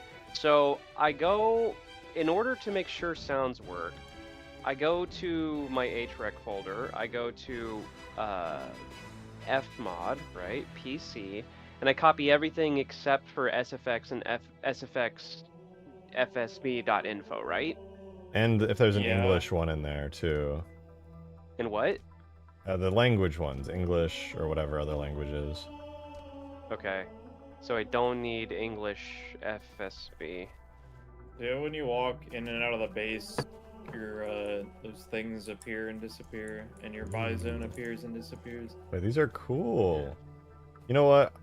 I agree with Skaboodly. Wait. I think the like white tube around it is not necessary. Yeah. Maybe if it like a smaller version of it pops up when you start capturing, that would make sense. But like on its own, it's really bright. That's just how it is in Reach. Yeah. Yeah. That's cool though. What the fuck? That's hella cool. Dude, it's And gonna. then So you can I'm try actually. buying a vehicle too. Do that when you get a Yeah. chance. Yeah. I'm actually really excited that Green got this working because it means that there's actually a reason to explore the map and it super encourages team play. So if Fuck it. Yes, that's why I added this to Permafrost too. It's so much better now. People actually want to go out of their way to explore different parts of the map. I feel that. it's like territories, except you get a reward for actually capping the territory, you know? Yeah, exactly. It's fucking. I think Well, one that's like a thing peak system. One thing I do like about the HUD Thank you, Chill, for the 11 months. Sorry, I didn't get to read your zone. thing yet. Sorry. Personally, I don't think that matters as much because it's like you'll be able to see other people at an area, and if you think like, oh, there's a box of supplies over there, I think I'll take it, and you'll see other people trying to take that box of supplies. Yeah, but it's more just due to the fact that the map is so big, and I can be like, oh, there's people over there. Where do I spawn these vehicles? You go inside the base. Oh. There's going to be a sign inside of the base that says Armory. Yeah, but you'll see when you follow- walk in, the zones will spawn. Whoa, this looks so cool. Okay, yeah, the red zones should probably be removed. I can barely see behind them, but holy shit, this looks amazing. The rotating LOD models are crazy. Yeah, dude. This mod's about to really pop off. I don't have enough supplies for that. Give me a horn. Bro, I didn't. You're such a wiener, bro. Oh my god, I'm banning you from my Discord server again, bro. I thought you would have Is heard it? me coming. Oh, buy something you can afford. Where God are damn you? it, Green. Let him do the thing. I thought you would have heard me coming. Hang on. Where is he? I would pick him up. I didn't even get to buy anything. Wait, what? This is really weird, because, like, there was a match, like, two matches ago when other sounds weren't working, but the Jackrabbit engine was, and now it's not. What the fuck? I'm just thinking you're... Wait, why am I the leader now? Okay. Joining failed. Request attempted to join a session no longer exists. Okay. Oh, I updated my mod, by the way, on top of that. If you guys could unsubscribe and resubscribe. I'm gonna set Okay, the resubscribe. income to be a lot higher so we don't have to wait. Yeah, that's a good idea. I have to go out and collect more resources to get vehicles. Nah, you'll get them quickly. this time. Local units. All units. Is it a multiplier based on whatever that score is? No, like in the game type settings, you can set a multiplier for it. If you just Oh, wait, wanna, you like, can have fuck custom around. game type settings too? That's sick. Yeah, So I we're- set it to like 10x. So we get We're them also gonna quicker. have small supplies and big supplies. Ooh. Okay, so Drake, like, go and collect some resources with the Jackrabbit to where you can actually cap something. Well, it'll give me Buy the something. resources right away now because it's 10x. Okay, cool. Hold on, let me grab... Wait, I guess I can't even spawn a jackrabbit. I'll spawn a warthog. Ooh. Can- Whoa, Wait, let me get out. did he not? Oh, he didn't have a spawner for them. Never mind. Okay, so I'm capturing some supplies over here. Sick. Yeah. And then we can capture supplies together. And I think Green said there is a multiplier for two people capping supplies at the same time. Not a multiplier. It's just like What's speeding up? Oh, it's Yeah. faster. it's not faster either. It's just when you capture. So when you capture a thing, there is a game type setting for this as well, but the default is 100. And it just awards 100 points to every player in the zone. So you don't have to like split them or anything, but it makes it so like if 3 of you are in a warthog and you go and capture something, you all get 100 supplies each. Oh, so it's like a little bonus. No, I would specifically keep the turret driver out of the zone. Fuck them. That would be funny. You just be like, stick the back of it Yeah, out get an and be air like, vehicle. yeah, you're not getting it. Like, Whoa, I spawned facing the damn wall. I almost crashed into it. Yeah, I know. I do told need to Green. fix that. Yeah, so he's got to do something to like change it so that the orientation is not based on where the player's looking, but where the spawn point is facing. Oh yeah, by the way, Drake, actually go ahead and land somewhere and let's switch vehicles. I want to show you the tweaks I did to the Valcata. I think you'll I like am them. so down. Wait, I have a question with the short sword. When I enter bombing mode, is it supposed to immediately fire the bombs? Oh, is it doing that? Yeah, when I hold bombing mode, right click, all the bombs immediately start dropping. That's And then if I hold incorrect, left and click, I hear the sound of missiles firing, but nothing comes out. that's very strange. Thank you for letting me know. I'll investigate. Okay. Alright, so where did Hey. you want me to land? Just anywhere. Gained the lead. It's got a short landing length, so I just, landed like, with find style. Where did you land? Oh, I see. Okay. So Ooh, the Falcata looks so cool. try it out. I think you'll like the handling tweaks I did. I fixed that camera thing you were talking about too. Oh, wow, yeah, the camera's a lot more stable. Holy crap. Well, that's nice. Also, when Yeah. you go to the top of the map, he swapped it to just a soft kill barrier, so you don't get immediately stopped. Oh, And just go that's back nice. down. I noticed that. I wasn't sure if that was new, but I like it. Pew, pew, pew. Oh, wait, yeah, this feels really good. It feels much tighter. Before, it was, like, so wobbly that I just felt like I couldn't see anything. Ow. This is good, though. This is really good. Honestly, I'm so tempted to ask if you can lower it on the screen, because it's kind of hard to see what I'm aiming at, but it's a hell of a lot easier Lower what than it was before. specifically? The Falcata, I feel like it just takes up so much of the screen that even if I... Well, it's not that bad, actually. It feels pretty good. It's just like if I want to aim down slightly, I can't really see until the Falcata moves out of the way. I think I know what you're talking about. The only thing is, I'm not sure how much I can affect that, because that's more so affected by like the way the camera shifts around the vehicle and not necessarily the camera position itself, you know? So Yeah, true. I can try, but No, it's not that bad. Maybe, I don't know. If it would be nicer if it didn't block the screen when I look down slightly, because then I kind of, there's like a brief moment before I can actually see what I'm aiming at when the Falcata has to move out of the way.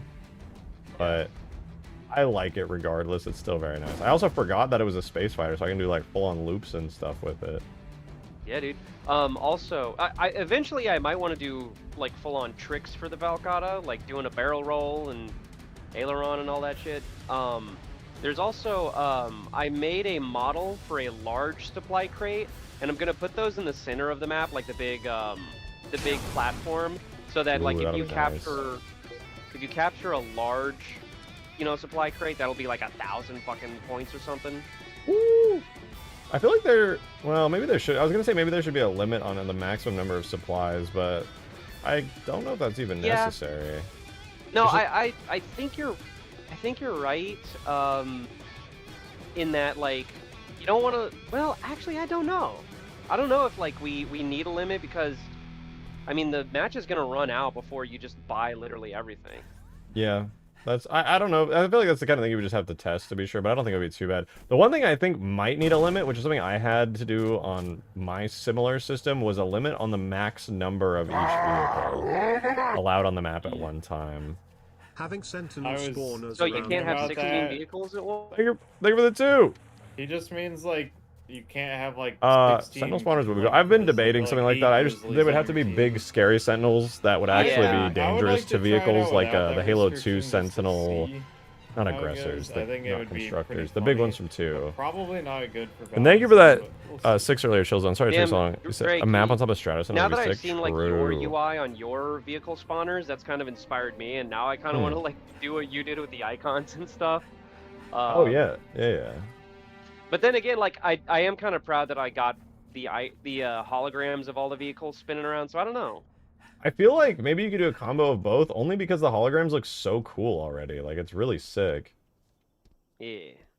I just wish I could see them a little better through the giant red circles. Yeah. Yeah, Green, I'm gonna be honest, I think maybe we should do away with all of the hill zone icons. Just because like there's so much other stuff we kind of need to look at with the zones. I get it, but like that's the only way to trigger them. Like, Can you not hide the zones or make them invisible? I can hide the zones. It's just really unclear then that you have to walk up to it to trigger it. No, I don't know. I think it's pretty clear. I think if you just walk into the hologram, you'll get the thing. I mean, Is there any way to trigger it with a but I feel button in Megalo? Nah, there isn't. Not even There's hijacking a device very- group? There's a very, very janky workaround way to maybe do it. Well, because I know you said device groups work with Megalo. The buttons just use those. Yeah, but there's no way to like track like who pushed the button. Oh, okay. Not without some like really weird shit, like janky stuff. Like honestly, the only way to really test like did a player do this is to test is their biped in the zone. So like the way that I had it with the old one was literally you would go in a vehicle and that vehicle was like in this zone, and the zone would say is the player in this zone and is this invisible projectile that they're spawning with the terminal vehicle in the zone. Oh, okay. If that makes sense. Yeah, That's how no, I I was get doing it. that. And since you can have 4 weapons in reach on a vehicle, I did that. And then there were 4 different projectiles, and they would check for that. But there was the only like problem with that, like sort of a problem, hardly, is it if someone was buying something and someone was standing like on top of them or right near them, it would trigger buying it for them too, because they would be in the zone and the projectile thing would be in the zone as well. I get that. That makes sense. But yeah, I would you almost argue some of this could be offloaded into Halo script, but maybe not for the can't. player-specific buying stuff. You say you I'm can't, starting but to see what you mean Permafrost about the- exists. Yeah, but bomb Permafrost trigger. only uses that. There's no way for Megalo to be like, hey, pass this currency value into Halo script. Like you No, that's can't. true. That's true. Doing this. Yeah, Well, I mean, one see thing with you, the you could theoretically do this, right? Is like you can check device groups, can't you? No, You told me earlier Megalo does device groups. not device groups, but like you can like make a machine. You can change its like power state. Yeah, that's a device group. Okay. Basically, what I was saying is like, so you give it like a machine, it has a device group. Use Megalo to trigger that. That's also how buttons work. Buttons work on that same system. So, for example, but- if you press a button, Wait, am I wrong? Wait, so so the terminals in like Halo 3 or something or whatever, or like the buttons on your thing. Those aren't machine tags. they're device controls, which is a different type of tag from And device machine. those have the power. Not I thought. Yeah, like, if a device, machine if tags the did. device group a button is tied to gets set to 1, the button deactivates and the prompt disappears. I'll need to play around with that then. But it would still. There's still no way to track like if a player did this or not. Or, Yeah, it like, would definitely like have to be a player hybrid system would- where Megalo checks for that particular button press and if the player is in that zone. Yeah, there just need to be a lot of like hard scripted stuff for that.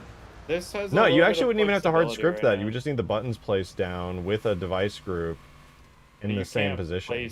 You can't place them down in like Forge is what I No, found, so you'd Scaboodle would have to place do it in it, yeah. Sapien. But as a hybrid approach, theoretically it could work. I can't say for sure because it does. I don't know if Megalo's interacting with only the machine or if you give the machine a device group, whether or not that device group also changes. Oh, real me quick, check. Drake. Go buy a Cobra and try out the new cannon. I think you'll like it. Yeah. Someone's up with a Cobra though. I have to press right click to shoot the other thing. Oh yeah, I'm also right clicking to fire the one-off cannon, but it's clean. Ooh, the handling is so good. Holy I shit. didn't change the handling. No, you had to have. This doesn't feel like the same vehicle at all. Why does it, like, snappy? Did you not change this at all? No, Not even the camera view? no. Why does it feel so good? But try the siege mode. Okay, wait, do I hold it or tap it? I always forget. You hold it. It breaks if you tap it. Okay, so I'm siege mode. Fire that cannon. Alright, let me... Ooh. Ooh, the zoom. Wait, if I just... Yeah, Is it? we got zoom working. Oh, and it's dynamic too, so if I only tap it, it zooms right back out. Oh, that's nice. Sick. That's so cool. I don't hear the cannon Yeah. firing sound, sadly, but it's so sick. So Megalo has animate device position, get Perfect. device position, get device power, set device actual position, set device animation. Isn't that the same thing? So device power and device position, I don't know. The problem is it doesn't say group or object, because technically there is a way to animate device machines without affecting their group, because device machines can be groupless and be animated regardless. But if you give a device, like let's say you put down a machine tag and you give it a device or a position group, and then you animate that device's position, theoretically that should be animating the group, which also will affect the buttons if there's a button on that same group. Okay. I think you would have to then check the device's power, and then check if a player is... You could do, like, two things, I think. You could either check if a player is close enough to it. Actually, no. No, you can't. You just need a way to, like, identify the player, and, like, really the only way that I know of to do that in Megalo is to test if they're within a, like, hill or zone. I don't think it's a bad idea. You should give it a try on a test map. Like, make a device group, set it as the position group for a button and for a machine, and then see if you can trigger something with that. I would probably see, and then just see if it affects the machine, and if it does, see if it affects the button as well when you change it on the machine. You could try to mess around with it. Because if you do that, though, that also opens up a tremendous amount of possibilities, because everything on Permafrost runs on device groups. Everything, and they sync perfectly.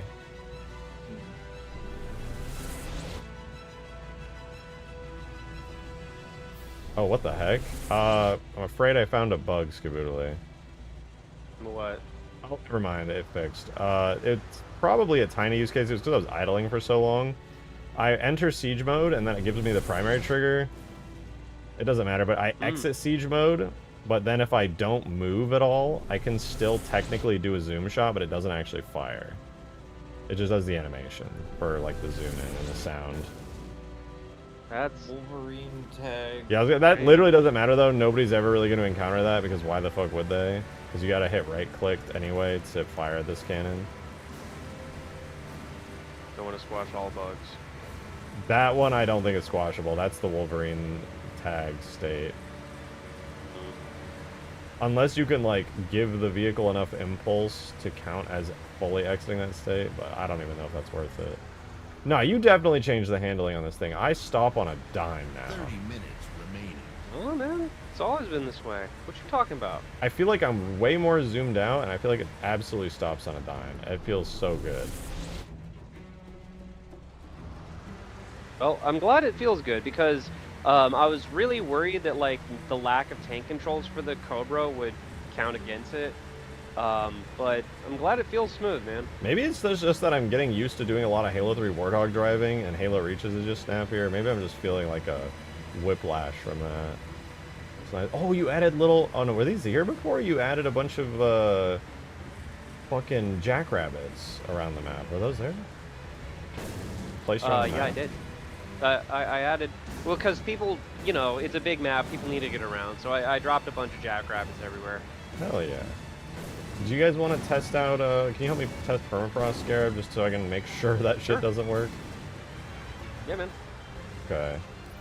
Also, again, boy, is it nice to just, like, have projectiles working. Ooh, one last thing. I added the laser Sparrowhawk So that's a separate vehicle now. I saw that. You can That's sick. Yeah.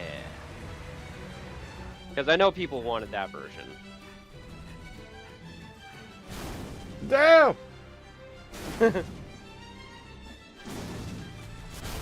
Green. What? Let's go test Permafrost. I want to make sure the Scarab's broken Okay, so I can sleep. these vehicles are dying way too easily. What the hell's going on? Maybe I need to go back to the damage states and everything. Oh my god, things are dying way too fucking easily. Okay. What, in the laser Sparrowhawk? No, in everything. I think just like the health of everything is too low. What do I do about that? It's hard to say because it could be their materials, it could be their health, or it could be the amount of damage the driver is taking through pass-through. I have zero idea if my thing updated or not, so just to be safe. Yeah, if you guys could both restart just to be sure. Yeah, I'll restart, re-download, and rejoin. Thank you, thank you, thank you. Yeah, yeah. If this synced, I'd be so happy. Oh, it won't, but it sure would be nice. Just ask the devs. That easy. Correct. You're so right.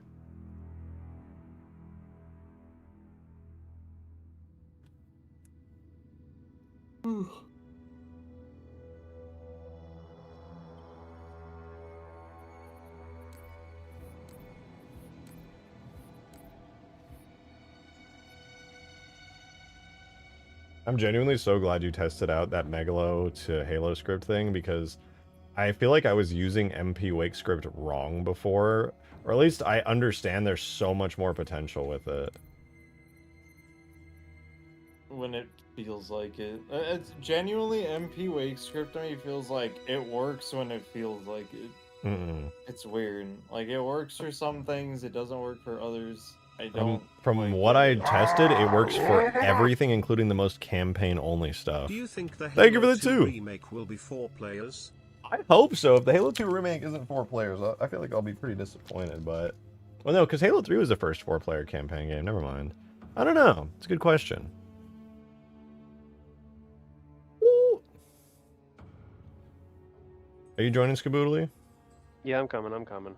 Okay, I was just checking. Did one of y'all invite me? I did. Okay. Cool. Okay, what are we testing for again? It's just an update to the Scarab to see if... Do you want to swap hosts? Oh shit, yeah, I meant to.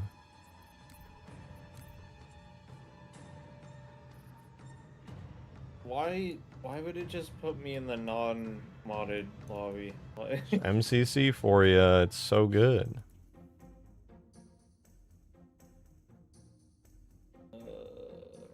The fuck is it? It's secret test. Oh, there it is.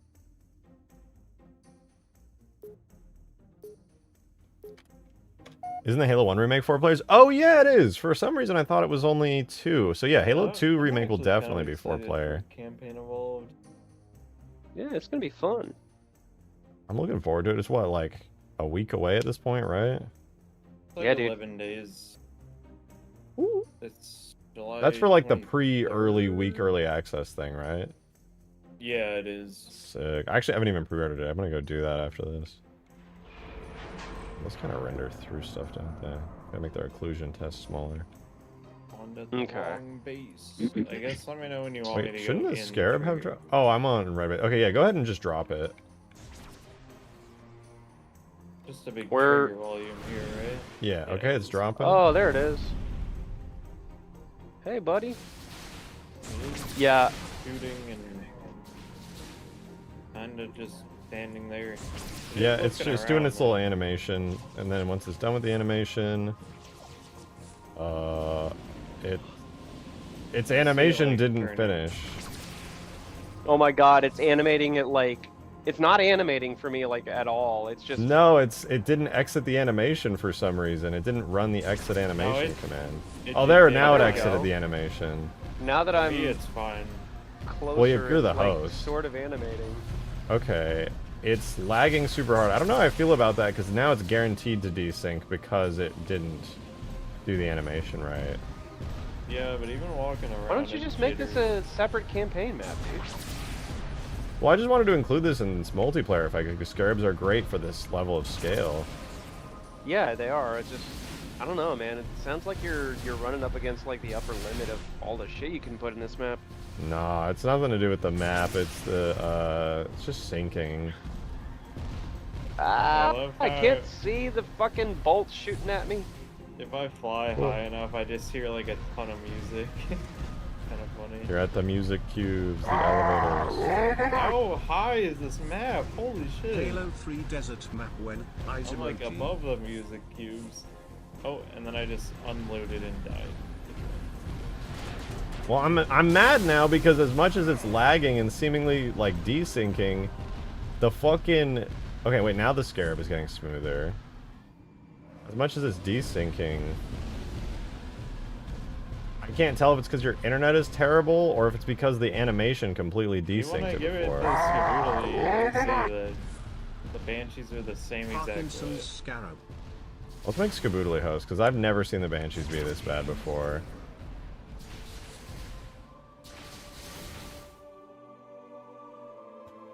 Thank you for the 2 Taga. That took me a second to process what you even said. Should hopefully, you know, be The Halo 3 desert map when? the weakest link. Maybe we could do I the got new fucking fiber now. I also do. Which is Okay, why so I'm on the like, session New leader, map could be desert. That'd be so sick. I bring us to multiplayer custom Creative. Halo. Oh, Creative. creative? Oh, Forge, right. Creative. Halo 3 Extinction was gonna be peak. Hey, watch it, watch it. It was.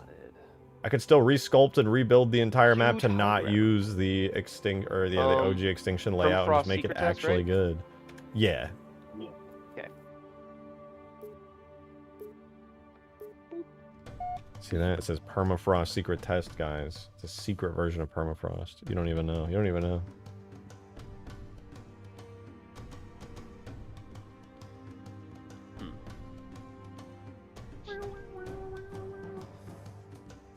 I need to take a good look at these Banshees with you hosting, because there's 2 possibilities. Because I know I've seen the Banshees working a hell of a lot better. It's either A, Green's internet sucks, or B, I did something to the map recently which is causing the AI to be laggy as hell.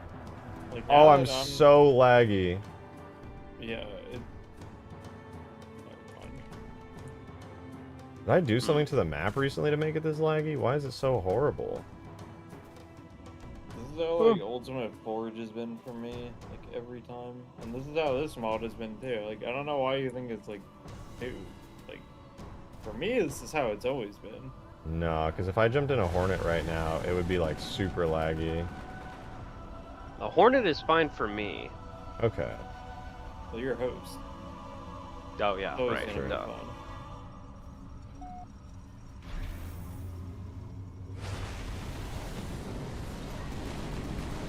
Any of you Wait, guys in the chat fuck? who've joined other people not Where hosting is- Permafrost, has it been laggy where like the AI Banshees are like super glitchy? I saw the Scarab like moving like perfectly for a second. Yeah, it has Really like brief confused. moments where it works. In the distance, actually, it's working flawlessly for me. I can't even see it know, walking yeah. around. I see it too. I'm like, but when I get closer, it's like this stuff. That is. So Oh, you know what it could weird. be? It could be the geometry. I mean, probably dumb idea, but like, I don't know. No, it's certainly not Maybe- impossible. It's the Halo engine we're talking about. Yeah. Maybe when Oh, it's yeah. not LOD. At least that, its mouth and head actually seems to be syncing really good. And if we can... No, it's like perfect. It's flawless. Wait, this was a thing on Huge Grass too when players would enter the Scarab. Under certain network conditions, it would start to lag weirdly. But then generally, it would actually work pretty good. Maybe the If Scarab's you actually did a possible. fight mod in the scale of Ultimate Firefight Sand Trap but with a custom map made for it, I think that would be peak. Get AOK back hand here. emoji. You son Thank of you a for the bitch. 6. I really appreciate it.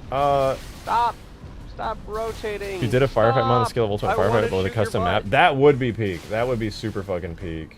Not gonna lie. I just want to shoot your butt, man. Why are you making it spin endlessly? He's trying to kill you. He hates you. I'm trying to shoot his butt. I'm not gonna lie, I think the Scarab is actually working. The only thing that's not working is that I have too many attachments, so the turret disappeared. It is a little bit like laggy the way that it moves, but to be fair, everything is that laggy, even the Banshees. And then sometimes it's super smooth. It could be something that I could potentially fix up by optimizing stuff further. Wait, where do you see me on like the lip right here? Am I synced up for you? Yeah, you're synced up. Okay, so the Scarab is sinking. Ah, the Scarab killed me! Sorry. Okay, I think as long as I fix its weapon and stuff, I should be good. I'm just like so laggy, even in Forge mode flying around. I'm like jittery as hell. Can we please have the ability to hijack AI? That's annoying. Well, the problem is the vehicles are actually tied to the AI itself. So Okay. if I made it so you could hijack it, then I would basically have to pause that AI from respawning until that vehicle completely despawned. And the vehicle won't despawn on its own because it's not a multiplayer type vehicle. Question. What's the pink legendary symbol on the HUD? Oh, that's for the Light of Judgment weapon. It lets you glass a certain area by summoning a cruiser. Oh, that's so cool. It spawns 20 minutes into the map. Thank you. Bro, I'm getting mod envy. I'm not even kidding. Dude, how could you of all people have mod envy? Your fucking map is insane. Look at it, dude. You basically, how did we both start doing Halo Wars at the same time? And like both of us incorporate essentially the same system, but like... I did it first, for the record. Yeah, true. Well, technically Green did it first because like he like figured out how to do the vehicle spawning thing with like currency and shit. That's true. He did do that quite a while ago. That was like years ago now. Yeah. Okay. Okay, wait. I want to test something. Can we go back to default permafrost real fast? Sure. I'm a little worried that maybe my like new battery system or something is causing this insane lag on the client's end. It's technically an insanely spammed script that's going crazy, and I genuinely don't know if maybe me including that has caused the map to be like way laggier. Guys, for you in chat, or for you watching me, or having me in the background right now, if you've played Permafrost, have you noticed that the AI Banshees have been laggier, or that being a client is laggier at all? I haven't played this map like hardly at all. In like any of the recent days, because I feel like it's way laggier than it used to be.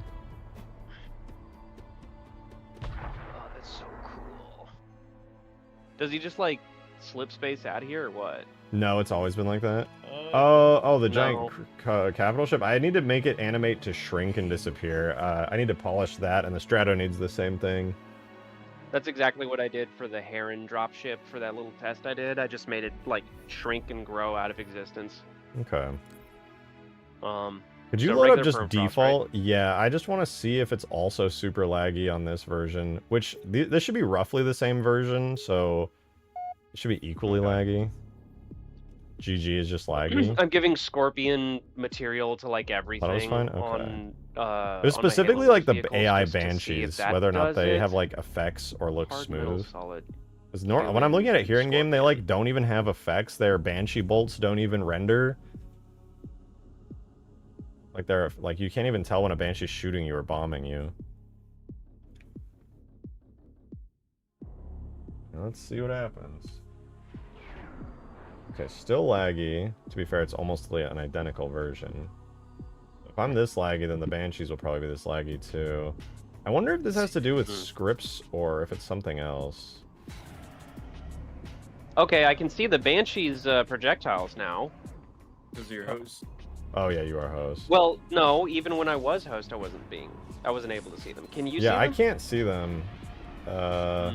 The Banshees, I know the Banshees have done a little bit of lag before, but they're like extra laggy. What's going on, man? That's a great question. I guess recompile with fewer scripts. See if that shakes something loose. Yeah. I mean, it's cool though because the Scarab is actually working now. The problem is the Scarab has the same issue as the Banshees, which is that it doesn't show like the effects when firing and things like that. Wait, where is the Scarab? Oh, it's not on this version. It was only in the test version. It's cool though. I don't know why putting the Scarab in with MP Wake script made it function correctly, but it definitely functioned correctly. God, this map is so cool. Hey, big question. What if we ported this to Reach? People keep asking me. I can do I it. was saying new map would be better. Right, there's so many systems on this that would have to be rebuilt, and so many vehicles it wouldn't even. I don't even know if that'd be worth it. So many scenery the people objects. Want and... it. The people are. I could just make a The new people are map with the demanding. same features. Yes, exactly, dude. Why And you did could do more everything with just it. capture for red team? Did you just What the spam fuck? fly by a bunch of batteries?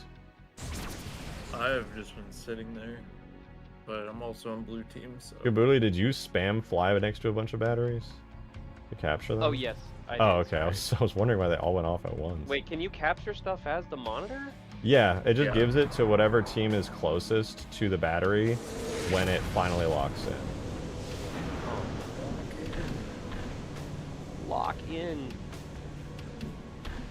Red team is now at maximum Where'd you get these power. batteries? Where'd you get all this stuff? Are these all like Reach assets? Yeah, the batteries are actually like Reach Covenant fusion coils, and I just rigged them up and made animations for them with a bunch of new bones. And then I like made some shaders for the glowy bit so they like charge up as it animates. So fucking cool, dude. God. It's pretty cool. It's pretty cool. It's pretty cool. I like it. I think it's quite swell. Indeed. Now we're power level 3, which means we can spawn the big vehicles if we wanted to. I want to try the Pelican. I've been desperate to see what you've done to the Pelican. I did recently make some pretty big changes to it, where now it requires a co-pilot to operate the weapons. Wait, where do I find the Pelican spawn? It's on the flat pad and near the back. I do notice a lot of people have trouble finding the Pelican spawn because it's so flat and so not obvious. You're talking about this big platform, right? The one that goes to the super carrier? Been curious why you No, don't that's make the a AI campaign spawn mod. point. It's over here. Thank you for the 2! Why don't I make a campaign mod? I just Wait. like multiplayer mods, but I'm doing a campaign one next. No? It's over where I'm at, in the Warthog. Where I have the HUD are marker you? on your screen. Right next to the Spire base.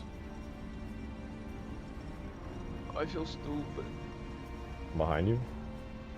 I'm on the ground, right next to the Spire. I see you. No, I don't. Where the fuck are you? I have a blue Oh, there you waypoint are. next to you. I'm on your team. Hello. There you Hi. are. Okay. Cool. Oh, that's Cool. so awesome. I need to do an effect when they spawn too, like a big flash. I keep forgetting to do that. I've been meaning to for ages though.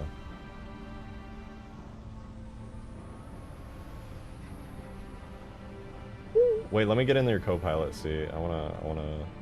Okay, gotta come in. Okay, there we go. Oh, so the pilot can't actually shoot? Yep. It's a 2-seater Why? vehicle. What It the just was fuck? too overpowered, and I hated like when that would It like. wasn't overpowered at all. The Pelican cannon did barely any damage. Well, now it can be powerful and have rockets along with it. I disagree. I think you should be able to fucking pilot it and shoot yourself. But you're right, it is a team vehicle. Oh, I actually saw the Banshee bomb that time. Oh yeah, me too. Hey buddy, can I introduce you to the Mass? The mass. The Mass. He dodged. I saw him dodge. What a little fucker. Oh, I saw a That little Banshee bomb. I don't sniper. see its projectiles though. I see the Banshee bomb, but I just don't see the little light volumes. I also just didn't see the missiles come out that time. It's so laggy. This has got to be my scripts lagging out. Oh, I think my internet's going down or something. What the fuck is happening? Hello? No, it was him. Oh, Skaboodly's internet went out. Okay. What the fuck? Pelican was like sideways. Host migration in progress. I'm pretty sure host migration like obliterates the scripts on this map, so I'm curious to. Oh my god! I just teleported all the way back to the base. Made me host. What the fuck? What the fuck? Man, what the fuck is going on? Oh with my the god, they're audio? spawning as elites on their own. Literally, you just like lagged out. Yeah, you lagged out. No, super. I think I quit actually. Oh wait, there's a big UV mess up Nah, over here. nah. An No, this illusion. one's like pretty. It's not in like an unnoticeable spot. Is it the snow part of the cliff at the top? It's just like the middle of this one cliff, sorta. Right above the blue spire, I presume. No, it's No. more near the like cliff facing outwards. Oh yeah, it's that triangle and another one. Both of them are a little quirky, a little I have special. here. I put a light of judgment on it. It's this one. Yeah. Holy fuck! Why did I just go flying? Hello, what just happened? Oh, Am I we're in like space? totally decent. I think we're like completely decent. It's like Huh? No, I was right next to you a second ago. I just got sent into Hey, space where? for some reason. you were like, I don't know. What happened? I don't know. You know, I see the triangle. Should be pretty easy to fix. I don't know why it appeared there. No. No. Arr. No. Playable. No. It's just so laggy moving at high speed. What would that be? I gotta think. It's gotta be a script. One of my spamming scripts has gotta be causing this. How big is the map now? Like, what's the actual file size? Well, ever since I added the Forge stuff, it's like 2+ gigs, 2.1 gigs. Because I don't know. This is just a theory on my part, but I feel like when you make maps over 2 gigs, they start to kind of shit themselves. My map's over 2 gigs. Not out of the question. Yeah, but that's reach. Wait a minute, I literally could test this, couldn't I? If I go back and look at the game night footage from the test, like, a couple weeks back, I might be able to see. I might play one more. Let's see. Hold on, I'm gonna watch. Where is it? Halo modded custom games. Okay, here we go. This is back when I was literally at the part where I grabbed the clips from Snow. If I look here and see the Banshee super smooth, then should be a pretty good tell of whether or not the map has since gotten really laggy. Phantom was always good.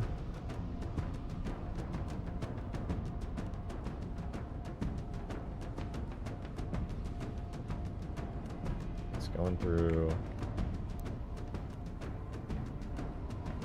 Oh yeah, no way. The Banshees are actually just laggy as shit, even back then. I told you! Oh my god, you just are like, nah, they've never been like that. At Like, the I Halo sort of got Wars since elephant day fully one they've been upgraded. like that. And it's literally just desync. No, it totally is happens. desync. Well, it just Thank you for the happens 2! no matter what.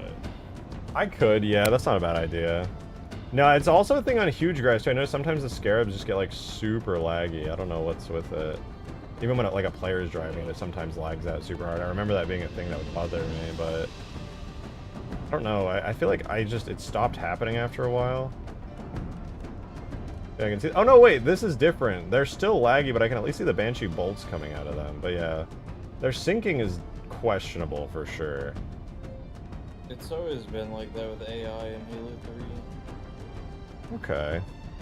Well, it makes me feel a little better to know it's like that. That doesn't make the Scarab too much better, unfortunately. It's still got, like, some quirkiness. It doesn't play the charge-up sound in the same way the Banshee bolts don't, like, work super smoothly either. But, hey, at least I can add Scarabs now. That's cool. Wait, what? You're actually adding that? I could. They worked, like, perfectly. What? That's perfect to you? What do you mean? I mean, it was a bit jittery, but, like, besides that, everything worked. It didn't desync. Holy cope! What do you mean? It didn't desync It's at like all. so jittery. Well, yeah, but if we run a couple tests and it turns out the jitteriness is, like, impossible to improve and is, like, too weird, then I'll remove it. But the fact that it synced was what I wanted to test.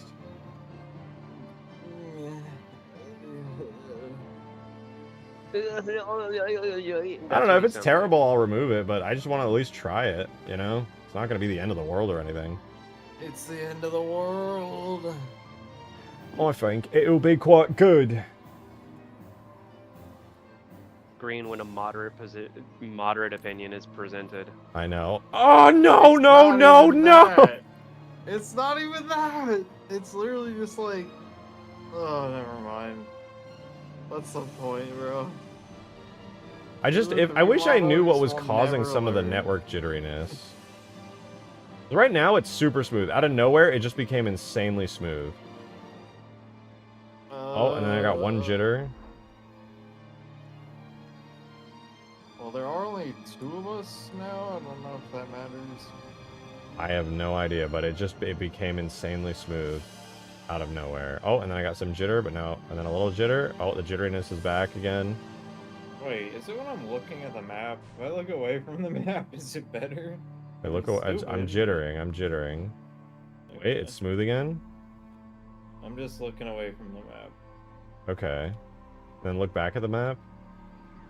Okay, I'm looking at things. Oh, I'm jitters back. Wait, smooth again? Okay, I think it's just kind of. I think it's just intermittent. I was hoping that maybe it would be like a script or something. Oh wait, jitters back. Jitters fully back.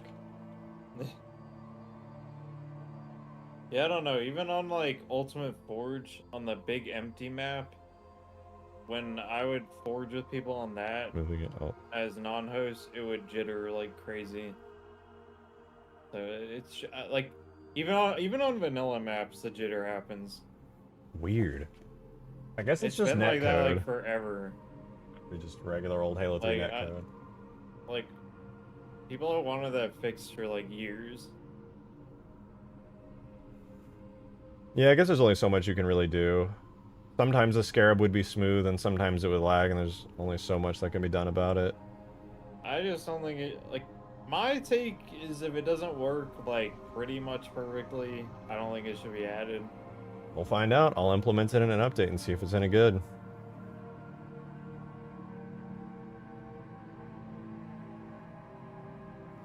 Time to do it. It's so over. Okay, I'm gonna jump out of the call. I'm gonna go work for a bit. Okay. Bye, guys. Okay. Bye. What do you guys think? It was definitely jittery. Not nearly as smooth as it looks in the editor. It looks perfect here. Is it even worth adding if it's super semi-laggy and weird? I genuinely do not know the answer to that question. Certainly looks cool.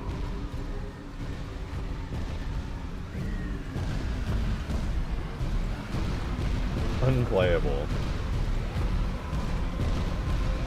What have I done tonight? I failed horribly for the first 2 hours of the stream, trying to improve the AI by giving them, like, objectives and seeing if I could get them to move around the map and raid the Spire with the players. That didn't work, so I tested to see if I could get a scarab working, and technically I got it working. Sorta. Doesn't need any further additions. I agree! But I'm gonna do this anyway. And hey, if it doesn't work, it is what it is.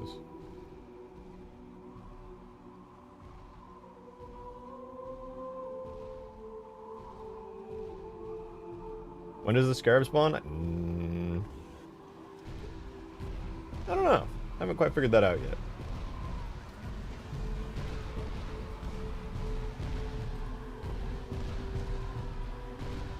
Maybe I would tie it to power level, like power level 3 or something. Will it drop in like campaign? It could. Is it the same implementation as Ultimate? No, it'll be AI only. AI only scarab. I could do a player drivable scarab, but that's just like... Oof. I'm gonna do more scenery deals. Yeah, more grass, more bushes. Maybe I'll even do a pass of the map that has like more rocks and things throughout the terrain, so it's a little less flat, but mostly just more grass and bushes. I'm trying to get the mod done in the next 2 days. I'm gonna be honest, I don't know about all that, but maybe.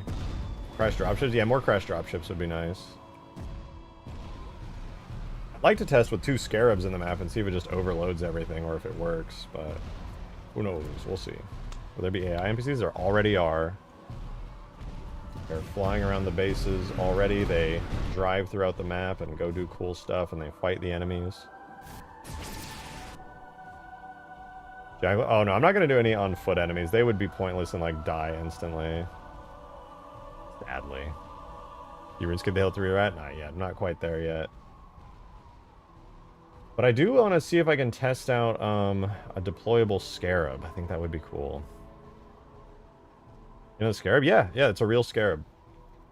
The problem is that it's kind of laggy. It's kind of laggy currently in-game. It kind of jitters around. It looks smooth in the editor, but in-game it's like and like jitters a bit. Sometimes it'll be smooth and good. Most of the time it'll just be jittery and laggy. It's just Halo 3 netcode, so if it's too jittery and laggy in-game and it kind of sucks, I'll probably just remove it. But I'd like to at least give it a try. It could be fun, putting them down, seeing how reasonably well I can make them work. In order to do that, though, I'm going to have to make a version of the Scarab that's more optimized and works a bit better, and do like a blue team and red team variant of it, too. I feel like it would be kind of fun to just start some work on that tonight. I know I've already been streaming for a long time, but it would be nice to at least test it. Dude, I don't feel like I streamed for that long today, but I definitely did. Yeah, I'll make a new folder for it, call it Scarab Red. We're going to grab the giant tag, the model tag, and the render model tag, and we're going to throw it in there. For the materials, we need to grab the Scarab Hull Dull. Or no, sorry, Scarab Hull Shiny. Scarab Ripped, and for now, that should be okay. I know it has a bunch of garbage pieces that I should probably change as well, but I think this is okay for now. Throw that into Scarab Red as a shaders folder. All right, let's drop this in really fast.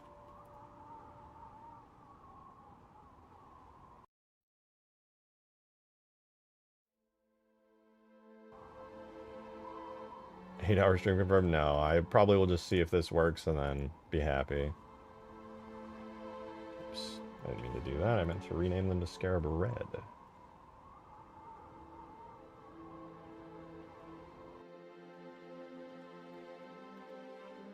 There we go. Okay, now we'll add our red scarab. We will have to color it red just like I did before with the other vehicles, so that'll look cool. Suddenly, gotta use the restroom super quickly, so give me 1 sec. That'll be good. Go back.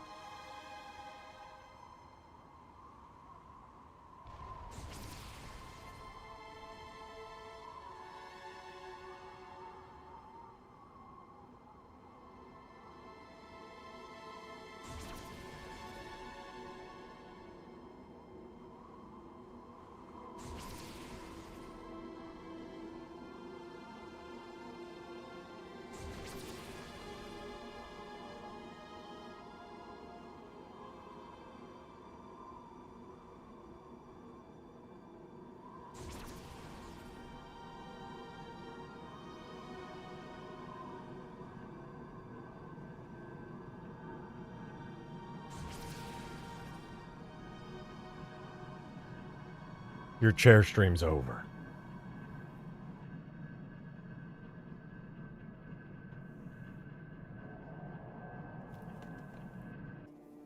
Alright, let's give this a try real fast.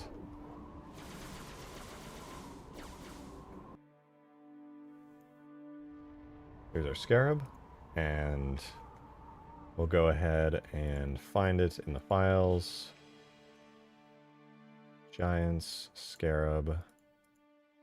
Scarab Red.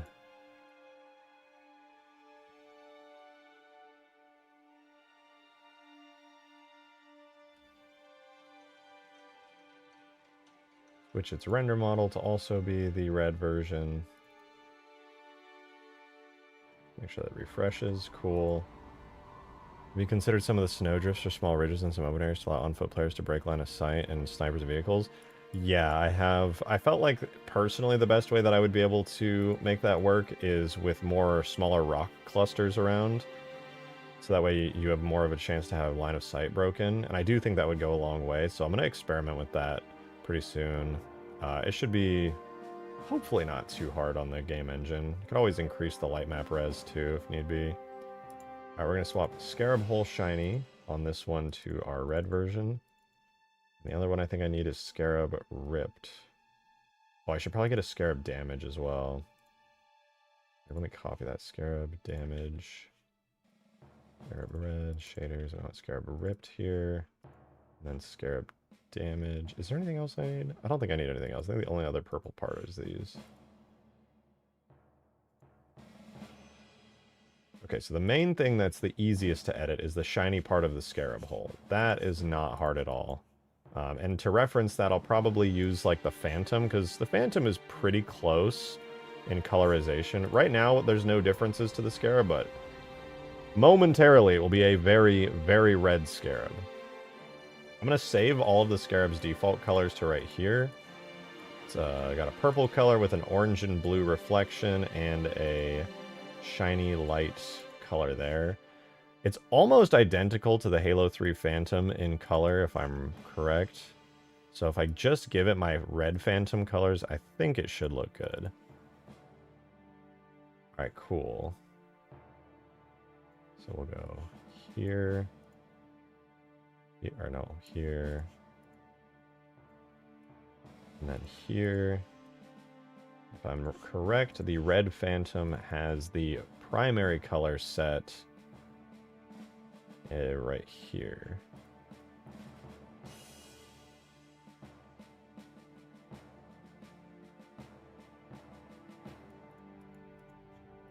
Okay, so this is its default primary color. So in order to perfectly match the Phantom's colors, we're just going to input these.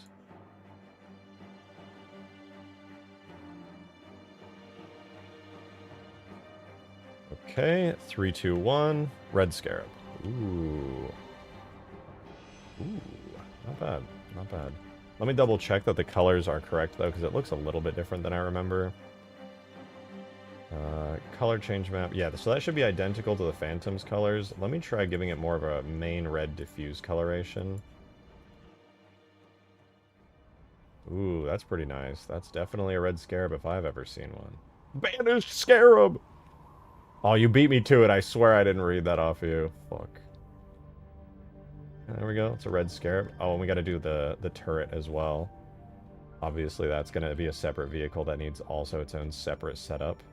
Before I forget, I'm going to go ahead... Oh, let me save this color too.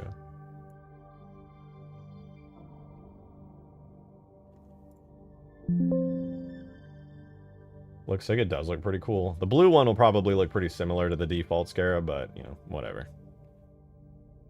So that's Scarab Red. The main thing I need to change on the Scarab here is to remove the side guns. So we'll delete the plasma cannons from there, and that leaves only the main turret gun and the shield scenery that you destroyed to kill it as the only remaining stuff. So I'm just going to quickly make a duplicate of the main gun vehicle. So we'll do main turret red. We're going to grab the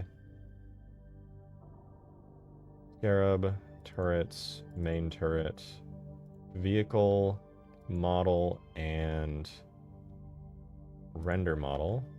Throw those in there. This will be main turret red. Cool. So that's the one we're going to use on the red team.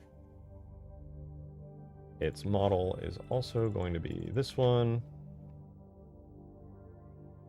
And we'll swap it to have a new render model from the red turret.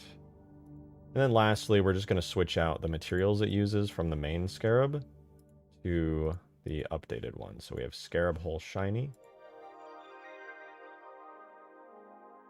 And we just need to do damage as well. Then I also need to update the colors on those to change too. But yeah, Scarab Red, shaders, damage. And let's update the damage one super quickly too, because I'm going to totally forget later. Someone's going to start destroying the Scarab, and purple guts are going to be there instead of red ones.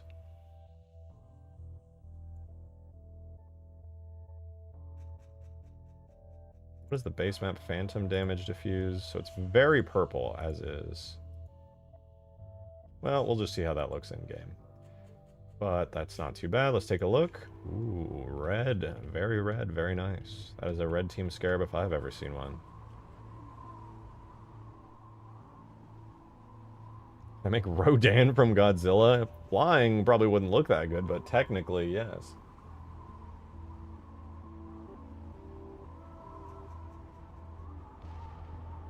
Thought Scarab AIs didn't work in multiplayer. So they actually do, it turns out. I did a test earlier with Green and Skaboodly just to see. When I summoned this Scarab in, it didn't work 100% flawlessly, but the main issue it turned out wasn't that it didn't sync, but that it was just kind of laggy and glitchy. It kind of twitched around a bit, but it actually did work. It actually did work, shockingly.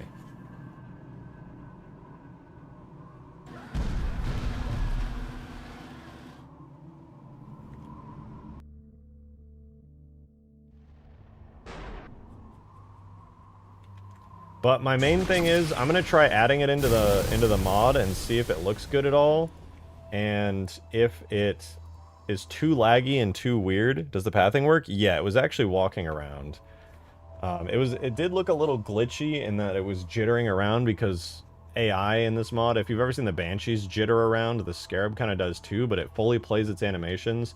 Honestly, the main issue it had right now is that its weapon was a little funky, but I think if I switch it to the huge grass type one, it should work. I'm just not certain yet. I'll have to see.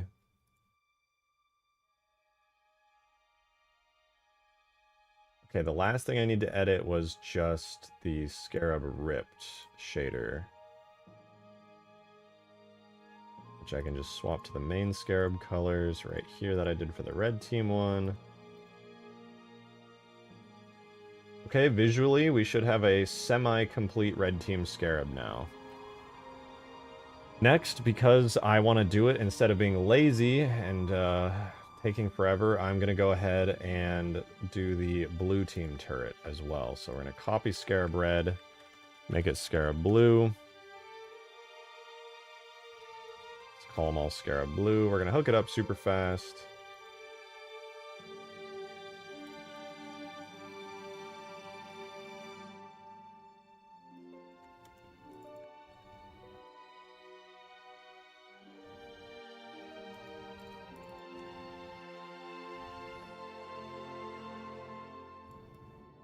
We're going to swap our red team shaders on this one over to the brand new blue team shaders.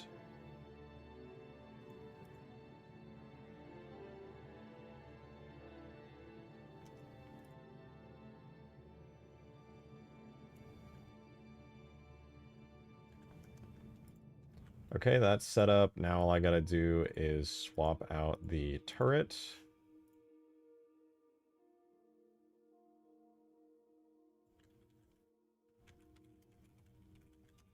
I'll make a blue version, call it blue.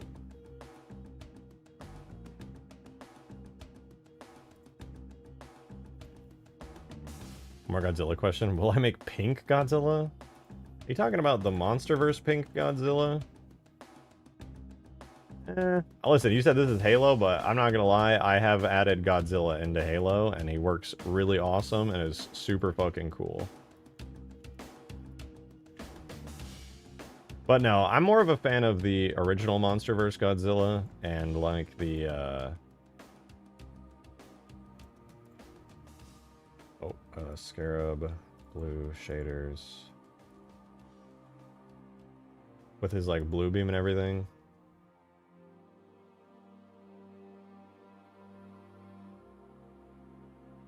Whoops.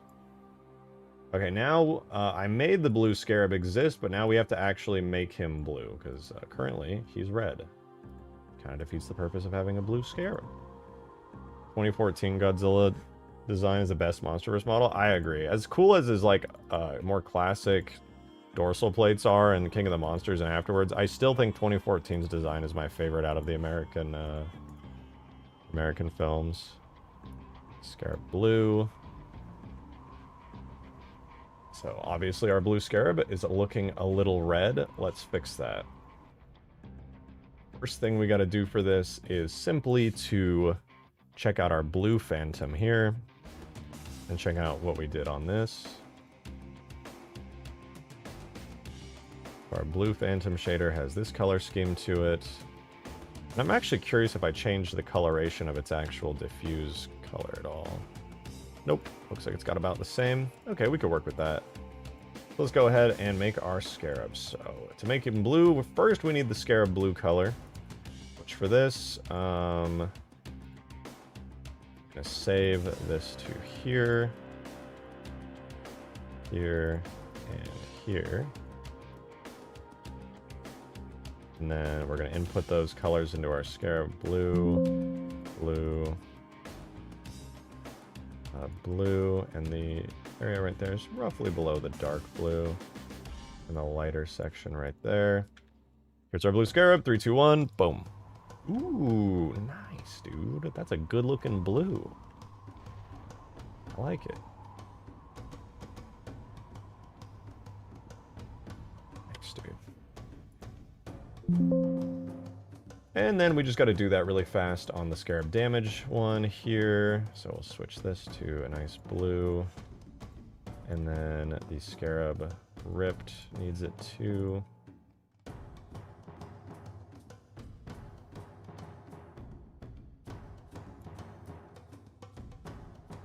I suspect the deep damaged parts are probably not going to look that great. I just really didn't want to do a new custom texture for them.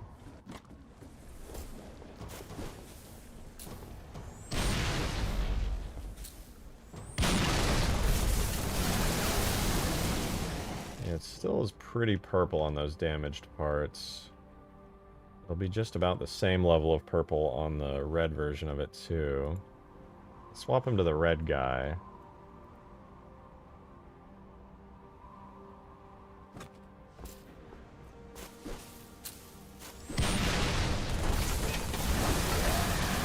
Oh, the red one's a little more red. The color change definitely it took. Let's see if I can make it a tad bit more red, though. It would probably look a little nicer if I gave it just that little bit extra.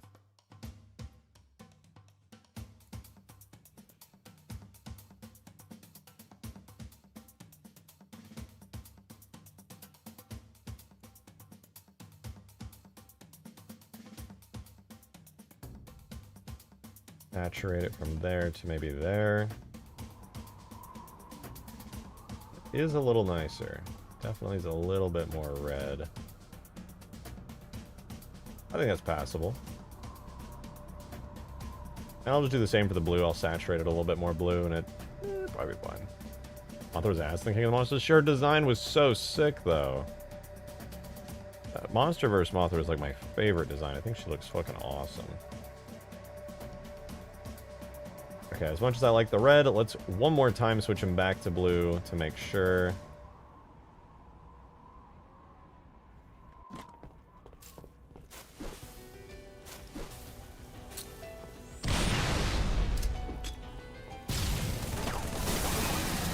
Oh yeah, that is very blue now.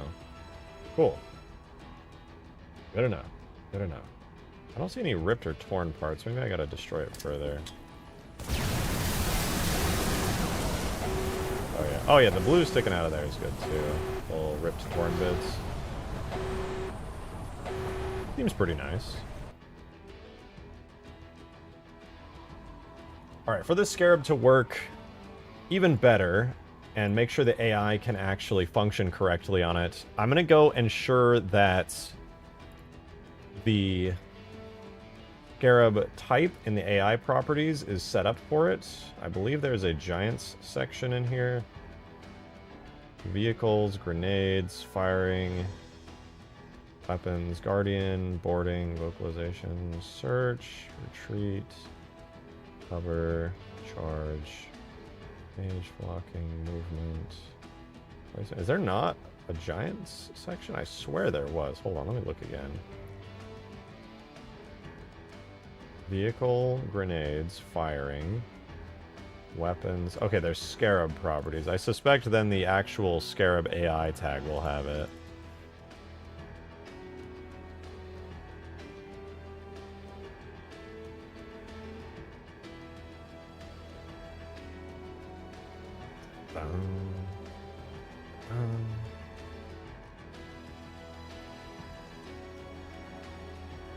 All the way down somewhere around here, right? Weapons, search, engage, movement, perception, vitality, general. Okay, so maybe it is all the way down here. Vehicle. Okay, so it's got vehicle type. We're going to duplicate that for the Scarab red and duplicate it again with Scarab blue. And firing patterns, weapons, and then Scarab properties. We'll set the maximum fighting distance to... We'll do 135 with the same minimum fighting distance. When moving forward within this dot of our desired facing, just move forward. When moving forward within this dot of our desired facing, just move forward. So 10. When these bounds distance from the target, we blend in our anticipated aiming vector. I had 135 to 24. That's slightly below to slightly below.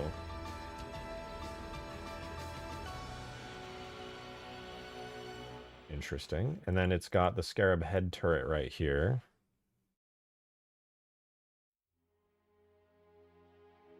Which... I don't think I ever added the multiplayer Scarab AI stuff, but let me just double check, because it might be there.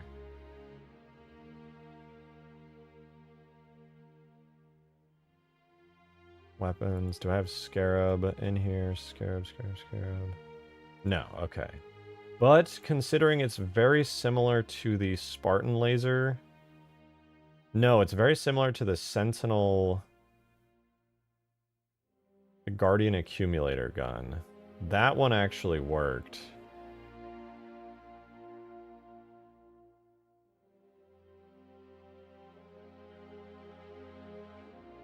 Sentinel Aggressor Beam Elam? What in the world?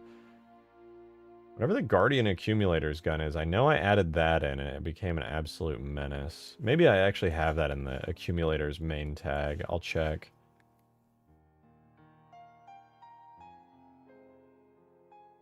But now that I think about it, Scarab head turret's about the same. It's got a maximum firing range that's absurd. 10 to 18 is its normal firing range. It'll be 10 to 135.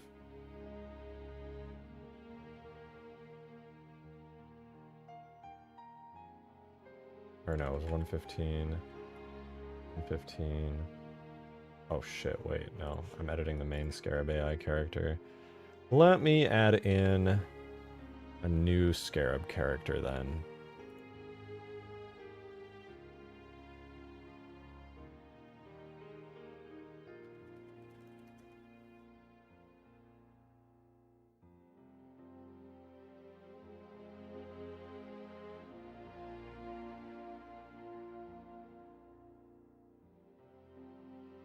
So 115, 115, 115 for its ranges. It's got a pretty good set of settings here. Not bad. Let's duplicate it real fast for the weapon properties. Oh, we need to make sure it's burst range and radius. Burst radius 5, origin angle. Burst duration is 3.5 seconds. I believe that's about correct for mine as well. I think my huge grass version of the Scarab is nearly identical. Giants. My multiplayer Scarab. Turrets, head turret, and it should be this one right here.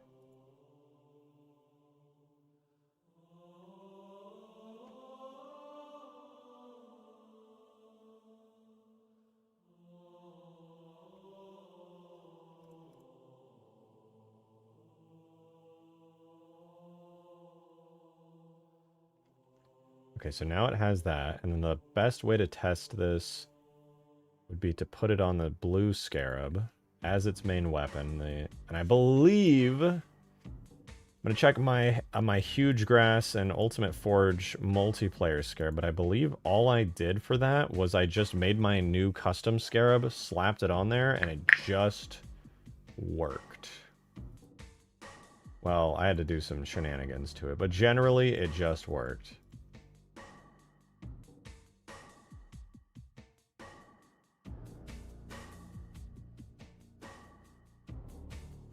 Yep. Cool. So we'll put that on the blue scarab real fast. So that should be an all-encompassing multiplayer compatible version of the scarab's weapon. We have the turret on top, which theoretically should fire correctly. And I don't necessarily think I need to do anything else. I could swap out the red and blue team's turrets for the one from Huge Grass as well, which has like absurd tracking. Let's make our test scarab here on Permafrost into the blue team one real fast, and we'll do the scarab test, set its team to human so we can see it fighting enemies. And let's turn on game scripts, see what happens.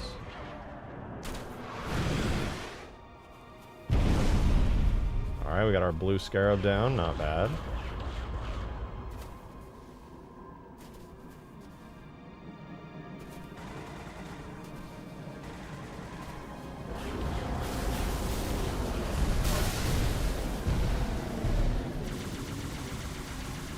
Okay, oh right, I didn't give him the right character tag. Pause on that. He can't fire his beam yet until I do that. So we will remove the Scarab type AI and we'll add in the brand new one that I just made, which supports my custom overpowered as fuck Huge Grass type Scarab. So our Permafrost Scarab type. Go to our Scarab here and set him as the Scarab driver.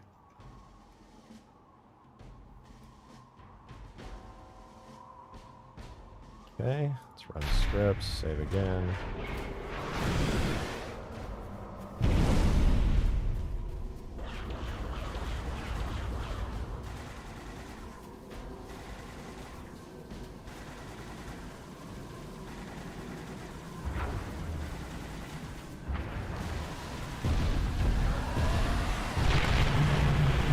Oh, it's firing out of its fucking belly. Oh, right, that's the classic Scarab bug. I almost forgot about it. That is a classic one. There's a weird quirk with the giant tag, where when you have a certain weapon type, you have to set... Let me see if I can find it.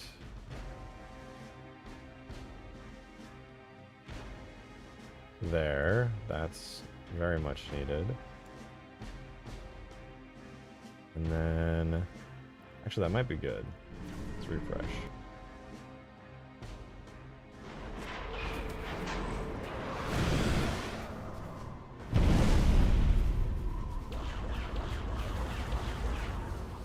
I'm gonna tweak some of those particles so they render a little nicer.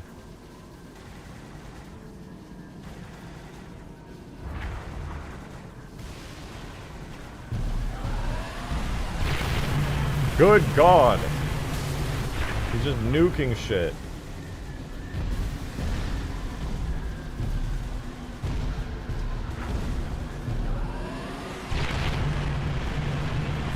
Okay, well, he can't aim for shit when it comes to Banshees.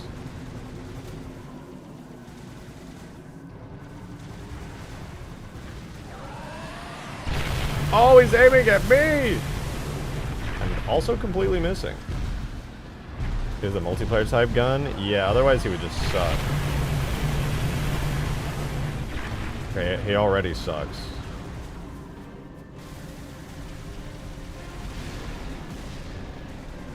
So I couldn't help but notice he's not really walking around anymore. The other Scarab was walking around a bunch. He was very active. Now he's just kind of chilling. Oh, there he goes.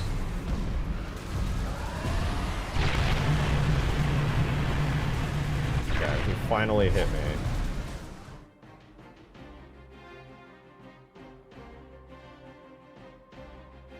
At 135 meters, he might actually be able to fire a little too far.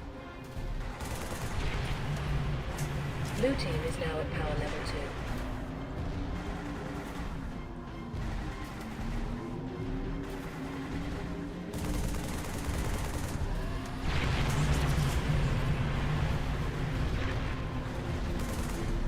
2. Whether or not that weapon firing and stuff will synchronize in multiplayer correctly, it should, because I already spent so much time on Huge Grass making sure this works, but we'll really have to wait and see to be certain.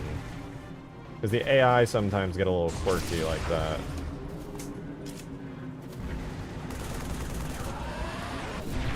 Holy fucking distance, bro. He's cooking me. Well, he missed completely, but he was cooking me for a brief second. I think maybe I should tweak the AI's weapon properties so he's a little bit smarter. He's kind of stupid and dumb. Dum, da, da, dum.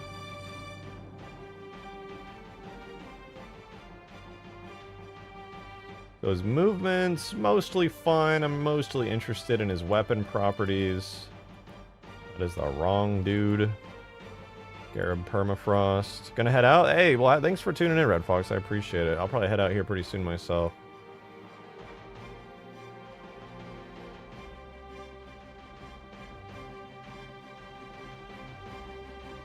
So for his firing properties, he's got a pretty long range as far as combat and firing goes.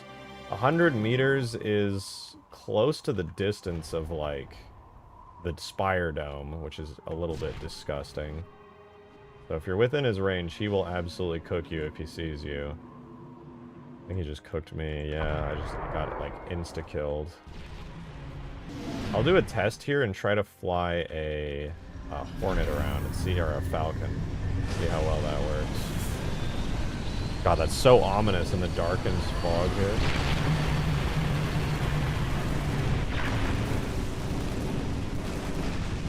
Oh, I'm gonna have to buff his health. He is something.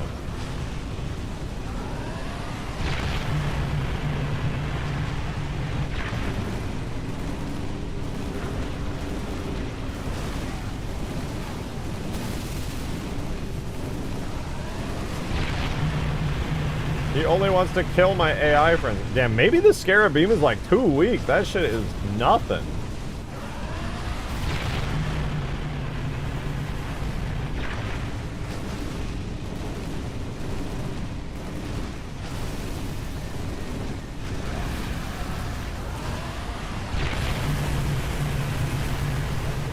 Nah, that's nothing to me.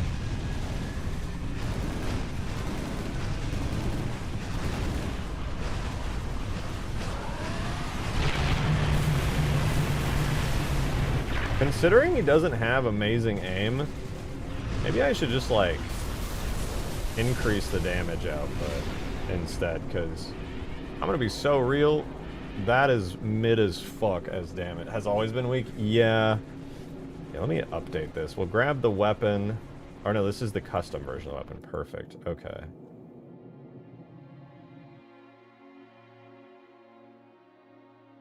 All we gotta do is grab the... Charging is fine.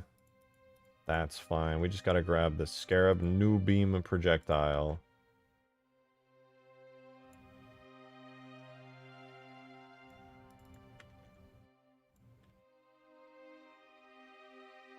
What if it EMP'd you? There is no counterplay to that. That would just suck. You would just end up getting beamed over and over and over. It would be brutal.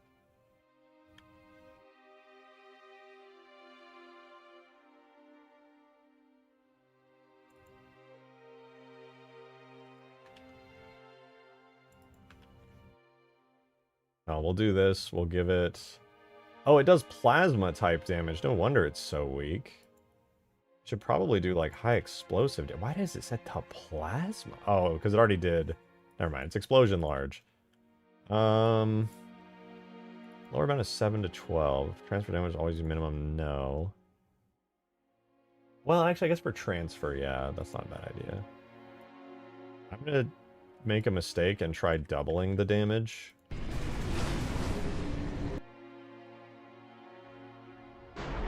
Halo 2 or E3 one would be so fun to board. Oh, true. I guess the main problem is that I haven't finished that. It can't be... Well, actually, the E3 one can be boarded and destroyed. It's just it's a little wonky. No, actually, wait, the E3 one's like flawless. Never mind.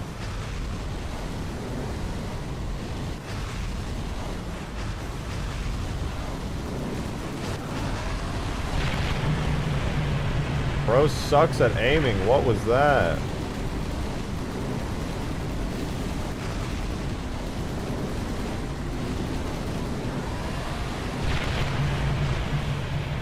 Are you good?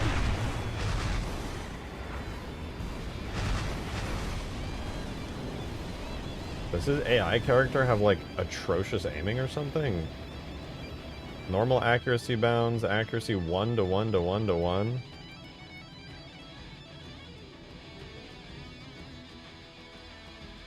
He's got like flawless accuracy.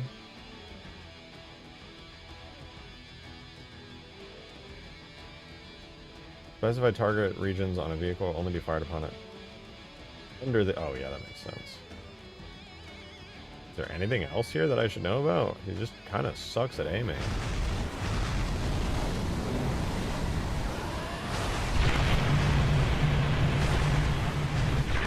Okay, what are we at right now? 0.8 and 0.4? What if I just say he's still 1 and 1? Does he become like an absolute monster?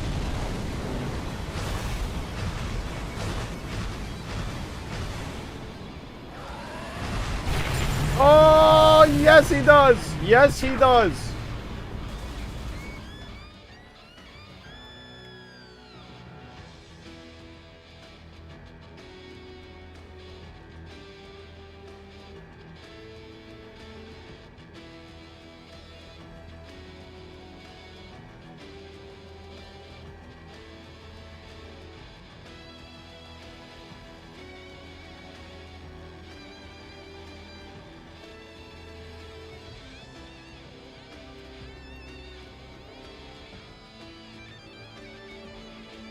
Okay, I've given him perfect tracking, but let's see how well he can lead.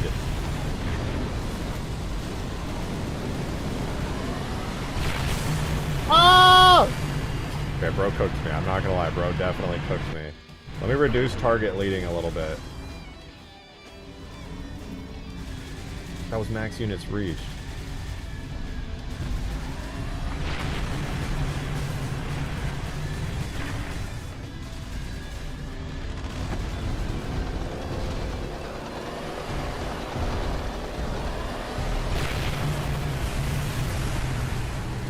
He's ending my bloodline over and over!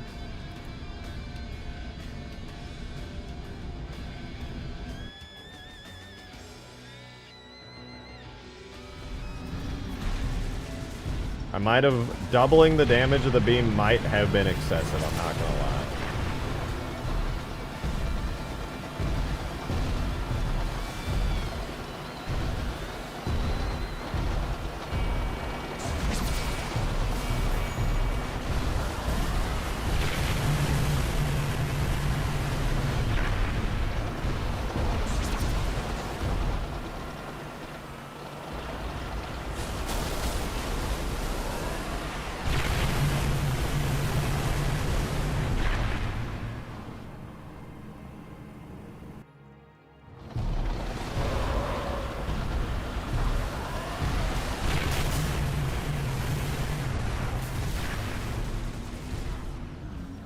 Maybe 1.5x instead of 2? Yeah, I mean, realistically, I think at this point I could just bring it back down to what it was now that it's got perfect accuracy, kind of like it had on Huge Grass.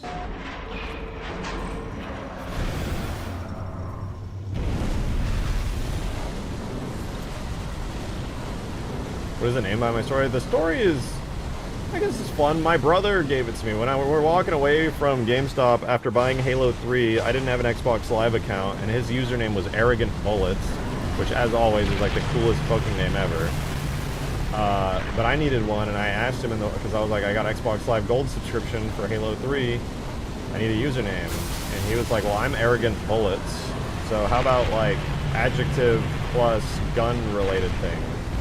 I was like, I can't think of one. And so he came up with Rejected Shotgun, and I was like, hell yeah, Rejected Shotgun, it is.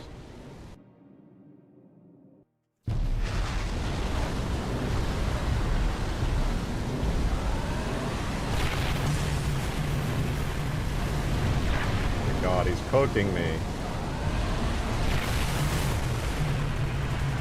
Okay, that wasn't actually too bad. 2 bursts to take out the Hornet felt relatively fair. Although it was really, really difficult.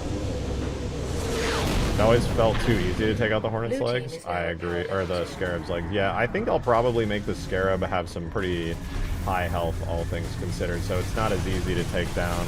It's one thing if you're Master Chief in campaign, it's another thing if a full team of players can just blast the legs from halfway across the map. I wish it looked this smooth in game.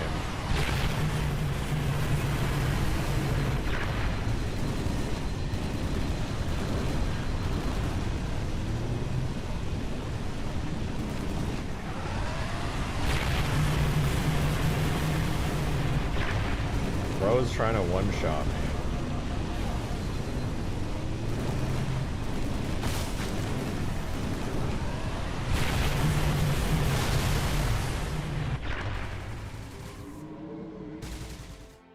Well, he can not quite one-shot a Hornet. If the Falcon's taken damage already, you will get one shot. A little bit of balance, but it's pretty... It might be a little too weak, but I think it's probably fine. Now, I need to make sure the red Scarab has the same thing set up.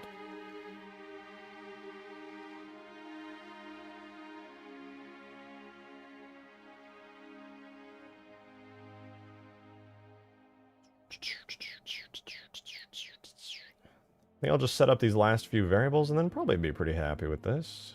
Where's... Ah, here we go.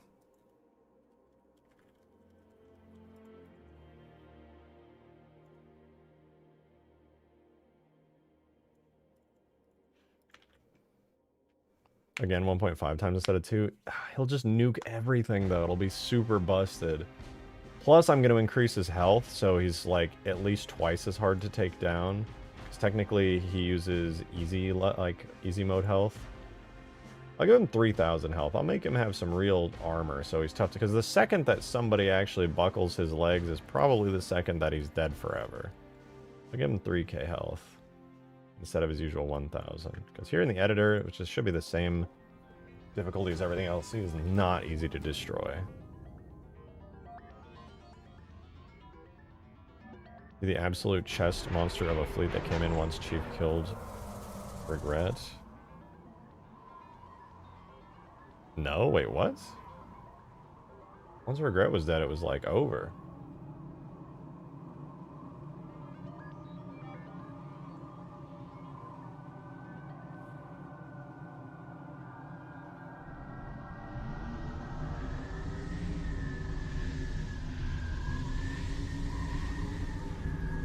Okay, that's there. Pretty good. Let's make a red team Scarab drop real quick. Should probably also set up a zone and everything for him too, huh? Well, you know what? We can finish working on the Scarab tomorrow and try it out, see if it's any good. If it's not good, it's not good. Maybe we could even run a mini playtest and just see how it is for other people in the game. That's fine. I think we got good progress today. It's pretty late anyway. I'm gonna head out, guys. I'm gonna head out for the night. We've been streaming for a long time, so I hope you enjoyed these Scarabs.